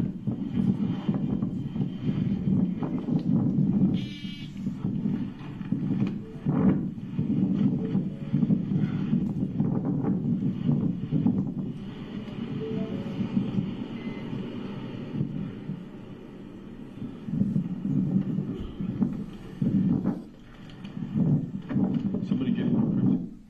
Tell us what you just did there. With the 2 white ammo boxes that Hannah pointed out that were used that day, I secured them in the front of my unit on the driver's side seat. And was the unit locked? As soon as I closed the door, I hit my manual switch and I heard it and it clicked closed. Did you see anything that would cause you to believe that anyone planted evidence? I did not, no. Did you see anything that would cause you to believe that anyone tampered with anything on that cart? No. Any reason to believe anyone got into your unit and did anything with the evidence you had in there? No.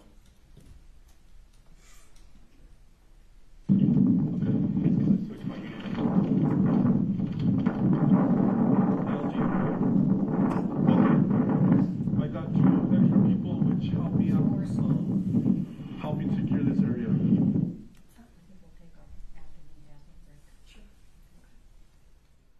All right, we're going to take our afternoon break. Please don't talk among yourselves or anyone else about the evidence received here in court. Thank you. All rise.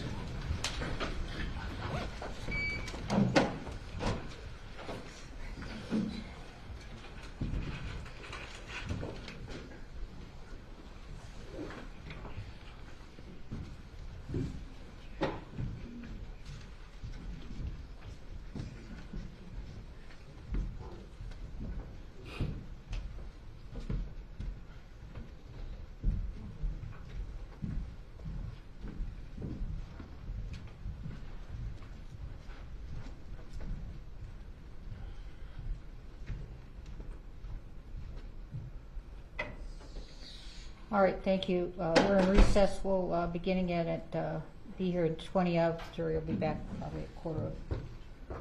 I think we could use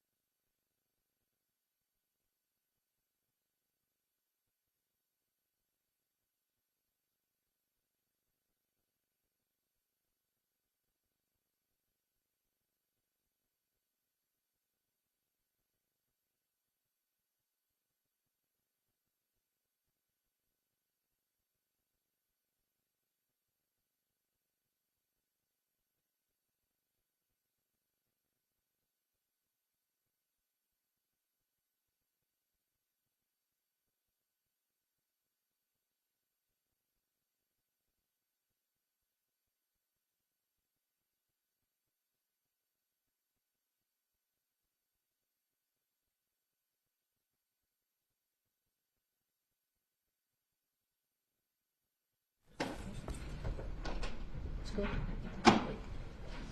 May be seated.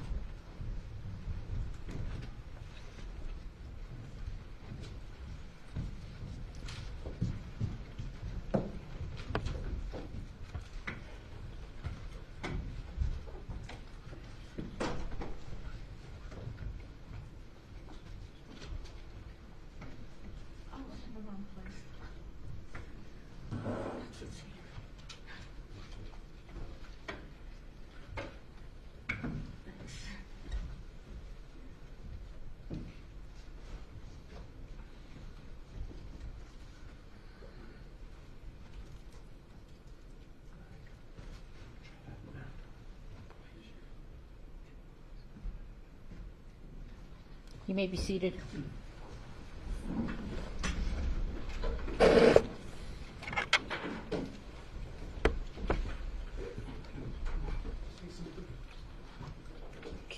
Test.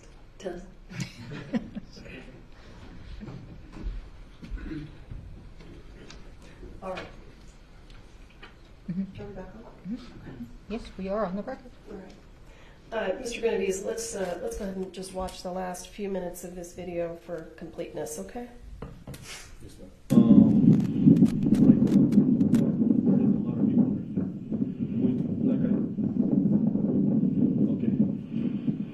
So right now I do have the dummy rounds, the armor, and the gun secured. Okay? Yes, I grabbed her right away. She was and we did secure the film. We do have the film secured, which they'll have to go over with us how to do it and all that, but that's going to be later down the line, I think, or whenever. But everything was getting filmed. Okay? The helo's still on the ground. Right now, I don't know. They're still working her. They're still working. It was a film chest.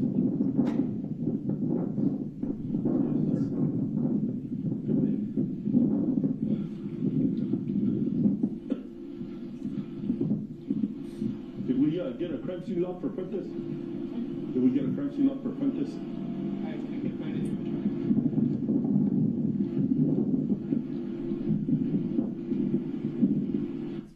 Did you see the helicopter there? Yes, I did. Any idea why that helicopter is still there? Like I said before, they're still trying to stabilize her so they could fly her out. Thank you, sir. Okay, you ladies doing okay? Yeah, just based on your green light. Yes. I'm to be getting wherever it is that people are being interviewed. Okay, that's not going to be on us. The detectives are coming. Okay, so it's not begun yet.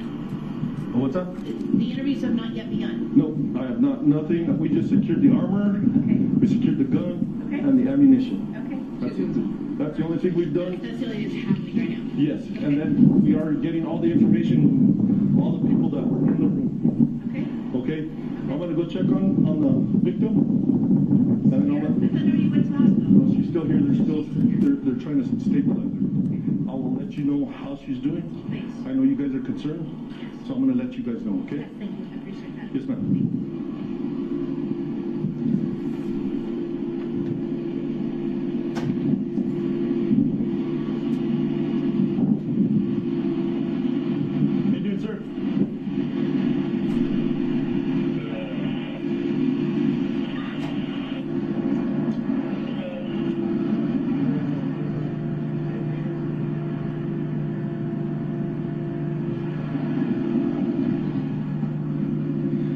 Is there any way I can put the air conditioner on for you guys? Okay.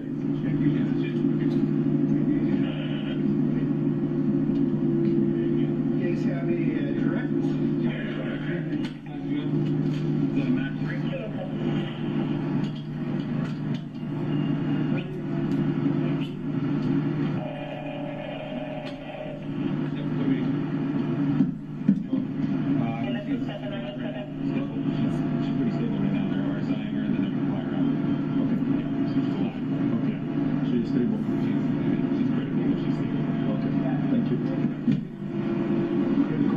What information did you get right there? The female, Halyna Hutchins, was stable, but in critical condition. They're stabilizing her so they can fly her out. Thank you, sir. Yes, right through the chest. What's up, Chief? Sir? What's taking so long? They're trying to stabilize her. Then we have the medic in there from the med, and they're trying to stabilize her. It looks like, I just asked, they said they're trying to stabilize her. She's critical. Yeah. You know that. No, I know. Just sometimes Sorry about your blues. I know you're at the ceremony. Yeah.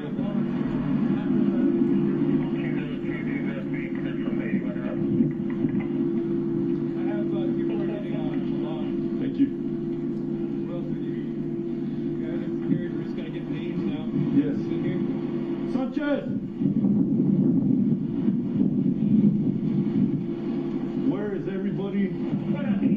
Where are they? She's here. I think one of the guys went to the back. This Russell guy, Okay, I need everybody right here separated. I thought that's what the corporal told you. Get everybody here separated. Okay. Nobody leaves. All right. One guy already went to the hospital.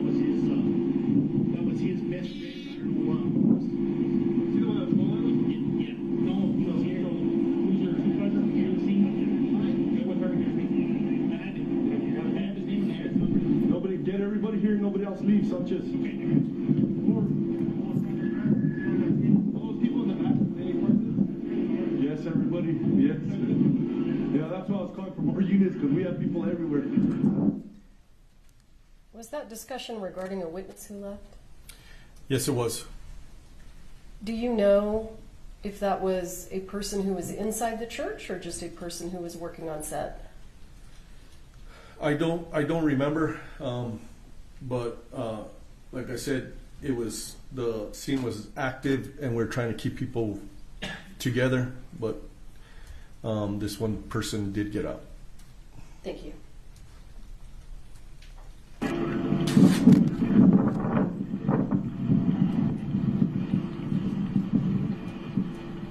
Need it open? It's open? Yeah, and you can get a clipboard.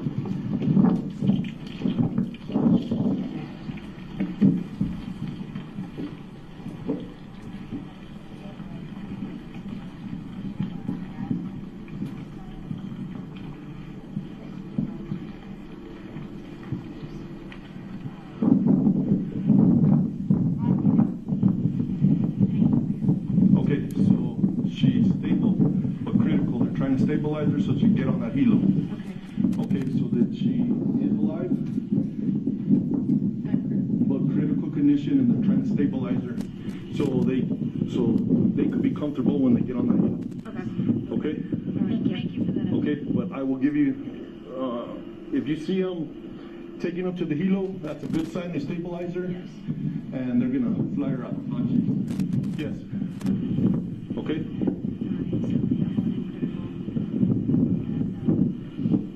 Anything else? I'm gonna find you guys. Okay? Yeah, no, please do. We'll be here. I have another question. Okay. You'll see the detectives are on unmarked cars. Yep. They're gonna come in a crime scene van. Okay. And when they get here, I'll give you the lieutenant and. Perfect. Okay. Thank you. And I'll hand them over to you. Thank you. Okay. I appreciate Yes, ma'am.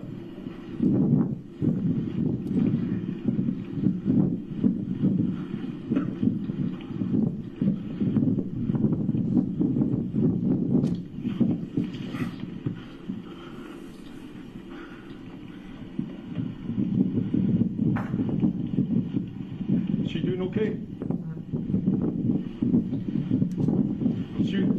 He was inside the. He was inside. Yes.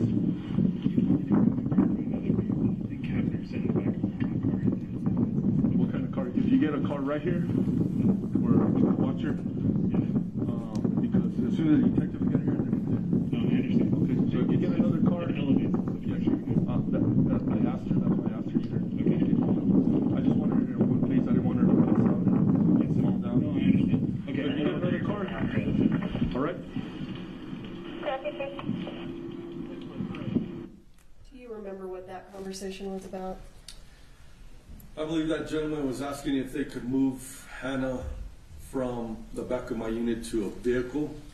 She was not under arrest, I guess to make her more comfortable. And what was your response to him? I said, sure, as long as we could see the vehicle, I was going to post a deputy with it.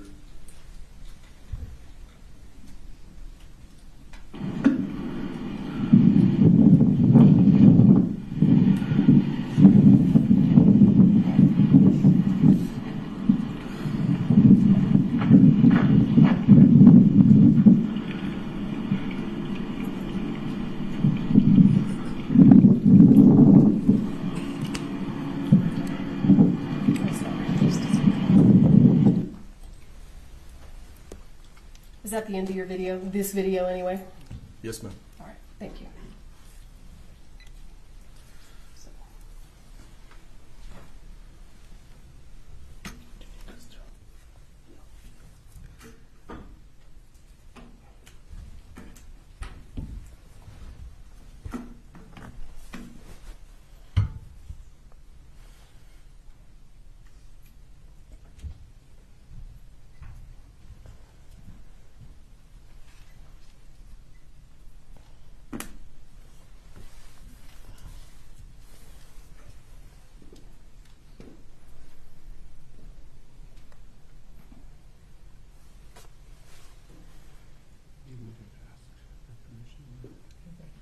Oh, yeah, I'm ready. Oh, okay. Sorry. Thank you, sir. Mr. Benavides, I'm going to show you what has been marked as State's Exhibit 61, and I believe there's no objection to its admission. We'll do 61 and 62, no objection to the admission to 61 and 62. State 61 and 62 are admitted. You may publish. Thank you. Sir, I'm showing you what has been marked as State's Exhibit 61. Can you see that? Yes, I can. Have you seen this photo before? Yes. What is this a photo of? That is the driver's side of the inside of my unit, and it has 2 white boxes. What are those boxes? Those are the boxes that I secured from the gray cart into my driver's seat. Did you take this picture? I did not. Who would have taken this photo? Our crime scene tech. So would you have left the boxes there in your car until the crime scene tech arrived to take a picture? That is correct. Anything change about these boxes? No.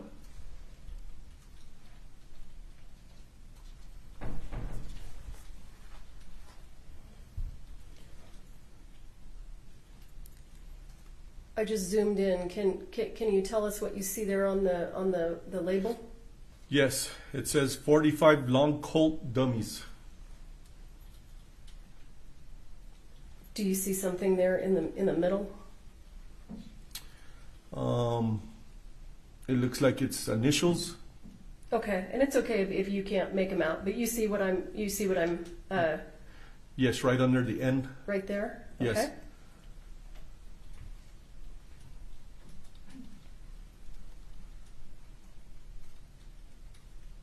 That was State's Exhibit 61.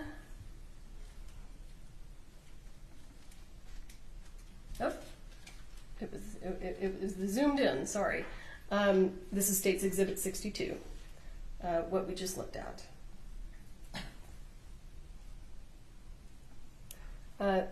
Thank you, sir. I'll pass the witness.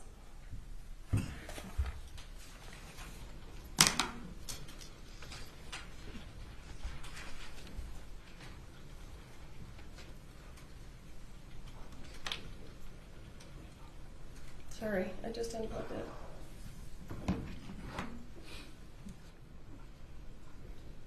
Cross-exam. Afternoon, sir. Good afternoon. Would you agree with me that the identification, preservation of evidence is important in a crime scene? Yes, it is. Sorry. Judge, if I could have George's help. Just need to hook into the HDMI. All right, and why is that important? Where's your part? It's important because the scene is important also, and the preservation of evidence is needed. Okay. And why are those things? Oh, sorry. How did you do those things in this case? The best I can, the best I could, due to the evolving scene that was happening. Okay. And I'm going to go back to your lapel video here.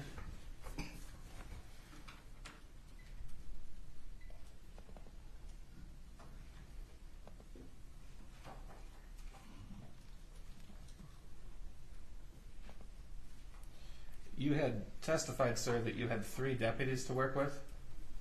In the beginning, Deputy LaFleur, myself, and Corporal Derete. All right, and additional deputies did arrive, right? They did. All right. Do you remember when they got there? It seemed like a long time. I would say within 30 minutes. All right. How long have you worked at the Sheriff's Department before you retired? 20 years. All right. In the cases that your former agency investigates, do they keep dispatch logs? Yes, they do. What is a dispatch log? Just something that comes over the radio, and our dispatcher types it out. Right. That they feel that's important. All right. And the time that an officer is dispatched to a scene is always noted in that log, right? I believe so. And their arrival time is also noted, right? Yes. All right. Do you have any objection to the dispatch log being admitted?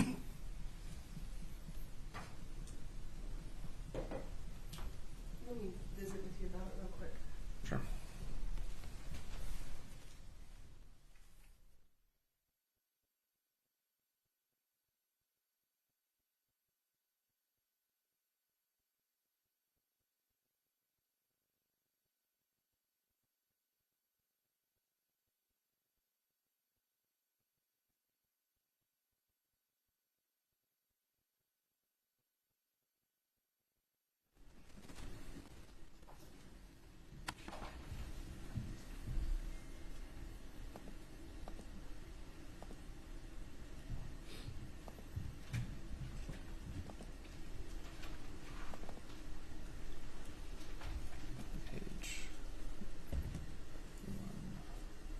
Slow down a little bit.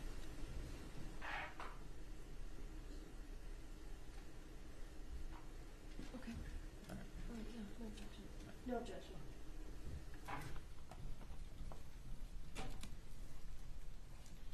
All right. Judge will offer the dispatch log as defendants, specifically the first 2 pages of it, as defendant's exhibit A. Sir, what are we looking at here? Just a minute. Any objection to defendant's A? No, Your Honor. All right, you may submit it and you may publish. What are we looking at here, sir? It looks like a crime dispatch log. Sorry. Okay. And I've highlighted this entry here. It says Unit 32. It's got an employee ID. Description arrived at, that's 14:02. Would that be 2 p.m.? That'd be 2 p.m., yes. All right. Is that Deputy LaFleur? I believe so. If he was Unit 32, I believe he was Unit 32. Okay. And I know it's been a while and you've retired, but do you remember what your unit was? Unit 8. Unit 8. All right. So you arrived at 2:20? Yes. All right. Now there are, on this dispatch log, 1, 2, 3, 4, 5 other units noted as arriving right around the same time as you. Are you sure you only had 3 deputies to work with at that time? All we had was 3 deputies. I don't know where 6'3", 6'5", that was 14, 18, that was 18 minutes later. Then I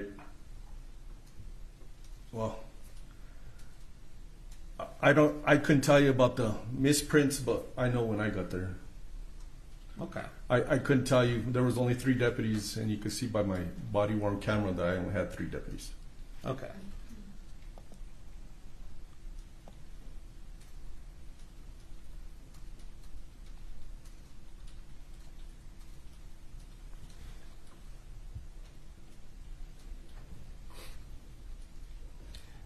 I don't want to take more of your time, being retired and all, and the jury's time. We watched your whole video. You did see additional deputies come onto your lapel, right? Yes, I did. All right. After those deputies arrived,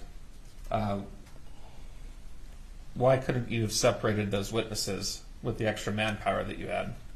So I was still processing the whole scene at the time, and I was trying to direct them where I think they needed. Okay. Would you agree with me that it's important to separate witnesses? Yes, it is. Why is that important?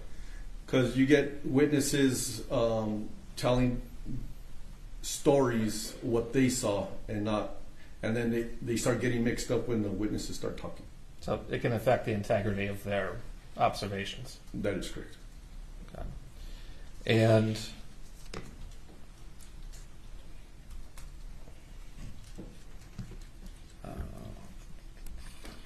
George, I just need to stop publishing for a minute. Counsel, I've got a couple exhibits I'd like to introduce. If you wouldn't mind coming up, I can show them to you.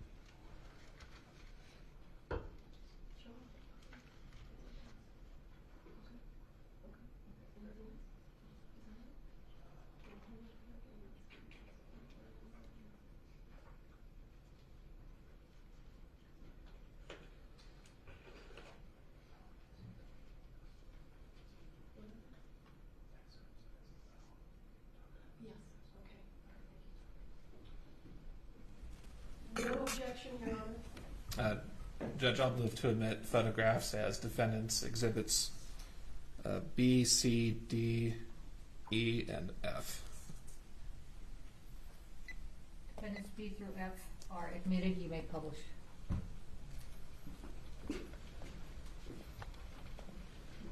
All right.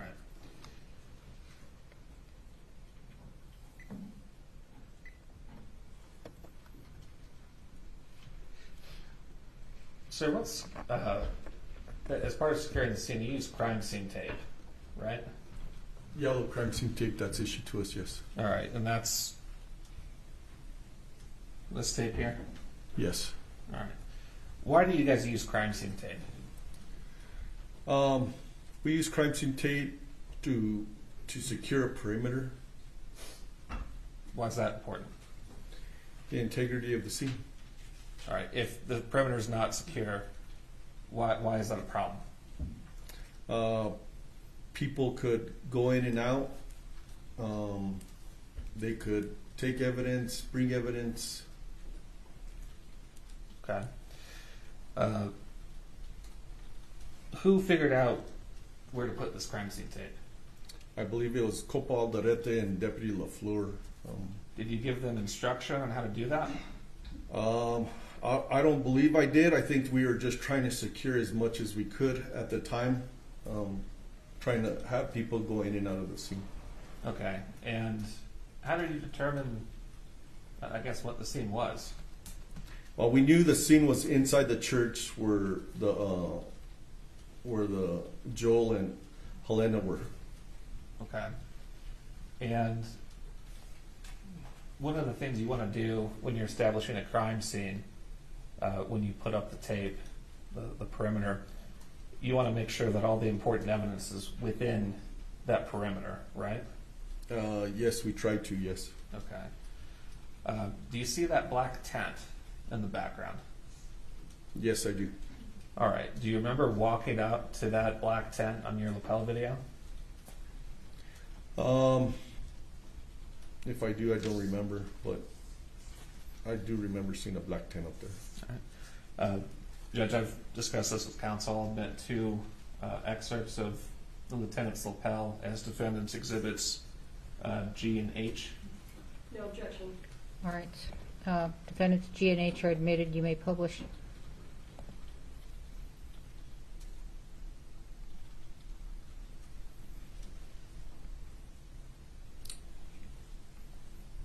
Actually, I got a little ahead of myself.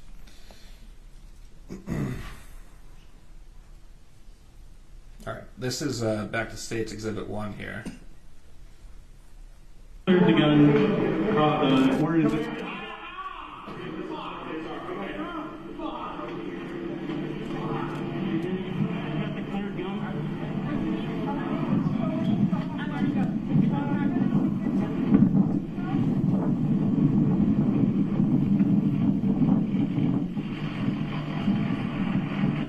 All right. Do you think that's the same black tent we were looking at a moment ago in that photograph I showed you? Yes, I believe so, yes. All right. And to the left of that tent, there's a white truck. Did you see that in the previous photo as well? Yes, I did. Okay. Did you guys look in that truck? No. Okay. Why not? I don't think we had a reason to. Okay. And back to this photograph here. Would you agree with me that the white truck is outside of your crime scene tape perimeter? Yes.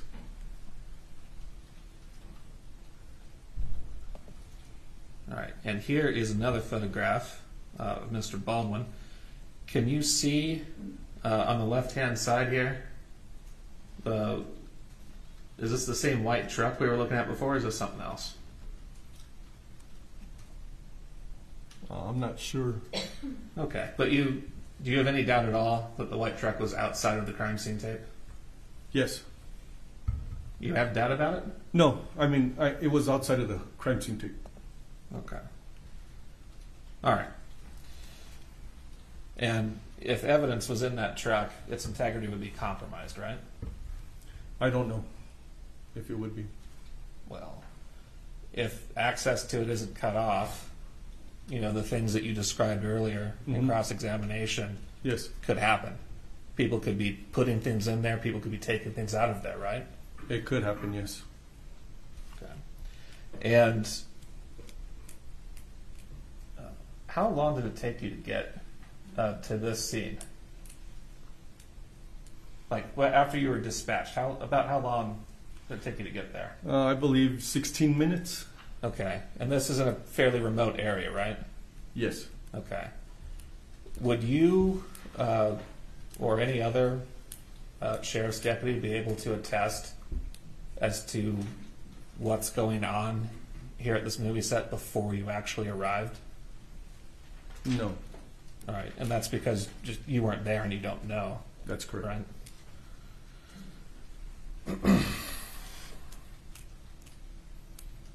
All right. I'll direct your attention, sir, in this photo to these people standing over here. Is that where the witnesses had been corralled by Deputy LaFleur? I don't know. Okay. I know I had instructed them to separate the witnesses, but I don't know where he separated them. Okay. Do you know who else, if anyone, was keeping an eye on these witnesses? I believe when deputies arrived, I had told Deputy Sanchez and Deputy Frederick Trujillo. Okay.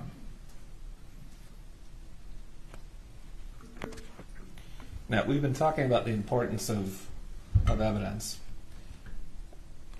How long have you been in law enforcement again? 20 years. 20 years. So you're very familiar with how to properly collect and preserve evidence? Yes. Please tell us how that should normally be done, collecting physical evidence. Either have the evidence stay where it's at and make sure it's secured, or if on a scene like this, fluid, I grabbed the weapon and the rounds that were used, and I secured them in my unit. So They would be secured. Okay. And you've testified cases other than this one, right? Couple. Couple? Oh, 20 years, only a couple? Yes. Okay. Are you familiar with the concept of chain of custody? Yes, I am. Can you explain that to the jury, please? So when I secured my secured the weapon and the rounds into my unit, I was the first chain of custody, which I was the secure of the evidence, and then it went to our evidence tech. Okay. And you want to maintain that chain of custody and not have any breaks in it, right? That is correct. Can you explain to the jury what a break in chain of custody is? So, for instance, there was a penny left here, and I took custody of it, and I left it here, and I walked out. Nobody was here securing the penny. Then I came back, so the penny wasn't secure. And that can be a problem because pennies look like one another. Yes. And you don't know that it's the same penny. Correct. It could be, it could not, right? Correct. All right. In this case, you had a gentleman collect the prop cart for you. Should you have done that yourself? Of course, I should have done that myself. But I kept an eye on him while he was getting it, while everything else was going on. You'd agree with me that the prop cart was by that black tent. Yes. In this photograph, right? Yes. About how far away was that from where you're standing right here? A good 50 yards. All right. Could you, if someone were to pick something up off the cart or place something onto the cart from that distance, do you think you could actually see if something like that happened? Yes, I think I could have. Okay. I notice you're wearing glasses. How's your vision? Pretty good. Pretty good. All right. And you would agree with me that you would actually need to be looking at the cart to make sure nothing like that's happening, right? Correct. And why would you need to do that? Just to make sure that he brings the cart to me. Because if you're not looking at the cart, it's like the penny. Yes. Something could be, you don't know it's the same thing. Yes. Because you just did not personally observe it. Correct. All right. Judge, now I'll go to G.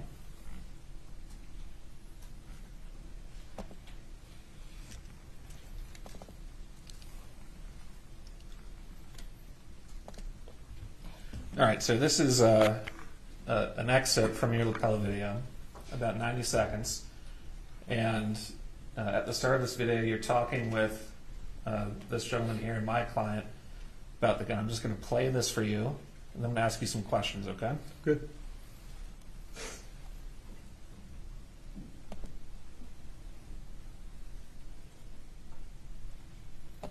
Rounds I gave you? They're on the cart. Are they? Who would you give them to? Get them back to you. I can't. I'll get them. No, these are extra ones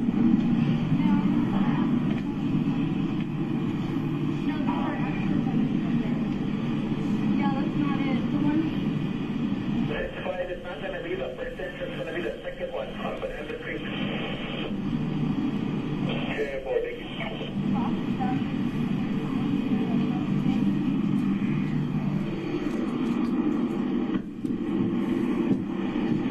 All right, we've gone 42 seconds. From the vantage point that you were looking at, could you have seen this cart? Yes. Do you see it on the video? Well, the video's pointed, because the video's on my chest. So the video's pointed straight, but my head's looking at the cart. Okay. Oh my God, fuck. Are they okay? Hey, Santa Fe, we need more units out here. I haven't been inside of it. Oh my God. Okay, I already know the first one.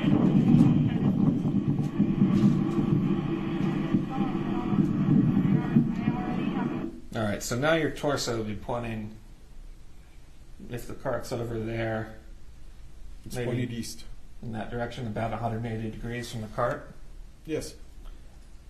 Did you have visual contact of the cart at this point in time? Yes. Did I was looking at Hannah and I was looking at the cart at the same time because she was moving around, so I was looking at her and I was looking at the cart.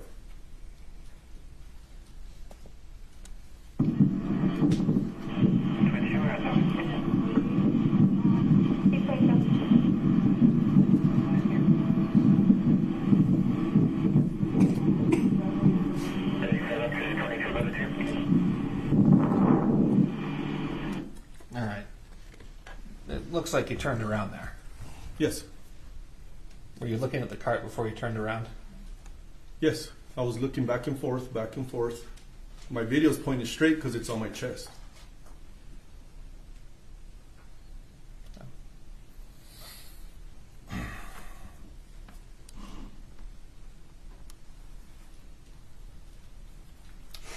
So, this gentleman here, he essentially is the collector of this evidence, right? Yes, he offers his services to go get the cart, yes. All right. So he's the first link in the chain. Yes. And then you become the second link. Yes.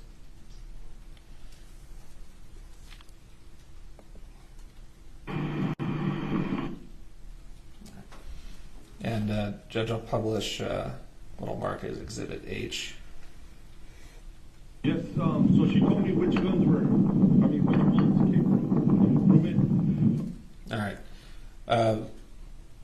That gentleman is now standing behind your crime scene tape. Yes. All right. Is that gentleman allowed within the crime scene tape? No, not anymore. What do you mean not anymore? We secured the crime scene tape, so they're supposed to stay up. Okay. And are they supposed to reach over it or breach it in any way? They are not. And why are they supposed to do that? Because we're the collector of evidence and it could be tainted. Everything else the same. How many keys? Like these here. All right, what's he doing there? Yeah, he's reaching over the yellow tape and grabbing a round to give us an example of what a dummy round looks like. All right, why did you not tell him, hey, don't do that? I don't know. Do you agree with me that that was an investigative mistake on your part? Yes, that was a mistake by me, yes. Who is the deputy standing to the right of that gentleman? That is Deputy Puentes.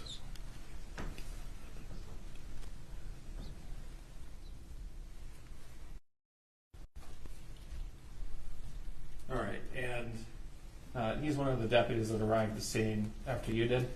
Yes. All right. Did you ask him to start a crime scene log? I asked him, yes. All right, what's a crime scene log? A crime scene log is people coming into the crime scene and we document who's there. Is that something that's important to do? Yes. Why is that important to do? So we know who was in the scene. All right, why is that important? So we could go back and the detectives could interview them and see what their involvement was on the scene. And anyone who goes in or out is supposed to be in the log, right? Correct. Is that guy in the log? I don't know. I haven't seen the log. Okay. When did you ask Deputy Fuentes to start a crime scene log? I believe I asked him when he first showed up, if I remember correctly. All right. Do you know what time he actually started with that? I do not know. If you were to look at his report, could that refresh your recollection as to when he actually started the log? It sure would. Judge, if I could approach the witness. Show Ms. Morrissey. Yeah. Thank you, Judge.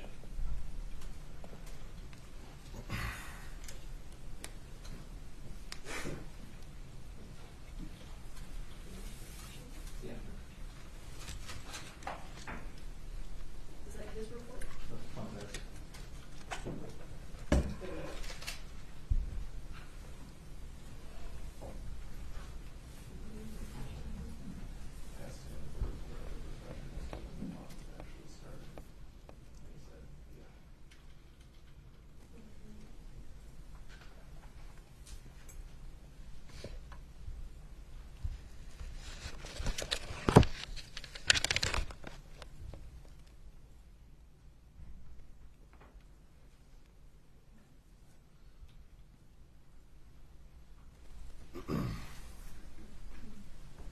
Judge, do you mind if I stay here for this? Yeah. All right, Deputy. Sorry, Lieutenant. Is that your former colleague's police report?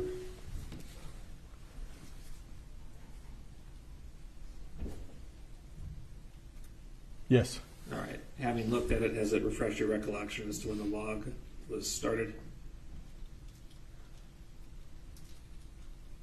He advised on his report it was started at 2:38 p.m.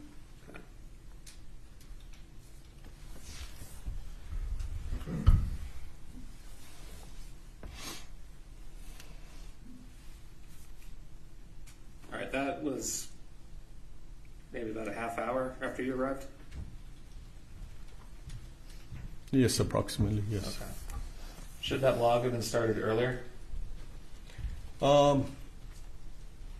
It should have, but the scene being so active and 3 deputies on scene, it was difficult to start that log.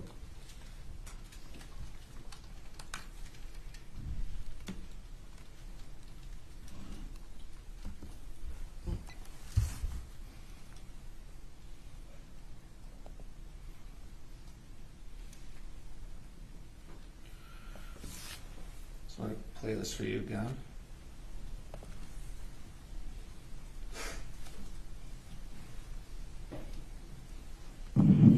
I'm going to keep everything else the same. I'm going to keep these here. Those are dummies. Okay. Well, I'm pretty sure somebody will be asking about those.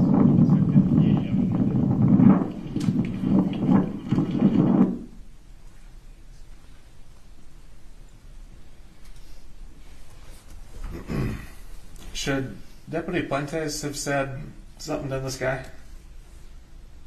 about Yes. reaching over the tape? Yes, as well as I. And he didn't do that, right? Correct. All right. We saw later in your video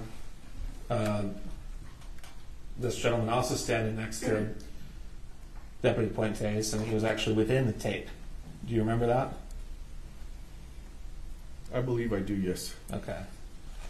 Why was he allowed inside the crime scene tape? That'd probably be a question for Deputy Puentes. Should I have asked? Yes, I should have All right. asked him why he was within the yellow tape. You were in charge of this scene until investigations took it over, right? That is correct, yes. All right. So this guy was here for some time, monitored by this deputy. As the scene supervisor, are you concerned that if this gentleman reached over once over the tape and interacted with the cart, maybe he did it again? In front of Deputy Puentes, I don't know. Okay.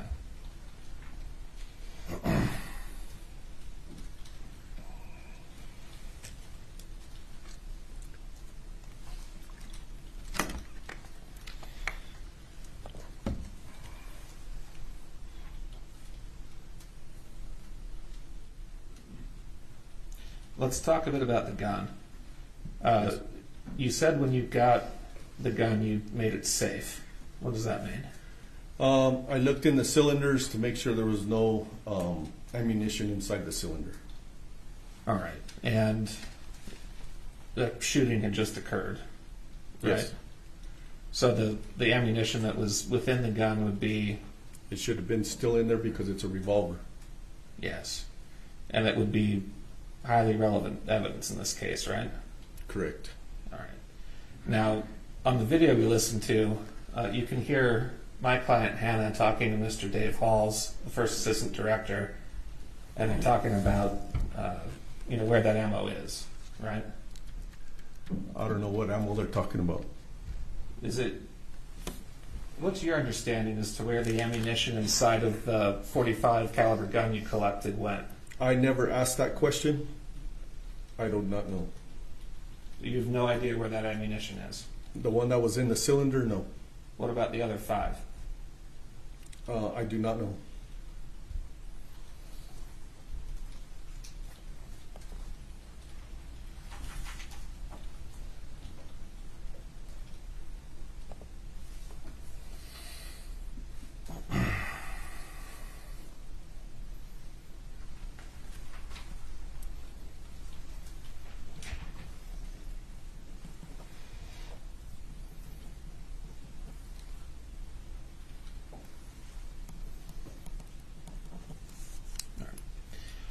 And what I know you said initially you only had three deputies, but I've seen a lot of that would look like vehicles on your lapel video. Why couldn't you have sent these witnesses to go just wait in their cars and told them not to talk to anyone? Well, the scene being so big, we tried to keep everybody corralled in one place where we could keep an eye on everybody. To send people back to their vehicles, I don't know where their vehicles were. Because on a movie set there's staging areas, and I don't know if that staging area was somewhere else. I do not know.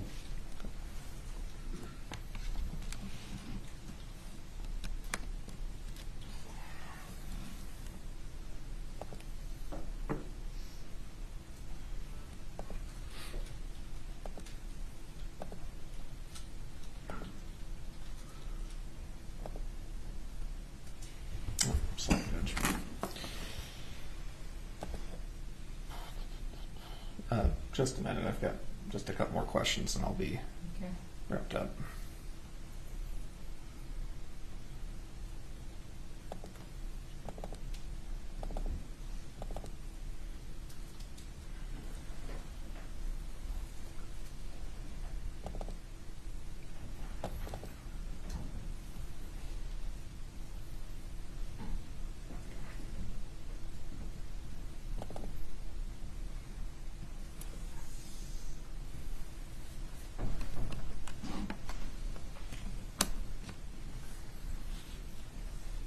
All right, Lieutenant, I want to show you just a couple specific timestamps from your video.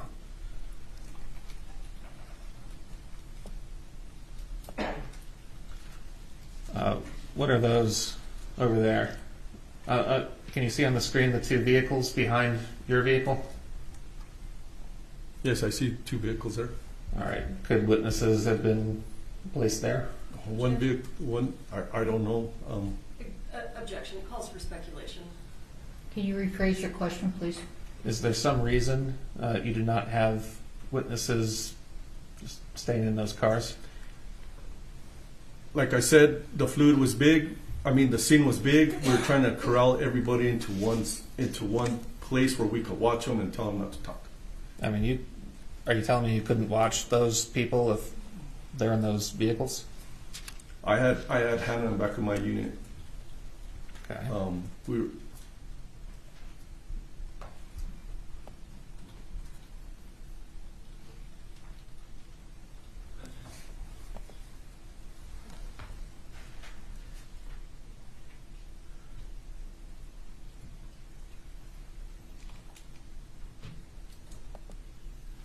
All right. Are there several vehicles looking straight ahead here? Yes, there is. Is there a reason you didn't ask to house the witnesses in those vehicles? That's farther away from what we wanted, and we won't be able to control the scene.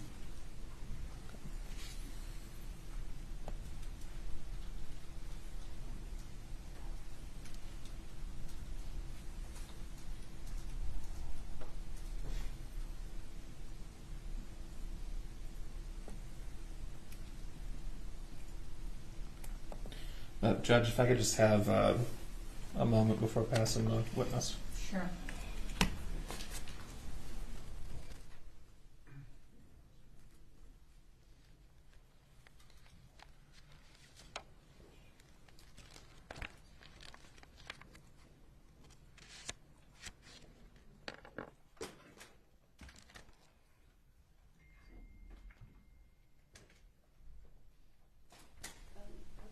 I don't have anything further. Thank you, sir. Thank you.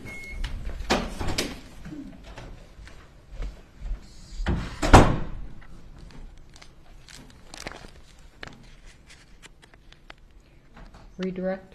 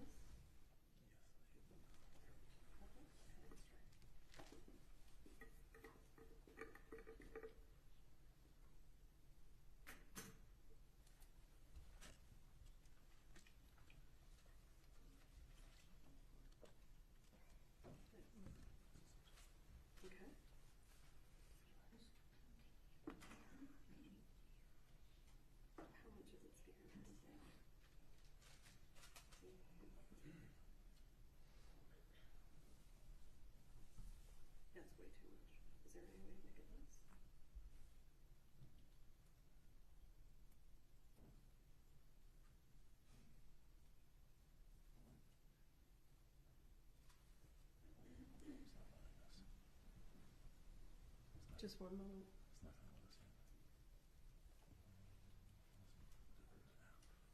No, I mean, if you think that'll work.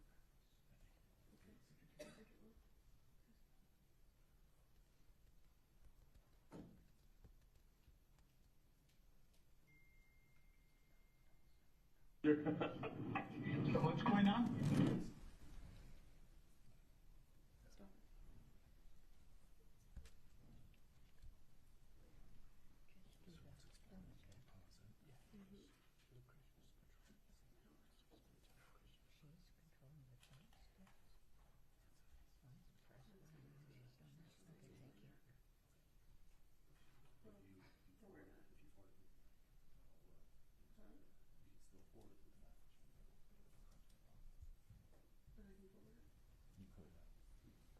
All right, let me see what I can do here.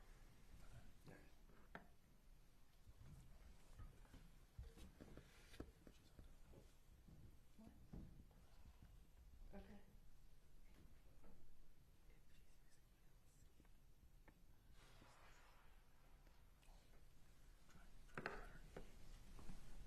You try it. Okay, thank you. All right.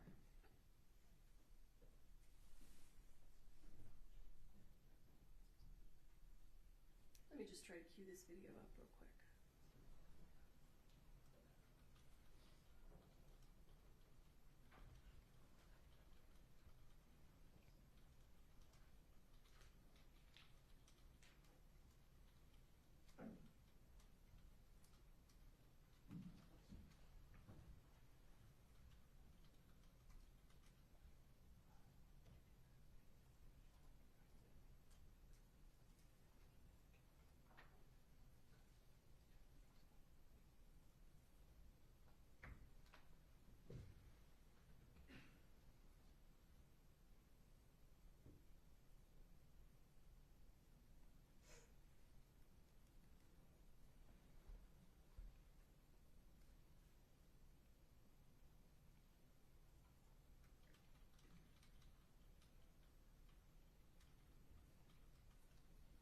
Can you have a look at your monitor there, Mr. Benavides? Yes, ma'am.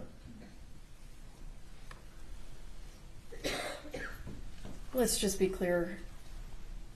Do you have any reason to believe that that gentleman in the hat tampered with any kind of evidence? No, I do not.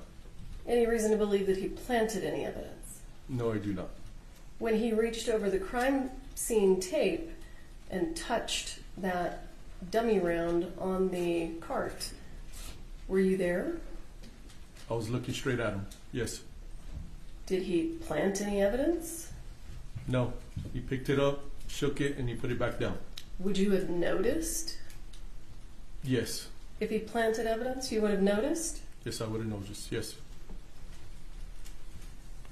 I'm going to go through this slowly with you.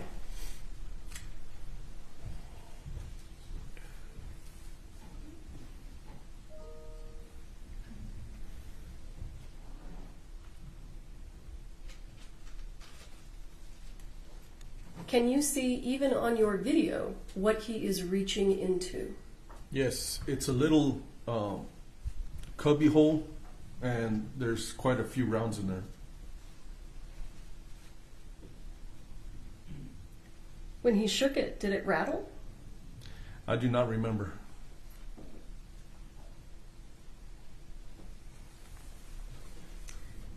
Now,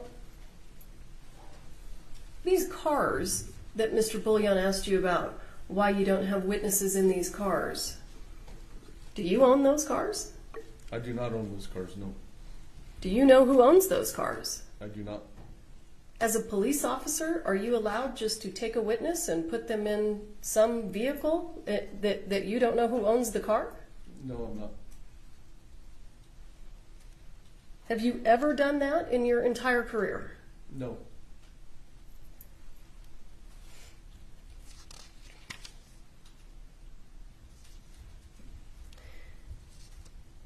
Sir, just to be clear, you indicated to Mr. Bullion that your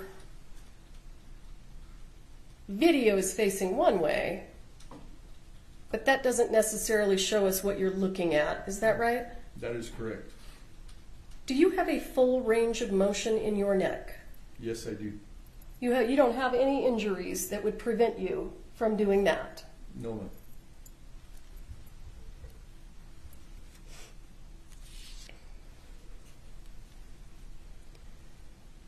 Can you think of a reason that it took a while to get the crime log started?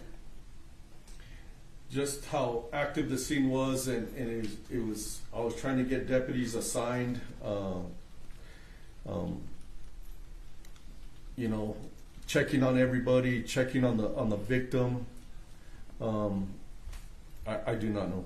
For the first half hour that you were on scene, did you have enough personnel so that someone could start doing paperwork? No. Is a crime scene log paperwork? Yes, it is.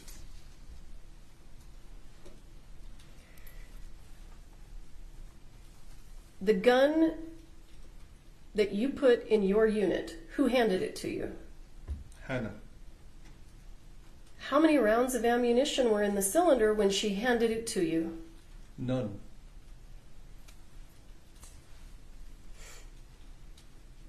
Thank you, sir. Counsel approach.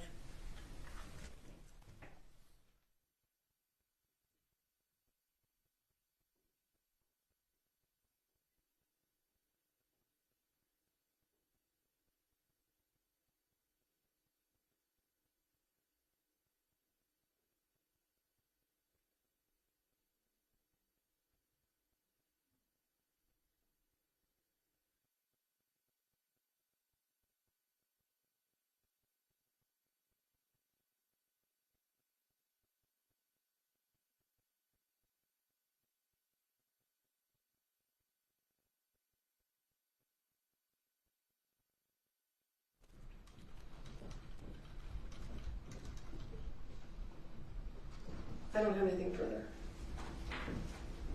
Thank you, sir. You're excused. Yes, ma'am. Your Honor, just to be safe, I want to reserve Mr. Benavides, sure. So let's give him an instruction if he needs one. Please don't talk among the other witnesses about the case. Okay? Thank you. And anyone to be called as a witness in this case may not be viewing this trial live stream on Court TV. The state will call Marissa Popple. All right.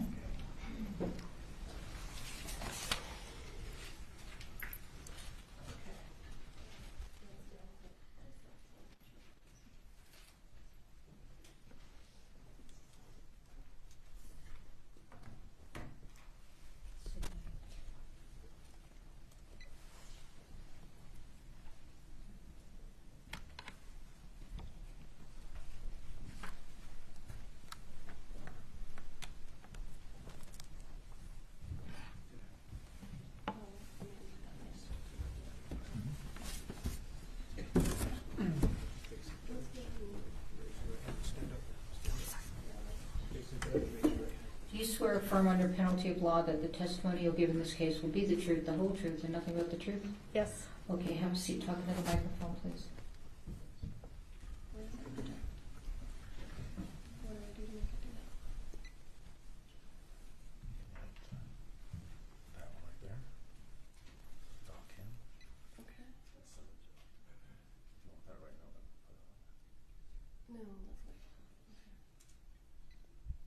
Ma'am, would you state your full name and spell your last name for the record, please? Marissa Popple, Poppell. And how are you currently employed? I'm a crime scene technician with Santa Fe County Sheriff's Office. How long have you been a crime scene technician with the Sheriff's Office?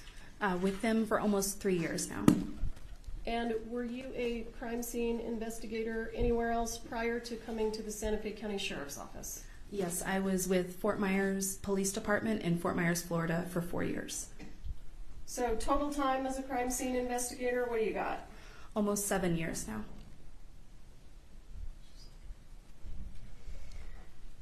How did you become involved in this case?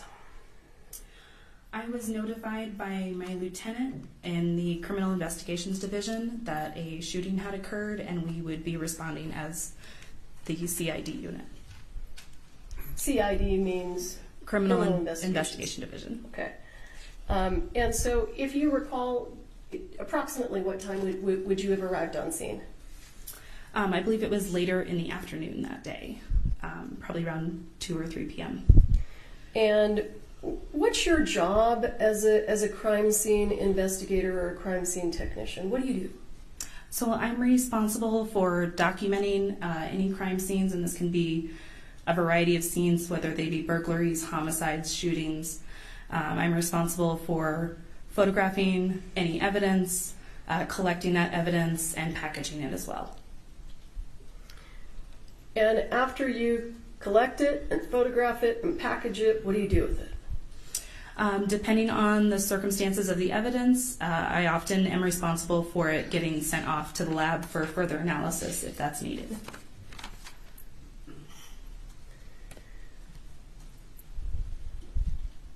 Did you send any of the evidence in this case off to a lab for further analysis?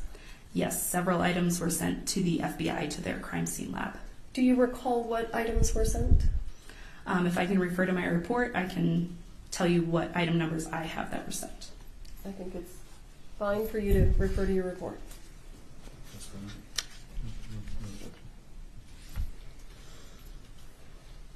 According to my report, items 1, 2, 3, 25, 26, 27, 140. Hang on, I'm going to stop you. Because we don't speak crime scene technician, can you give us an idea of what those items were?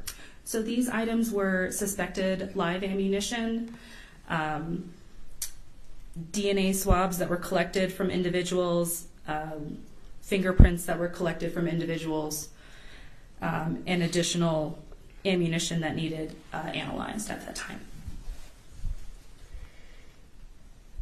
Did you consider having fingerprints or DNA analysis done on the live rounds?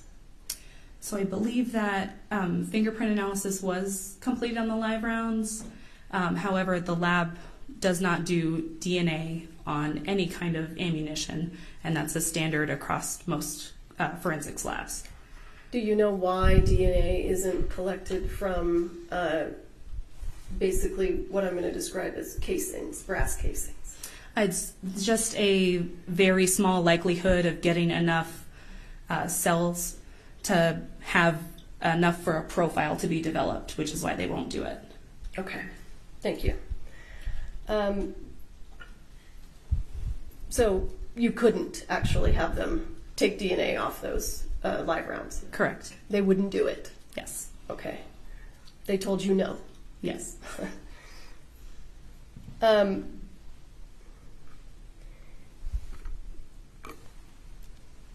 Did you collect all of the evidence from the scene at Bonanza Creek Ranch? Yes, I did. And did you get to collect evidence from other items or other locations on different dates? Yes. What other areas or places did you collect evidence? I also assisted with the search warrant that was done on the prop truck at Bonanza Creek, and a search warrant that was conducted at PDQ warehouse in Albuquerque. And do you recall when you conducted a search on the prop truck? I believe that was the week after the incident, if I can refer to my report.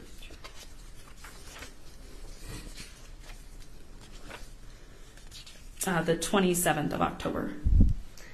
And do you recall the date that you participated in the execution of the search warrant at PDQ Props? November 30th. And do you know who owns PDQ Props? Seth Kinney. All right.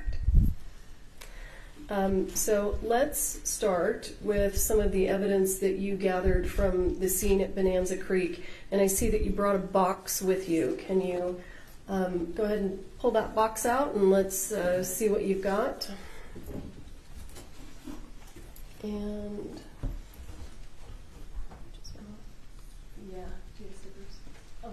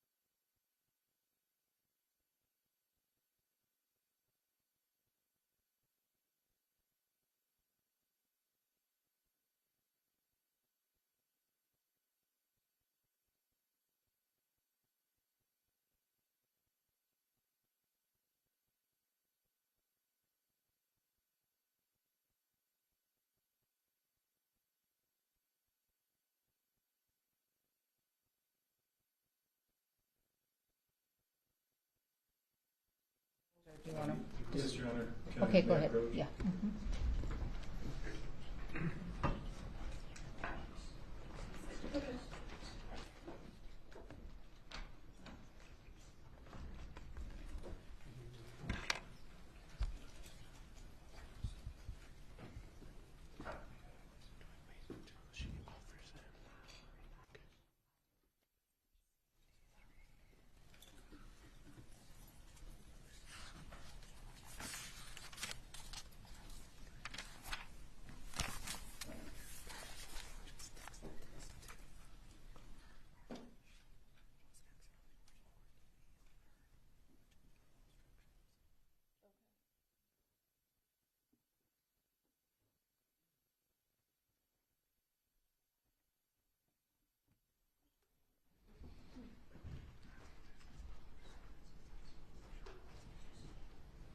All right. If you can just start, I'm going to ask you, well, Mr. Bowles, do you have any objection to entering any of those items into evidence? No, I don't. Okay, and publishing them? Yeah. Okay, great. So let's start with the first one, and I will go ahead and mark it as State's Exhibit 74.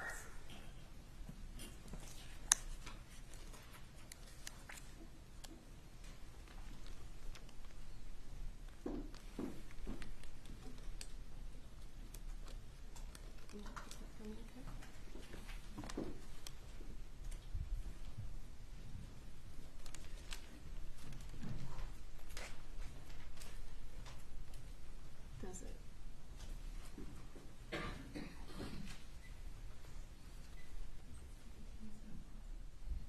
That's my computer.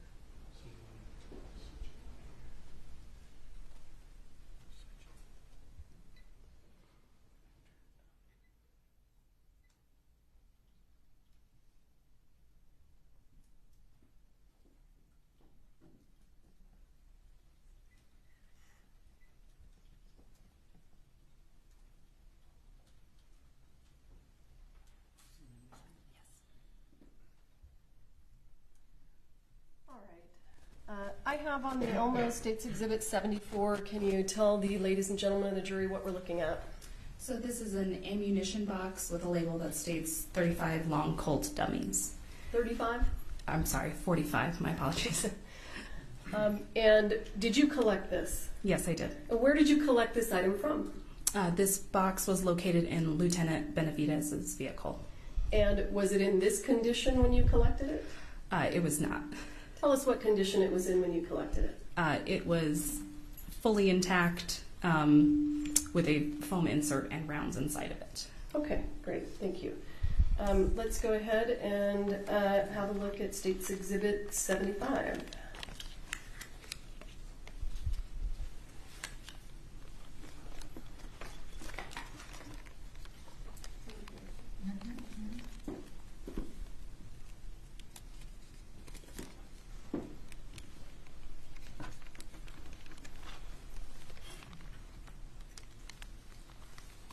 What are we looking at here? This is the Go ahead. I'm sorry. This is the foam insert that was inside of that ammunition box. And when it was inside the box, when you collected it, what did it have in it? It had multiple ammunition rounds in it. Okay. Let's have a look at State's Exhibit 76.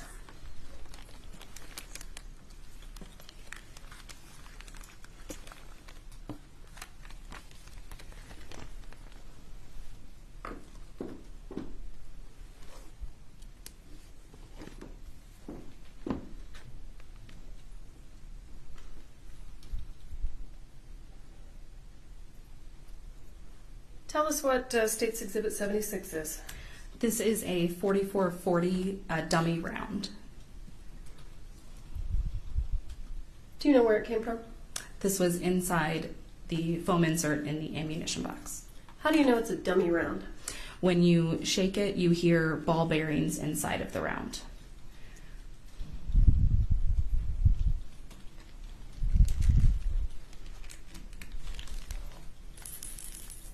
Can everybody hear that?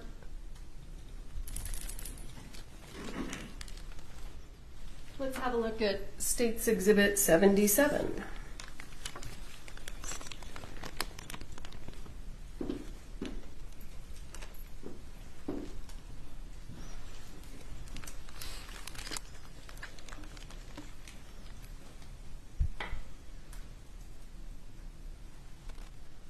What are we looking at here? This is a .45 dummy round that has been deconstructed by the FBI. And what's in the little plastic container? So that is the ball bearing that was inside of this round. Okay, so this is just an example of what that looks like when you take it apart. Yes. All right. Tell us here. Let me get State's Exhibit 78.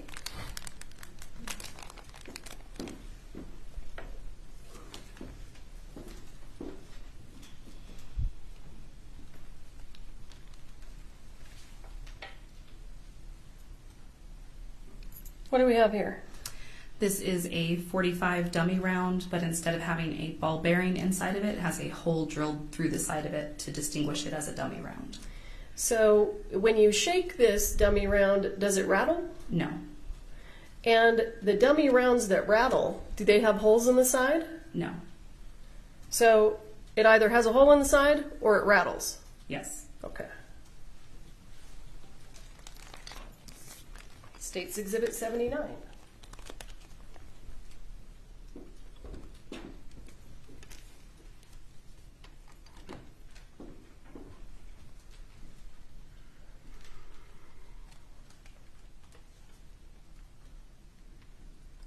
Tell us what we're looking at.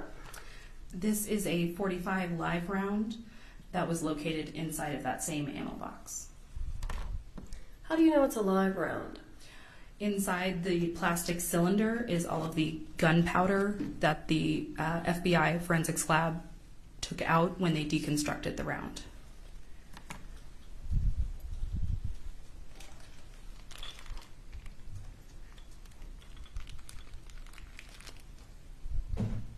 Can you see that?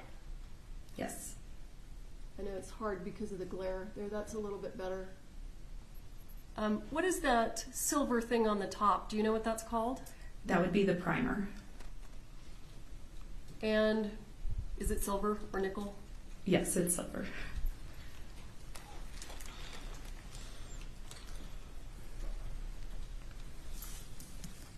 State's Exhibit 80.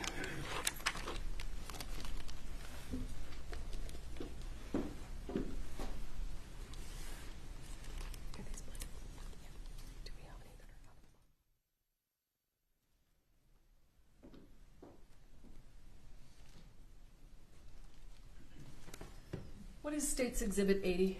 This was the other box of ammunition that was located in Lieutenant Benavidez's vehicle. Did you personally inspect what was in that box? Yes. And what is that box full of? Each of these rounds is a blank round, meaning instead of a projectile on the head, they have kind of a crimped end to them. Okay, thank you. State's Exhibit 81.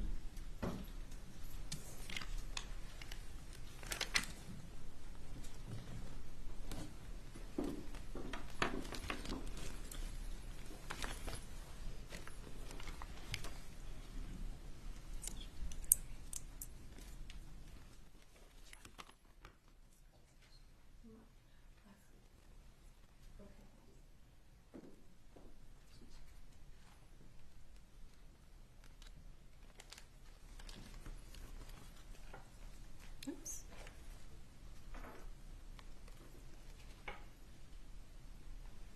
State's Exhibit 81. What are we looking at?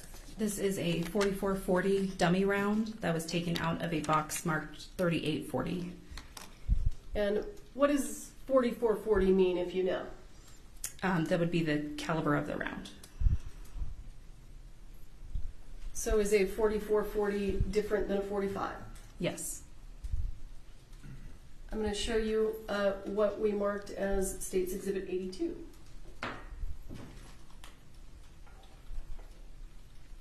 What's that? This is a 38-40 taken out of that same box marked 3840. This is a 3840 Yes. that was in the box marked 3840. Yes. And what else was in the box? 4440s. And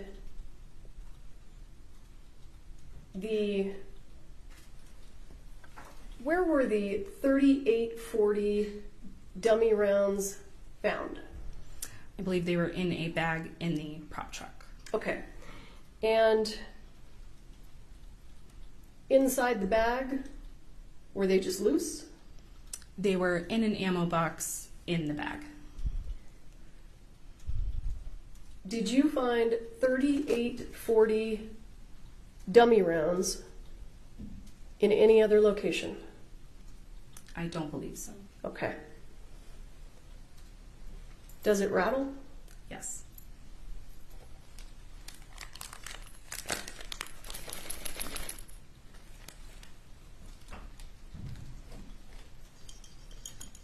States Exhibit 83.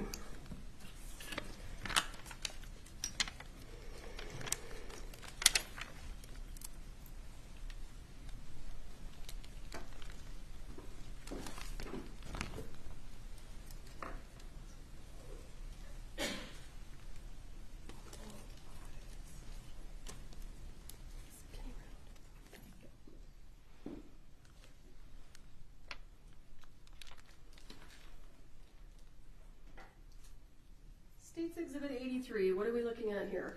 This is a 45 dummy round taken from a box of ammunition located in the prop truck.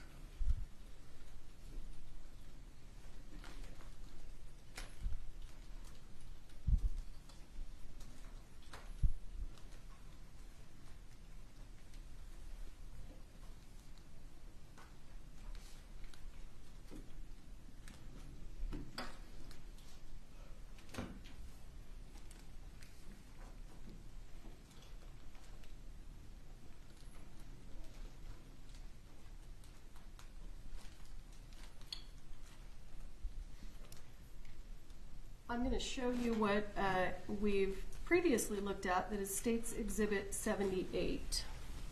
And I don't know how well you can see because of the glare, but folks will be able to actually look at them. Is there a difference between 78 and 83 visibly? Can you tell them apart? There is, can I see the bottoms of them as well? Yeah, and let me ask you, let me back up for a moment. The box that 83 came out of, how many other rounds were in that box, if you recall? There were 17 rounds in total in that box. And what color primers did all of those have? Silver. And was there any other distinguishing characteristics about those dummy rounds compared to the other ones? And I'm not talking about projectile. They all had a patine to them, so almost a discoloration, so they were made to look old. And when you say that, are you talking about the brass was actually a different color? Yes. Okay. And the dummy rounds that you found, that you collected, that had that patine to them,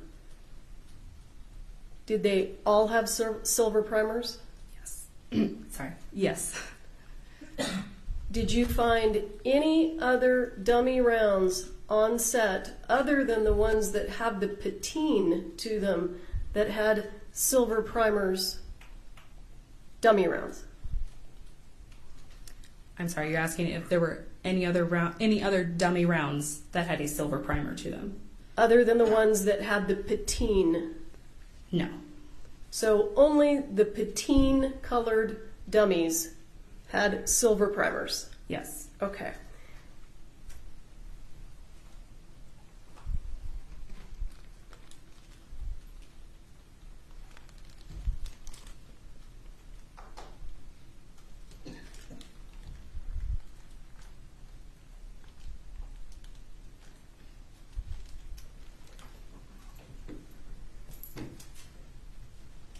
about State's Exhibit 84?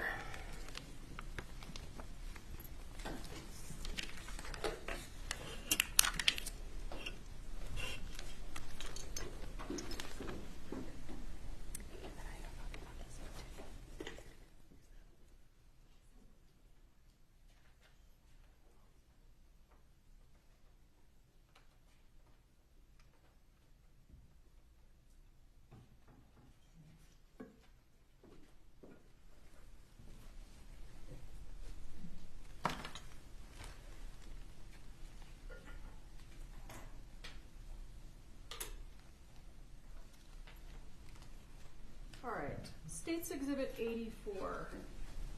What is that? So this is another 45 dummy round with a silver primer. And is it patine? Yes. I'm going to show you what is State's Exhibit 83. It's a little hard to see through the plastic, but is there a difference between 83 and 84? No, they are both patined. Is there a difference in the projectile? One projectile is slightly larger than the other, right on the nose area. And when you're looking at those, when they're not in the plastic, can you tell that pretty easily? Yes.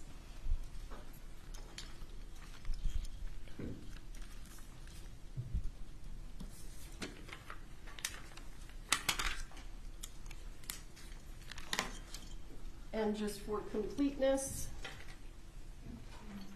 State's Exhibit 85, what are we looking at there?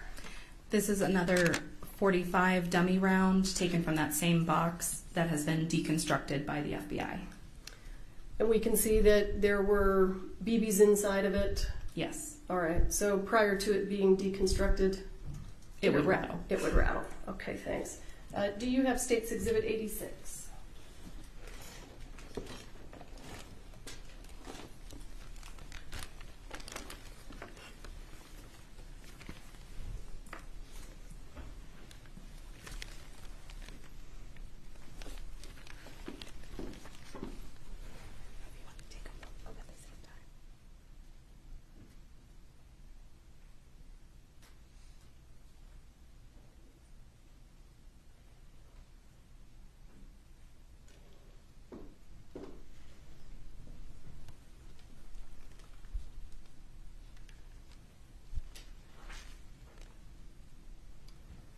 I'm showing you what we've marked as State's Exhibit 86. Can you tell us what that is? This is a 45 dummy round. On the side of it, it has a hole drilled into it, and there is no primer on it. Let's see if I can manipulate this so we can see what we're looking at.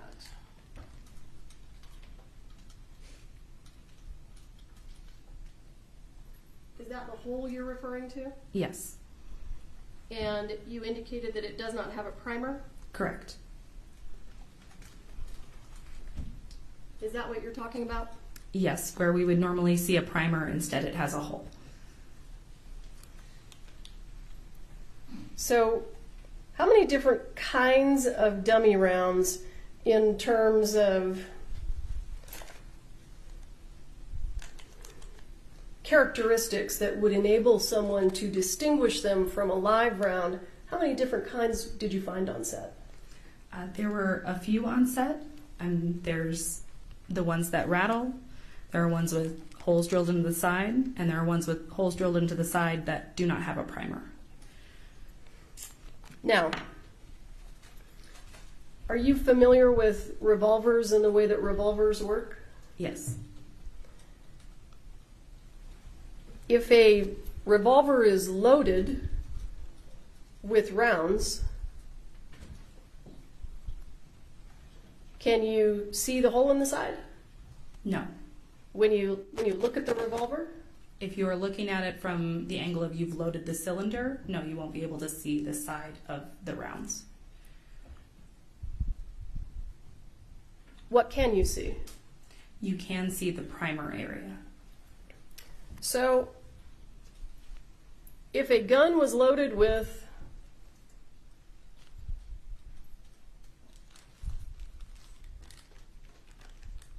number 86,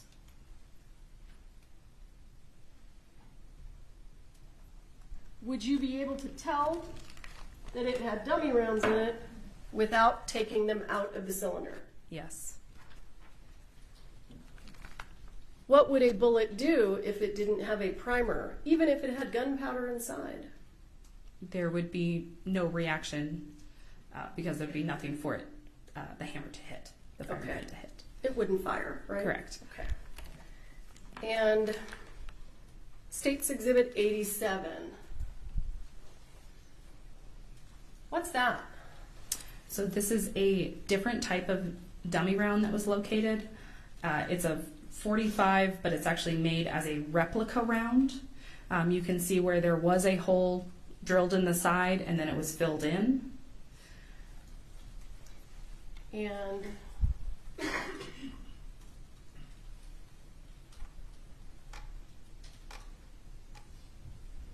can you see the hole that was filled in right there? Yes. Is that what you're talking about? Yes. Does it rattle? No, it does not. And it doesn't have a hole in the side because it's been filled in, right? Correct. What does the primer look like? The primer is intact and is brass, but it does have a shine to it, almost like there was a resin polish put over it.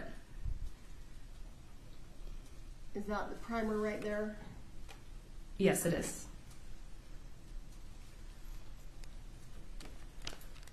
So if it doesn't rattle and it doesn't have a hole in the side and it isn't missing a primer, how do you know it's a dummy round?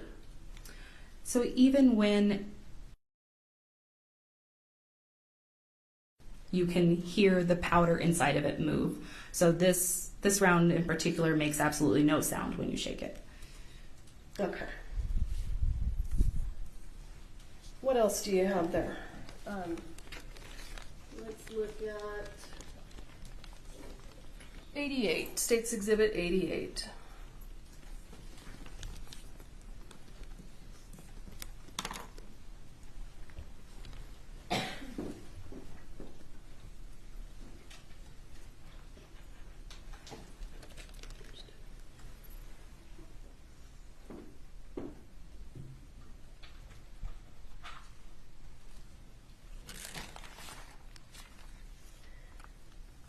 Ma'am, when you were participating in the execution of the search warrant on the prop truck,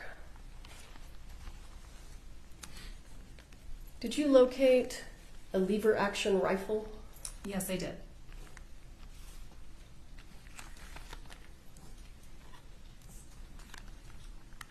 Was law enforcement able to easily clear it, meaning make it safe? No. Why not? We were not able to unload it on scene because the firearm appeared to be jammed somehow. So it was taken back to our office for our firearms certified individuals to handle. And do you know what kind of ammunition that lever action rifle is supposed to take? Yes, it's supposed to take 44 40s. And the ammunition that was taken out of that lever action rifle, did you collect it? Yes. And do we have it here as 88 and 89? Yes. I'm going to show you what we've marked as State's Exhibit 89. What are those? So these are the 3 44-40 rounds that were inside of the rifle. And are they dummy rounds? Yes. And do you see any distinguishing characteristics that you can see from the outside to let you know that it's a 44-40 and not 45? So the 44-40s have almost an elongation to their casing area. So you can see where they slightly tighten up in one area and then continue upwards. So yes, right where you're pointing.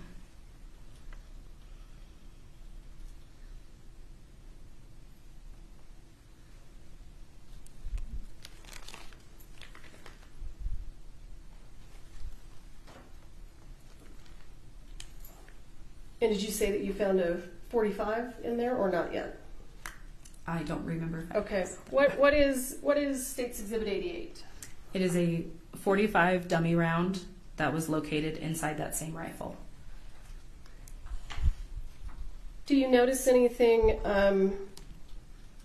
different about this dummy round than the other ones? There is some damage done to the projectile head of this round where it was forcefully removed from the rifle.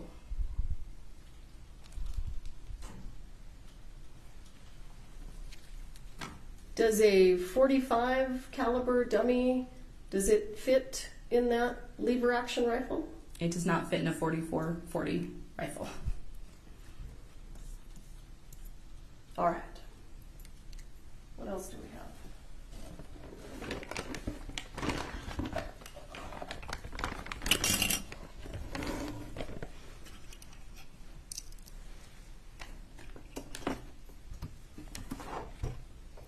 Is that the last item? Yes, it is.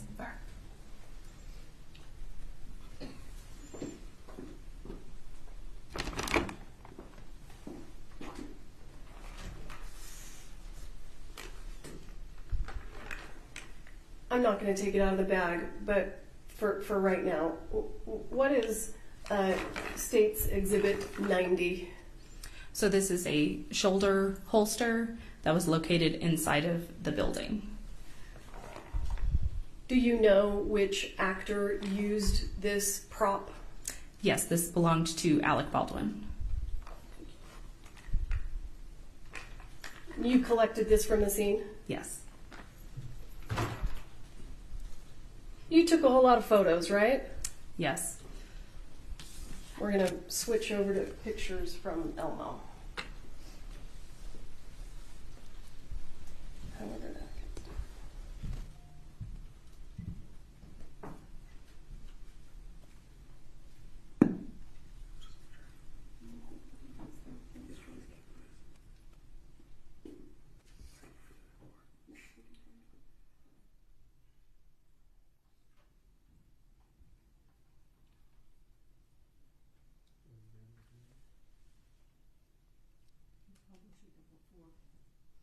Oh, I'm sorry.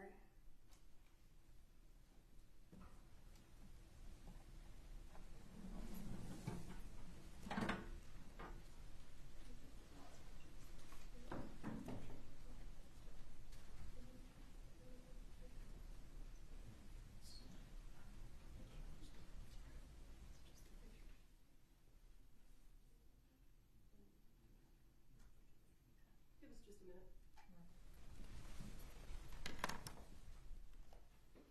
us just a minute.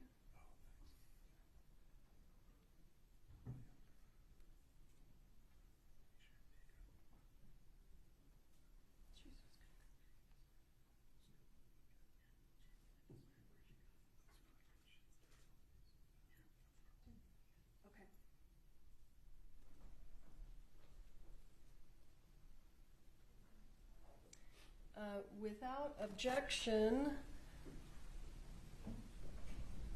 I would ask the court to admit State's Exhibits 3 through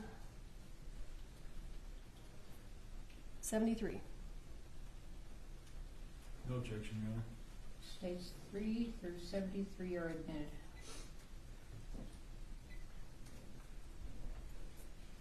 Thank you, sir. Going to publish from us because we're going to just allow publication. Okay.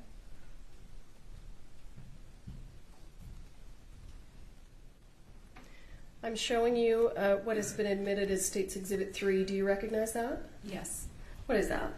This is the prop truck that was located outside of the main building of the scene. You said prop truck. Oh, I apologize. Prop cart. Okay. And is this the condition it was in when you took your photo? Yes. Did you inspect this cart and remove items from it? Yes, I did. Would you describe the level of organization associated with this cart?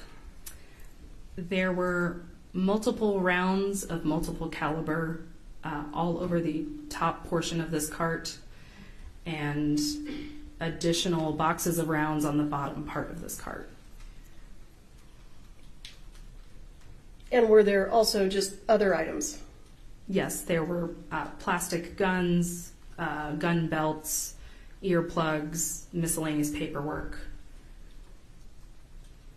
Oops.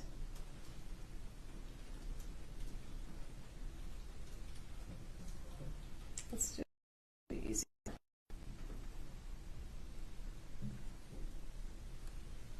Is that just another photograph of that same prop cart? Yes, just at a different angle. And what are we looking at there? Here we can see the spent cartridge casing that was located on top of the cart, as well as additional ammunition that was located there. Okay. And that spent casing that we're looking at, you collected it from the cart? Yes. And did you send it to the FBI? Yes. Thank you. State's Exhibit 5. What is this? This is a close-up of the bottom portion of the cart.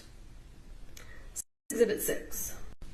A different angle of the top of the cart. I'm going to zoom in. Can you see that right there? Yes. What is that on the lower right-hand corner? It is an ammunition round. Not in any particular box? Not in any box, no. State's Exhibit 7. What's that? This is, again, the top of the cart and one of the firearms that was located on top of the cart. I believe this was the one with a blocked cylinder, so it was not a functional firearm. So this was not the gun that was used in this incident? No. And State's Exhibit 8, is that just a close-up? Yes. And what is this? This is State's Exhibit 9. What are we looking at? This is the firearm that was used in this incident after it had been collected and put into an evidence box. And this is the firearm that was sent to the FBI? Yes. State's Exhibit 10, what's this? This was the rifle that we were required to bring back to the office to safely unload. This is the one that was jammed? Yes. State's Exhibit 11. These were the rounds that were removed from the rifle. Again, there are 3 44-40s and 1 45. Do you know why this round here seems to have a shorter projectile than the others? The 44-40s all had more square tops, and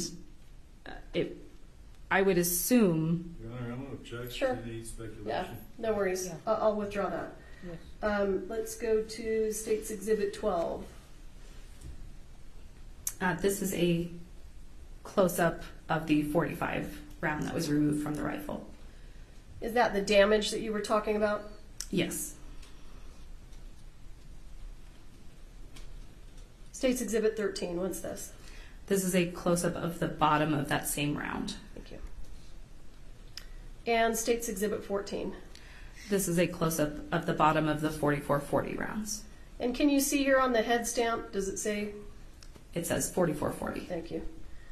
State's Exhibit 15. What's this? This was all of the ammunition that was loose and not in boxes that was located on top of the cart. And the rounds on top, what are those? Those are all blank rounds, and they can be distinguished by that crimped end instead of having a projectile. And these rounds over here on the left, if you recall, were those dummies or not? If I can refer to my report. Sure.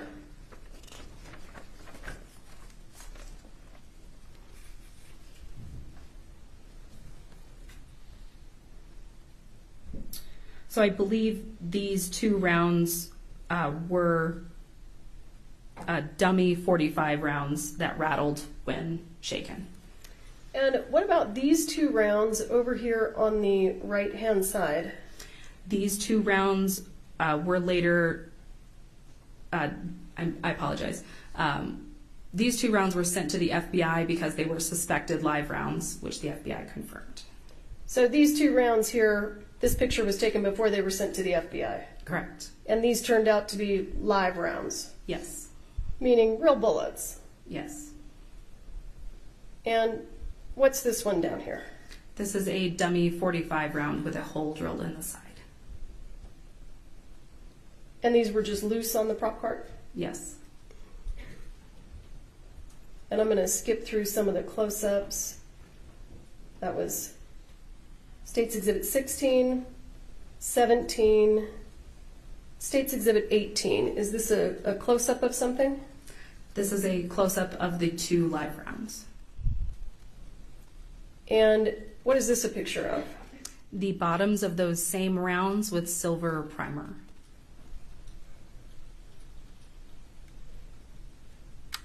State's Exhibit 20. These are the other 2 dummy rounds that were located on the truck, on the cart. Do you see a difference? Well, have a look at the projectile of these rounds. And then this is 20. I'm going to go back to 18. Do you see a difference? On the live rounds, they appear to have a larger nose, so a wider nose area. Did you measure those? Yes. And what's the diameter of that nose, that flat surface? 6 millimeters. What's the diameter of the projectile, the tip of the projectile on State's Exhibit 20? 4 millimeters. Just more close-ups. I'm just going through here. State's Exhibit 23. Do you recall what that was? I do not. There's 24. That's okay. And State's Exhibit 25. What's this? This was the spent round located on top of the cart. And what is State's Exhibit 26? The bottom of that round, where you can see the silver primer. Why was this empty casing sent to the FBI? To determine if it had been fired from the firearm that we had in custody. Okay. And we'll have other folks speak to that. State's Exhibit 27. Can you tell me what we're looking at here? This is a close-up of one of the gun belts. Where was this gun belt collected from? I believe this gun belt was on top of the cart. The prop cart? Yes.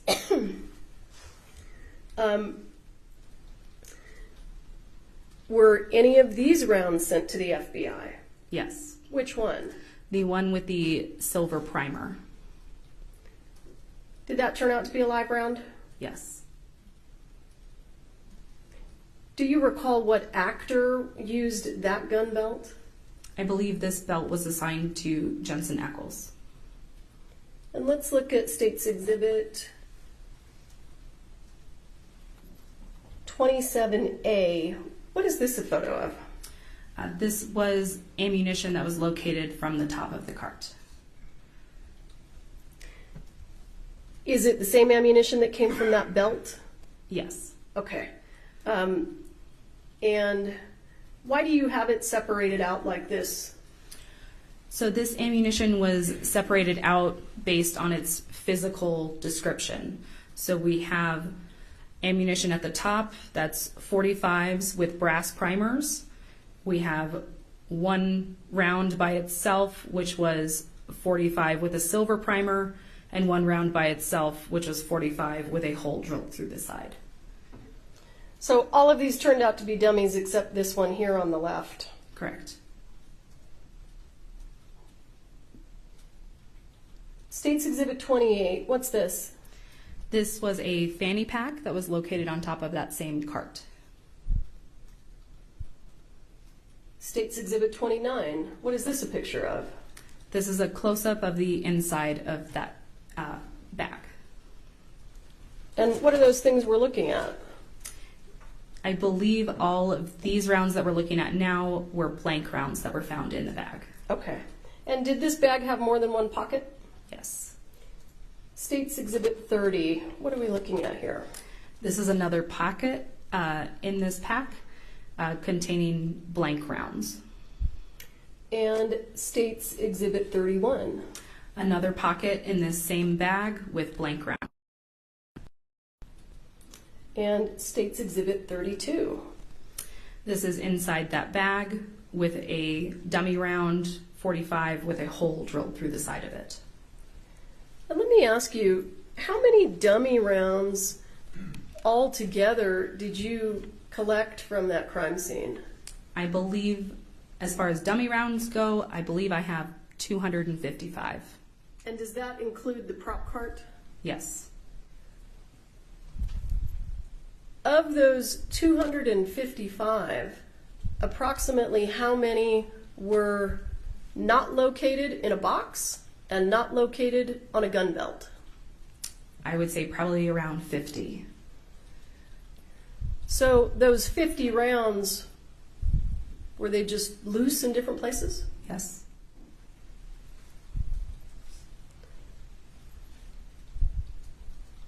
Where were some of the places that you found loose rounds?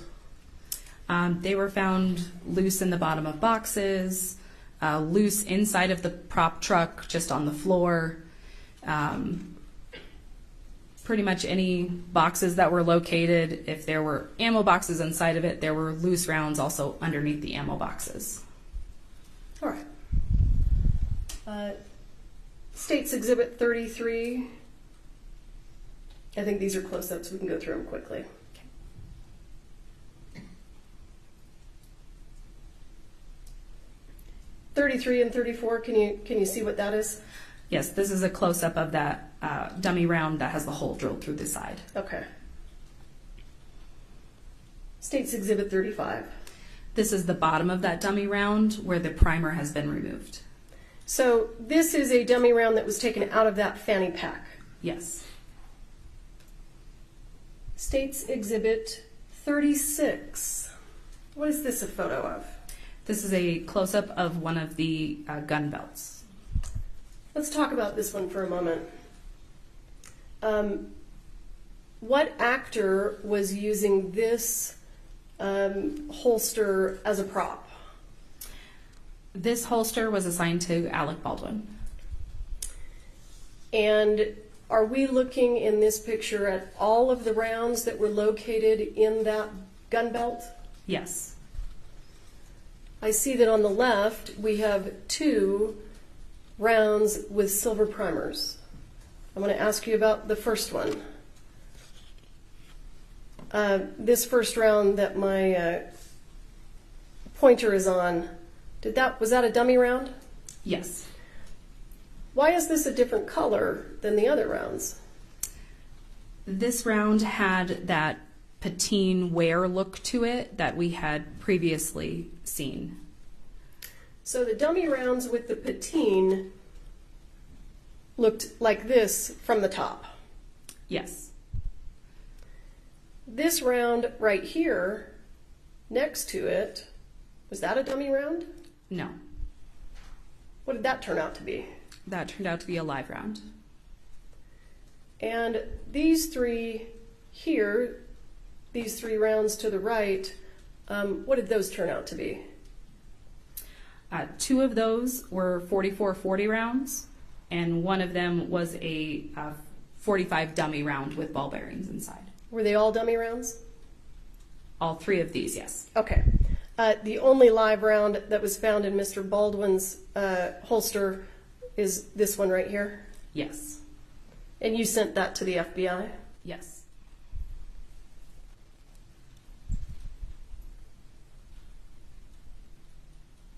State's Exhibit 37, what is this? This is a different view of that same holster.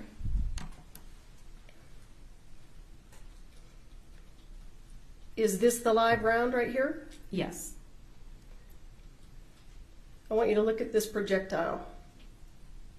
Is this projectile different than this one to the right?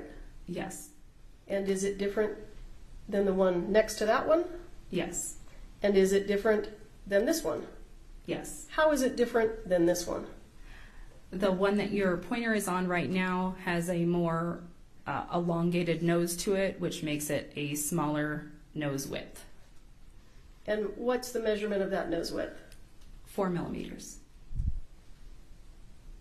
And this round over here on the far left, can you see a difference between this projectile and this projectile? Yes. And what's that? The projectile on the far left has almost a crimping around the base of it.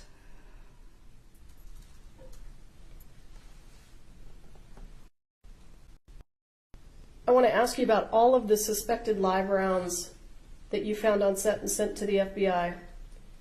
Did they all look like this one? Yes. Did they all have silver primers? Yes. Did they all have the same head stamp? Yes. What is that head stamp? It states 45 Colt and has a Starline Brass logo. And did they all have the same shape projectile? Yes. Did they all have the same color brass? Yes. Meaning they were not patine? Correct. Okay. States Exhibit 38. What are we looking at here? These are those same rounds from the holster removed from the holster. So we just get a better view of the casing. Correct. All right. States Exhibit 39. This was a gun belt that was located inside of the prop truck. And what kind of rounds were in this belt? If I can refer to my report. Sure.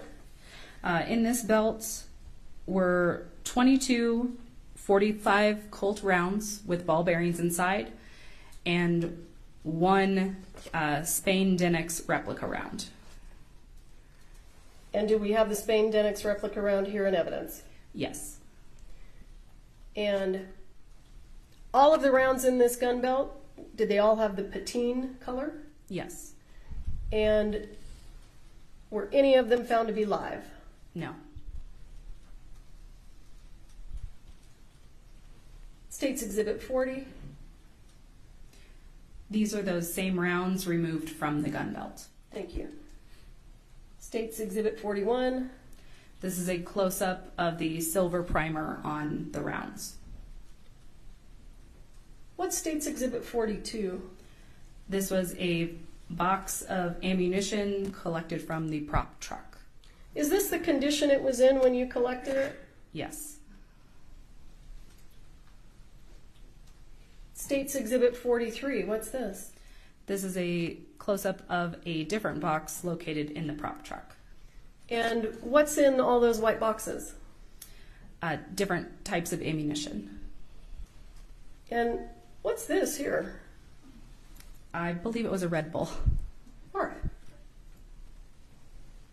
What's States Exhibit 44? This was a Mary Kay bag that was located in the prop truck. And what's in these white boxes? Various types of ammunition.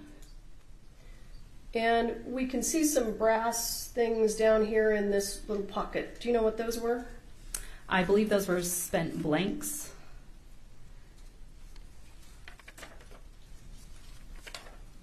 And we'll go through these quickly. States Exhibit 44A. This was a close-up of the ammunition in that bag. What do we see over here? Where your arrow cursor is? Yeah. I believe this is spent blank rounds. And were they just loose in the bag? Yes.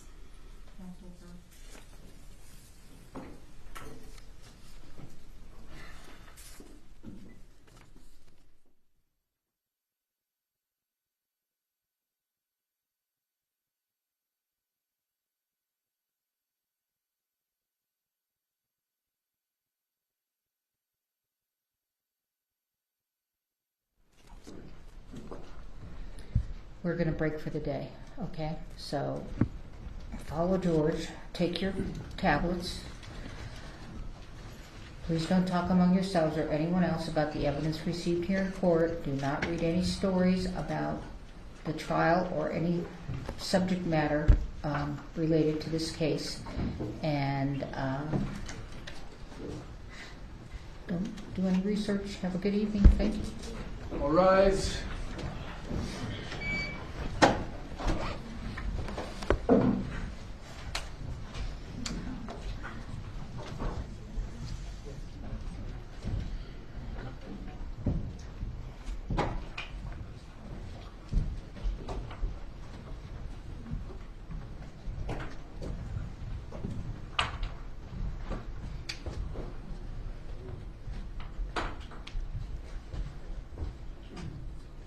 You may be seated.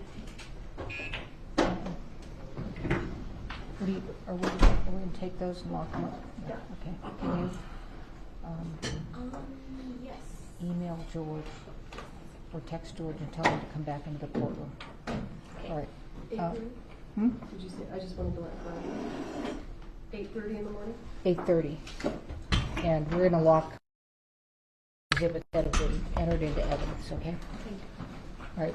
Is that box empty? Yes. Can we use that box? Yes. Okay.